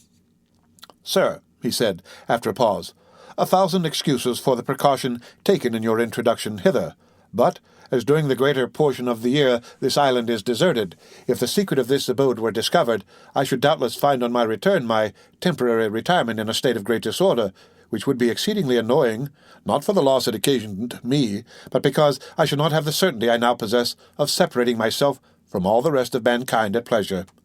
Let me now endeavour to make you forget this temporary unpleasantness, and offer you what no doubt you did not expect to find here, that is to say, a tolerable supper and pretty comfortable beds." "Ma foi, my dear sir," replied Franz, "make no apologies. I have always observed that they bandage people's eyes who penetrate enchanted palaces, for instance, those of Raoul and the Huguenots, and really I have nothing to complain of, for what I see makes me think of the wonders of the Arabian Nights. Alas, I may say with Lucullus, if I could have anticipated the honour of your visit, I would have prepared for it. But such as is my hermitage, it is at your disposal. Such as is my supper, it is yours to share, if you will. Ali, is the supper ready?" At this moment the tapestry moved aside, and a Nubian, black as ebony, and dressed in a plain white tunic, made a sign to his master that all was prepared in the dining-room. "Now," said the unknown to Franz, "I do not know if you are of my opinion, but I think nothing is more annoying than to remain 2 or 3 hours together without knowing by name or appellation how to address one another. Pray observe that I too much respect the laws of hospitality to ask your name or title. I only request you to give me one by which I may have the pleasure of addressing you. As for myself, that I may put you at your ease, I tell you that I am generally called Sinbad, the sailor." "And I," replied Franz, "will tell you, as I only require his wonderful lamp to make me precisely like Aladdin, that I see no reason why at this moment I should not be called Aladdin. That will keep us from going away from the East, whither I am tempted to think I have been conveyed by some good genius." "Well then, Signor Aladdin," replied the singular amphitryon, "you heard our repast announced. Will you now take the trouble to enter the dining-room, your humble servant going first to show the way?" At these words, moving aside the tapestry, Sinbad preceded his guest. Franz now looked upon another scene of enchantment. The table was splendidly covered, and, once convinced of this important point, he cast his eyes around him. The dining-room was scarcely less striking than the room he had just left. It was entirely of marble, with antique bas-reliefs of priceless value, and at the 4 corners of this apartment, which was oblong, were 4 magnificent statues having baskets in their hands. These baskets contained 4 pyramids of most splendid fruit. There were Sicily pineapples, pomegranates from Malaga, oranges from the Balearic Isles, peaches from France, and dates from Tunis. The supper consisted of a roast pheasant garnished with Corsican blackbirds, a boar's ham with jelly, a quarter of a kid with tartar sauce, a glorious turbot, and a gigantic lobster. Between these large dishes were smaller ones containing various dainties. The dishes were of silver, and the plates of Japanese china. Franz rubbed his eyes in order to assure himself that this was not a dream. Ali alone was present to wait at table, and acquitted himself so admirably that the guest complimented his host thereupon. "Yes," replied he, "while he did the honours of the supper with much ease and grace, yes, he is a poor devil who is much devoted to me, and does all he can to prove it.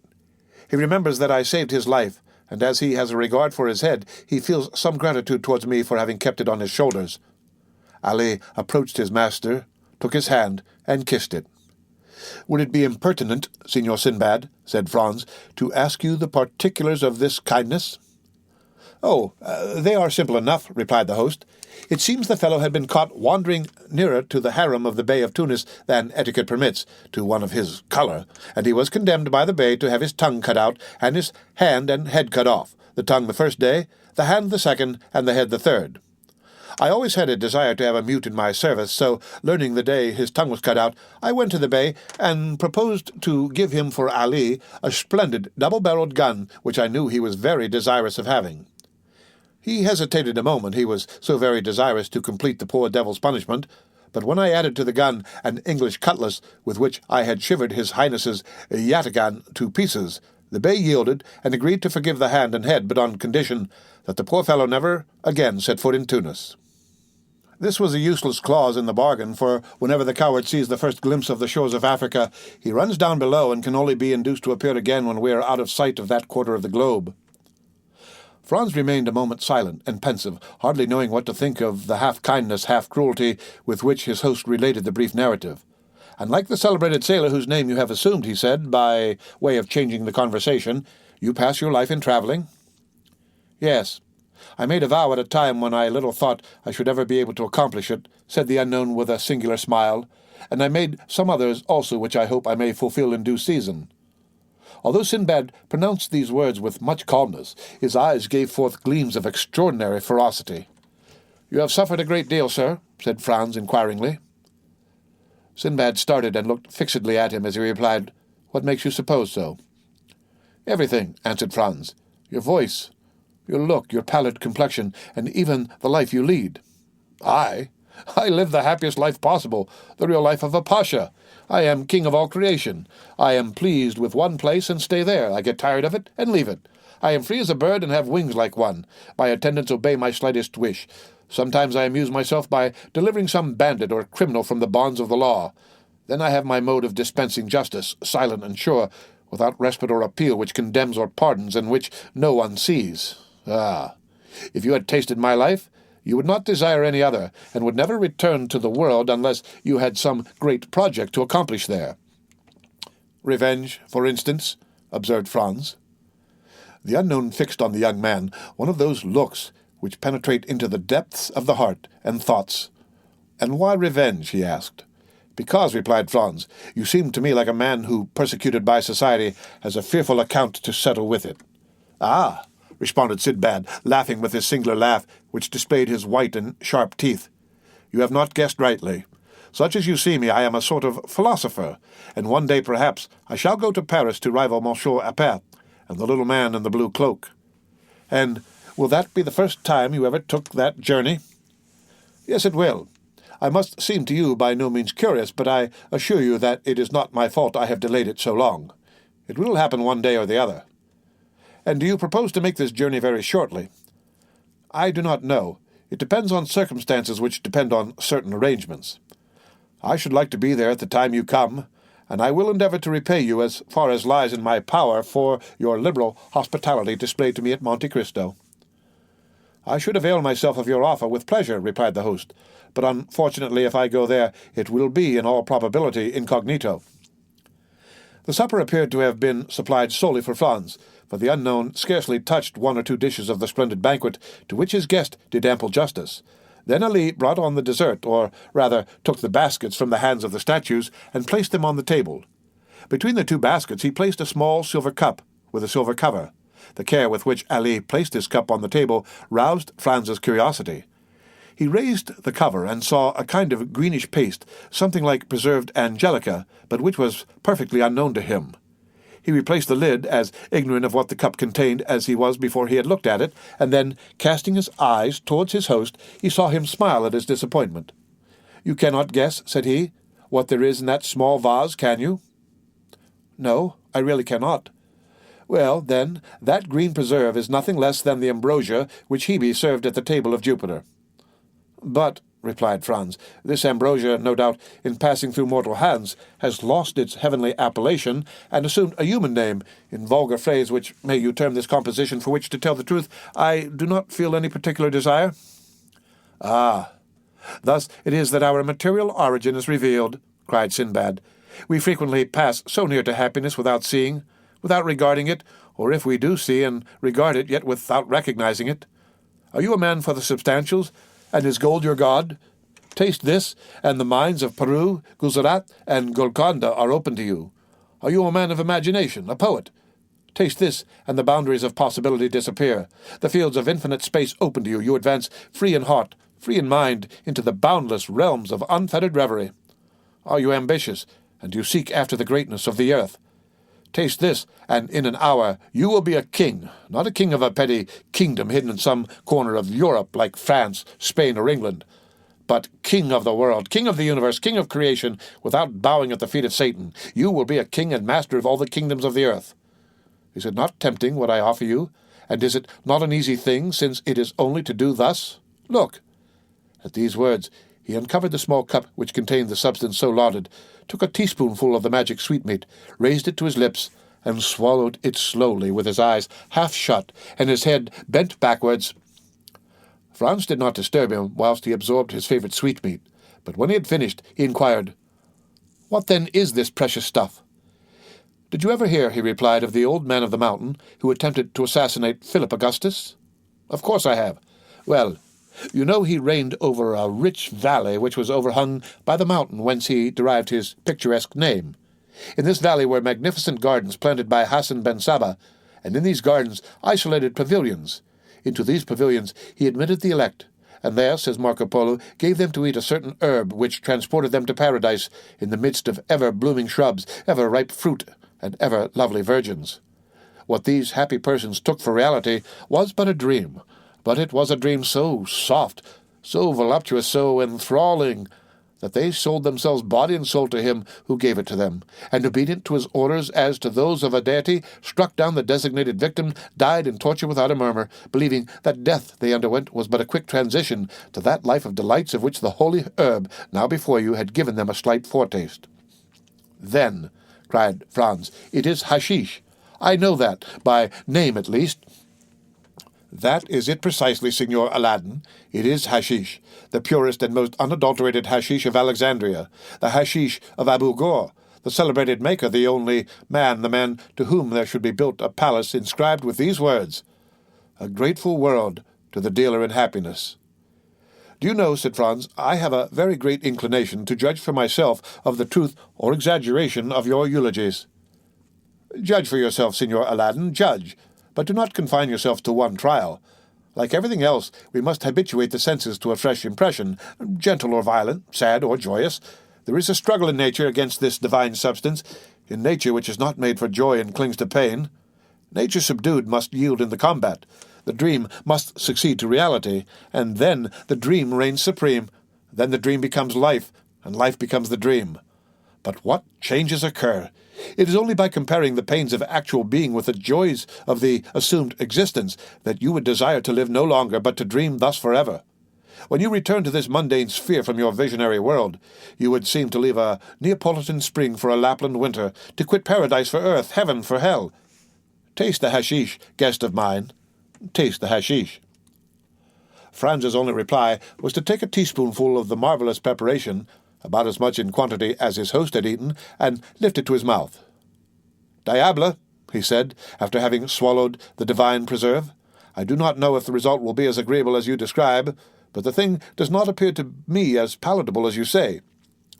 "Because your palate has not yet been attuned to the sublimity of the substances it flavours. Tell me the first time you tasted oysters, tea, porter, truffles, any sundry other dainties which you now adore. Did you like them? Could you comprehend how the Romans stuffed their pheasants with asafoetida, and the Chinese eat swallows' nests? No? Well, it is the same with hashish. Only eat for a week, and nothing in the world will seem to you to equal the delicacy of its flavour, which now appears to you flat and distasteful. Let us now go into the adjoining chamber, which is your apartment, and Ali will bring us coffee and pipes."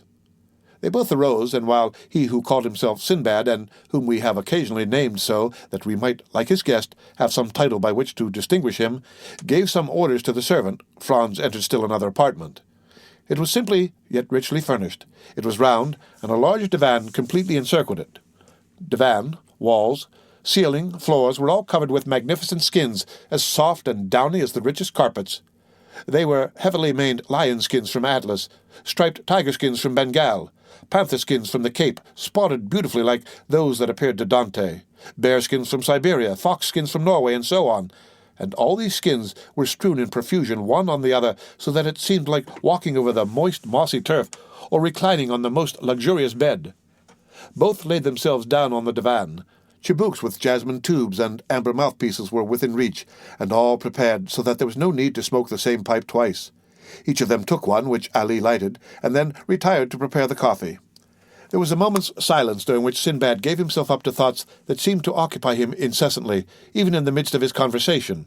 and Franz abandoned himself to that mute reverie into which we always sink when smoking excellent tobacco, which seems to remove with its fume all the troubles of the mind, and to give the smoker in exchange all the visions of the soul. Ali brought in the coffee. "How do you take it?" inquired the unknown, "in the French or Turkish style? Strong or weak, sugar or none, cool or boiling, as you please.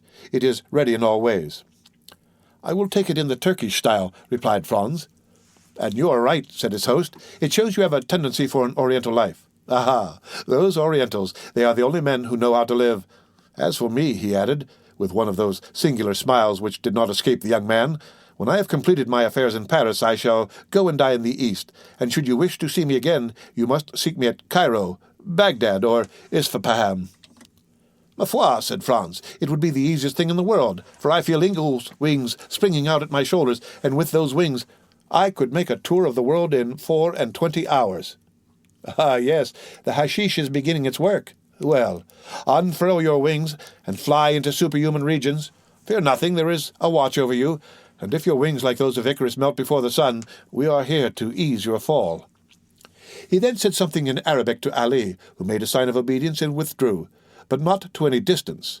As to Franz, a strange transformation had taken place in him. All the bodily fatigue of the day, all the preoccupation of mind which the events of the evening had brought on, disappeared, as they do at the first approach of sleep, when we are still sufficiently conscious to be aware of the coming of slumber. His body seemed to acquire an airy lightness. His perception brightened in a remarkable manner. His senses seemed to redouble their power. The horizon continued to expand, but it was not the gloomy horizon of vague alarms, and which he had seen before he slept, but a blue, transparent, unbounded horizon, with all the blue of the ocean, all the spangles of the sun, all the perfumes of the summer breeze. Then, in the midst of the songs of his sailors, songs so clear and sonorous that they would have made a divine harmony had the notes been taken down, he saw the island of Monte Cristo, no longer as a threatening rock in the midst of the waves, but as an oasis in the desert.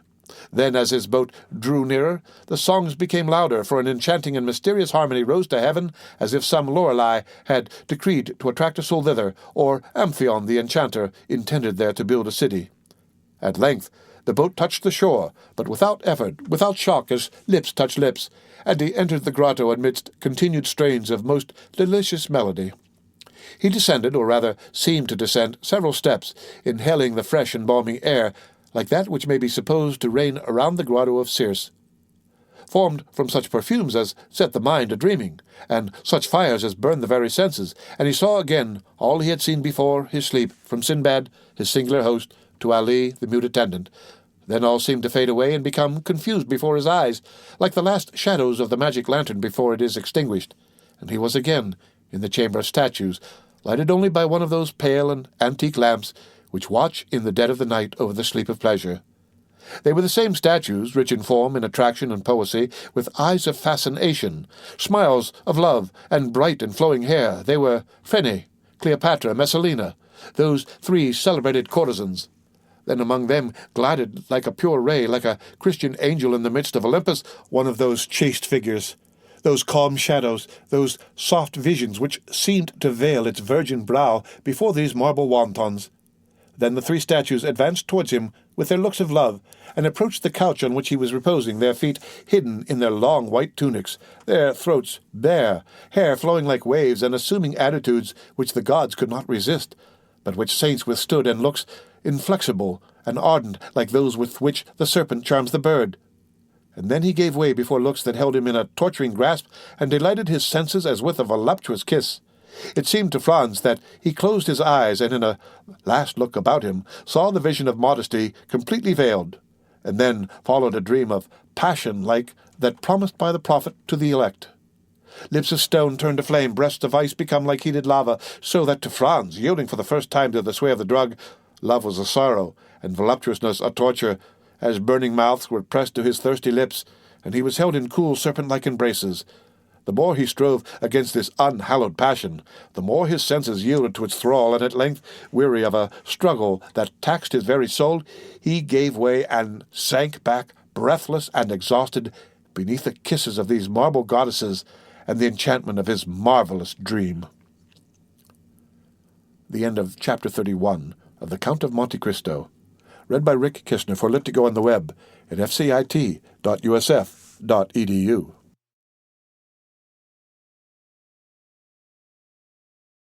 The Count of Monte Cristo by Alexandre Dumas. Chapter 49. Haydée. It will be recollected that the new, or rather old, acquaintances of the Count of Monte Cristo residing in the Rue Meslay were no other than Maximilian, Julie, and Emmanuel.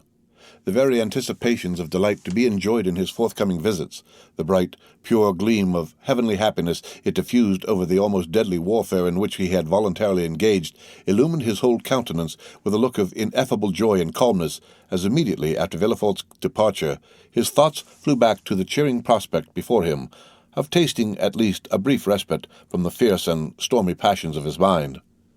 Even Ali, who had hastened to obey the Count's summons, went forth from his master's presence in charmed amazement at the unusual animation and pleasure depicted on features ordinarily so stern and cold, while, as though dreading to put to flight the agreeable ideas hovering over his patron's meditations, whatever they were, the faithful Nubian walked on tiptoe towards the door, holding his breath, lest its faintest sound should dissipate his master's happy reverie. It was noon, and Monte Cristo had set apart 1 hour to be passed in the apartments of Haydée, as though his oppressed spirit could not all at once admit the feeling of pure and unmixed joy, but required a gradual succession of calm and gentle emotions to prepare his mind to receive full and perfect happiness, in the same manner as ordinary natures demand to be inured by degrees to the reception of strong or violent sensations. The young Greek, as we have already said, occupied apartments wholly unconnected with those of the Count. The rooms had been fitted up in strict accordance with Oriental ideas. The floors were covered with the richest carpets Turkey could produce. The walls hung with brocaded silk of the most magnificent designs and texture, while around each chamber luxurious divans were placed, with piles of soft and yielding cushions that needed only to be arranged at the pleasure or convenience of such as sought repose. Haydée had 3 French maids and 1 who was a Greek. The first 3 remained constantly in a small waiting room, ready to obey the summons of a small golden bell, or to receive the orders of the Romaic slave, who knew just enough French to be able to transmit her mistress's wishes to the 3 other waiting women. The latter had received most peremptory instructions from Monte Cristo to treat Haydée with all the deference they would observe to a queen. The young girl herself generally passed her time in the chamber at the farther end of her apartments. This was a sort of boudoir, circular and lighted only from the roof, which consisted of rose-colored glass. Haydée was reclining upon soft downy cushions covered with blue satin spotted with silver. Her head, supported by one of her exquisitely molded arms, rested on the divan immediately behind her, while the other was employed in adjusting to her lips the coral tube of a rich narghile, through whose flexible pipe she drew the smoke fragrant by its passage through perfumed water. Her attitude, though perfectly natural for an Eastern woman, would, in a European, have been deemed too full of coquettish straining after effect. Her dress, which was that of the women of Epirus, consisted of a pair of white satin trousers, embroidered with pink roses, displaying feet so exquisitely formed and so delicately fair, that they might well have been taken for a Parian marble had not the eye been undeceived by their movements, as they constantly shifted in and out of a pair of little slippers with upturned toes, beautifully ornamented with gold and pearls. She wore a blue and white-striped vest with long open sleeves, trimmed with silver loops and buttons of pearls, and a sort of bodice which, closing only from the centre to the waist, exhibited the whole of the ivory throat and upper part of the bosom. It was fastened with 3 magnificent diamond clasps.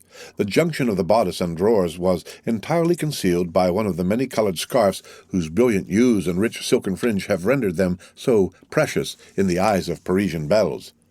Tilted on one side of her head, she had a small cap of gold-colored silk, embroidered with pearls, while on the other a purple rose mingled its glowing colors with the luxuriant masses of her hair, of which the blackness was so intense that it was tinged with blue.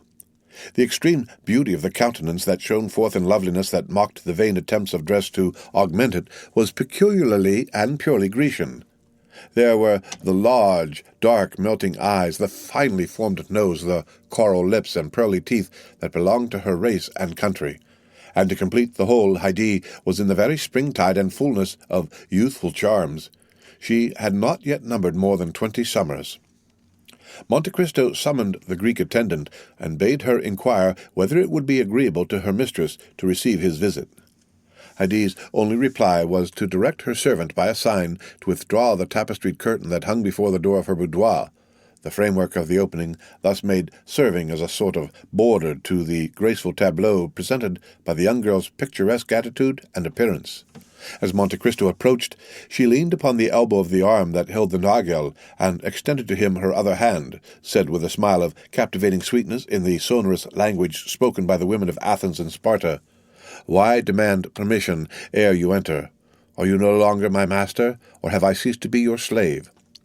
Monte Cristo returned her smile. "Heidi," said he, "you well know." "Why do you address me so coldly, so distantly?" asked the young Greek. "Have I by any means displeased you? Oh, if so, punish me as you will, but do not speak to me in tones and manner so formal and constrained." "Heidi," replied the Count, "you know that you are now in France and are free." "Free to do what?" asked the young girl. "Free to leave me." "Leave you? Why should I leave you?" "That is not for me to say, but we are now about to mix in society, to visit and be visited." "I don't wish to see anybody but you." "And should you see one whom you could prefer, I would not be so unjust.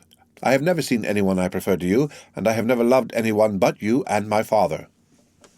"My poor child," replied Monte Cristo, "that is merely because your father and myself are the only men who have ever talked to you. I don't want anybody else to talk to me. My father said I was his joy, you style me your love, and both of you have called me my child."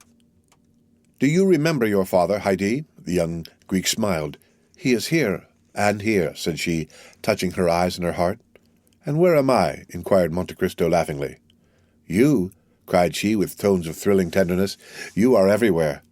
Monte Cristo took the delicate hand of the young girl in his, and was about to raise it to his lips, when the simple child of nature hastily withdrew it and presented her cheek. "You now understand, Heidi," said the Count, "that from this moment you are absolutely free, that here you exercise unlimited sway and are at liberty to lay aside or continue the costume of your country as it may suit your inclination. Within this mansion you are absolutely mistress of your actions, and may go abroad or remain in your apartments as may seem most agreeable to you. A carriage awaits your orders, and Ali and Myrtho will accompany you whithersoever you desire to go. There is but one favor that I would entreat of you." "Speak." "Guard carefully the secret of your birth. Make no allusion to the past, nor upon any occasion be induced to pronounce the names of your illustrious father or ill-fated mother." "I have already told you, my lord, that I shall see no one." "It is possible, Heidi, that so perfect a seclusion, though conformable with the habits and customs of the East, may not be practicable in Paris. Endeavor, then, to accustom yourself to our manner of living in these northern climes, as you did to those of Rome, Florence, Milan, and Madrid. It may be useful to you one of these days, whether you remain here or return to the East." The young girl raised her tearful eyes toward Monte Cristo as she said with touching earnestness, "Whether we return to the East, you mean to say, my lord, do you not?" "My child," returned Monte Cristo, "you know full well that whenever we part it will be no fault or wish of mine. The tree forsakes not the flower falls from the tree." "My lord," replied Heidi, "I never will leave you, for I am sure I could not exist without you." "My poor girl, in 10 years I shall be old, and you will be still young. My father had a long white beard, but I loved him. He was 60 years old, but to me he was handsomer than all the fine youths I saw." "Then tell me, Heidi, do you believe you shall be able to accustom yourself to our present mode of life?" "Shall I see you?" "Every day." "Then what do you fear, my lord?" "You might find it dull." "No, my lord. In the morning I shall rejoice in the prospect of your coming, and in the evening dwell with delight on the happiness I have enjoyed in your presence. Then, too, when alone, I can call forth mighty pictures of the past, see vast horizons bounded only by the towering mountains of Pindus and Olympus. Oh, believe me, that when 3 great passions, such as sorrow, love, and gratitude, fill the heart, ennui can find no place." "You are a worthy daughter of Epirus, Heidi, and your charming and poetical ideas prove well your descent from that race of goddesses who claim your country as their birthplace. Depend on my care to see that your youth is not blighted or suffered to pass away in ungenial solitude, and of this be well assured, that if you love me as a father, I love you as a child." You are wrong, my lord. The love I have for you is very different from the love I had for my father. My father died, but I did not die. If you were to die, I should die too." The Count, with a smile of profound tenderness, extended his hand, and she carried it to her lips. Monte Cristo, thus attuned to the interview he proposed to hold with Morrel and his family, departed, murmuring as he went these lines of Pindar: "Youth is a flower of which love is the fruit. Happy is he who, after having watched its silent growth, is permitted to gather and call it his own." The carriage was prepared, according to orders, and stepping lightly into it, the Count drove off at his usual rapid pace. The end of Chapter 49 of The Count of Monte Cristo. Read by Rick Kistner for Lit2Go on the web at fcit.usf.edu.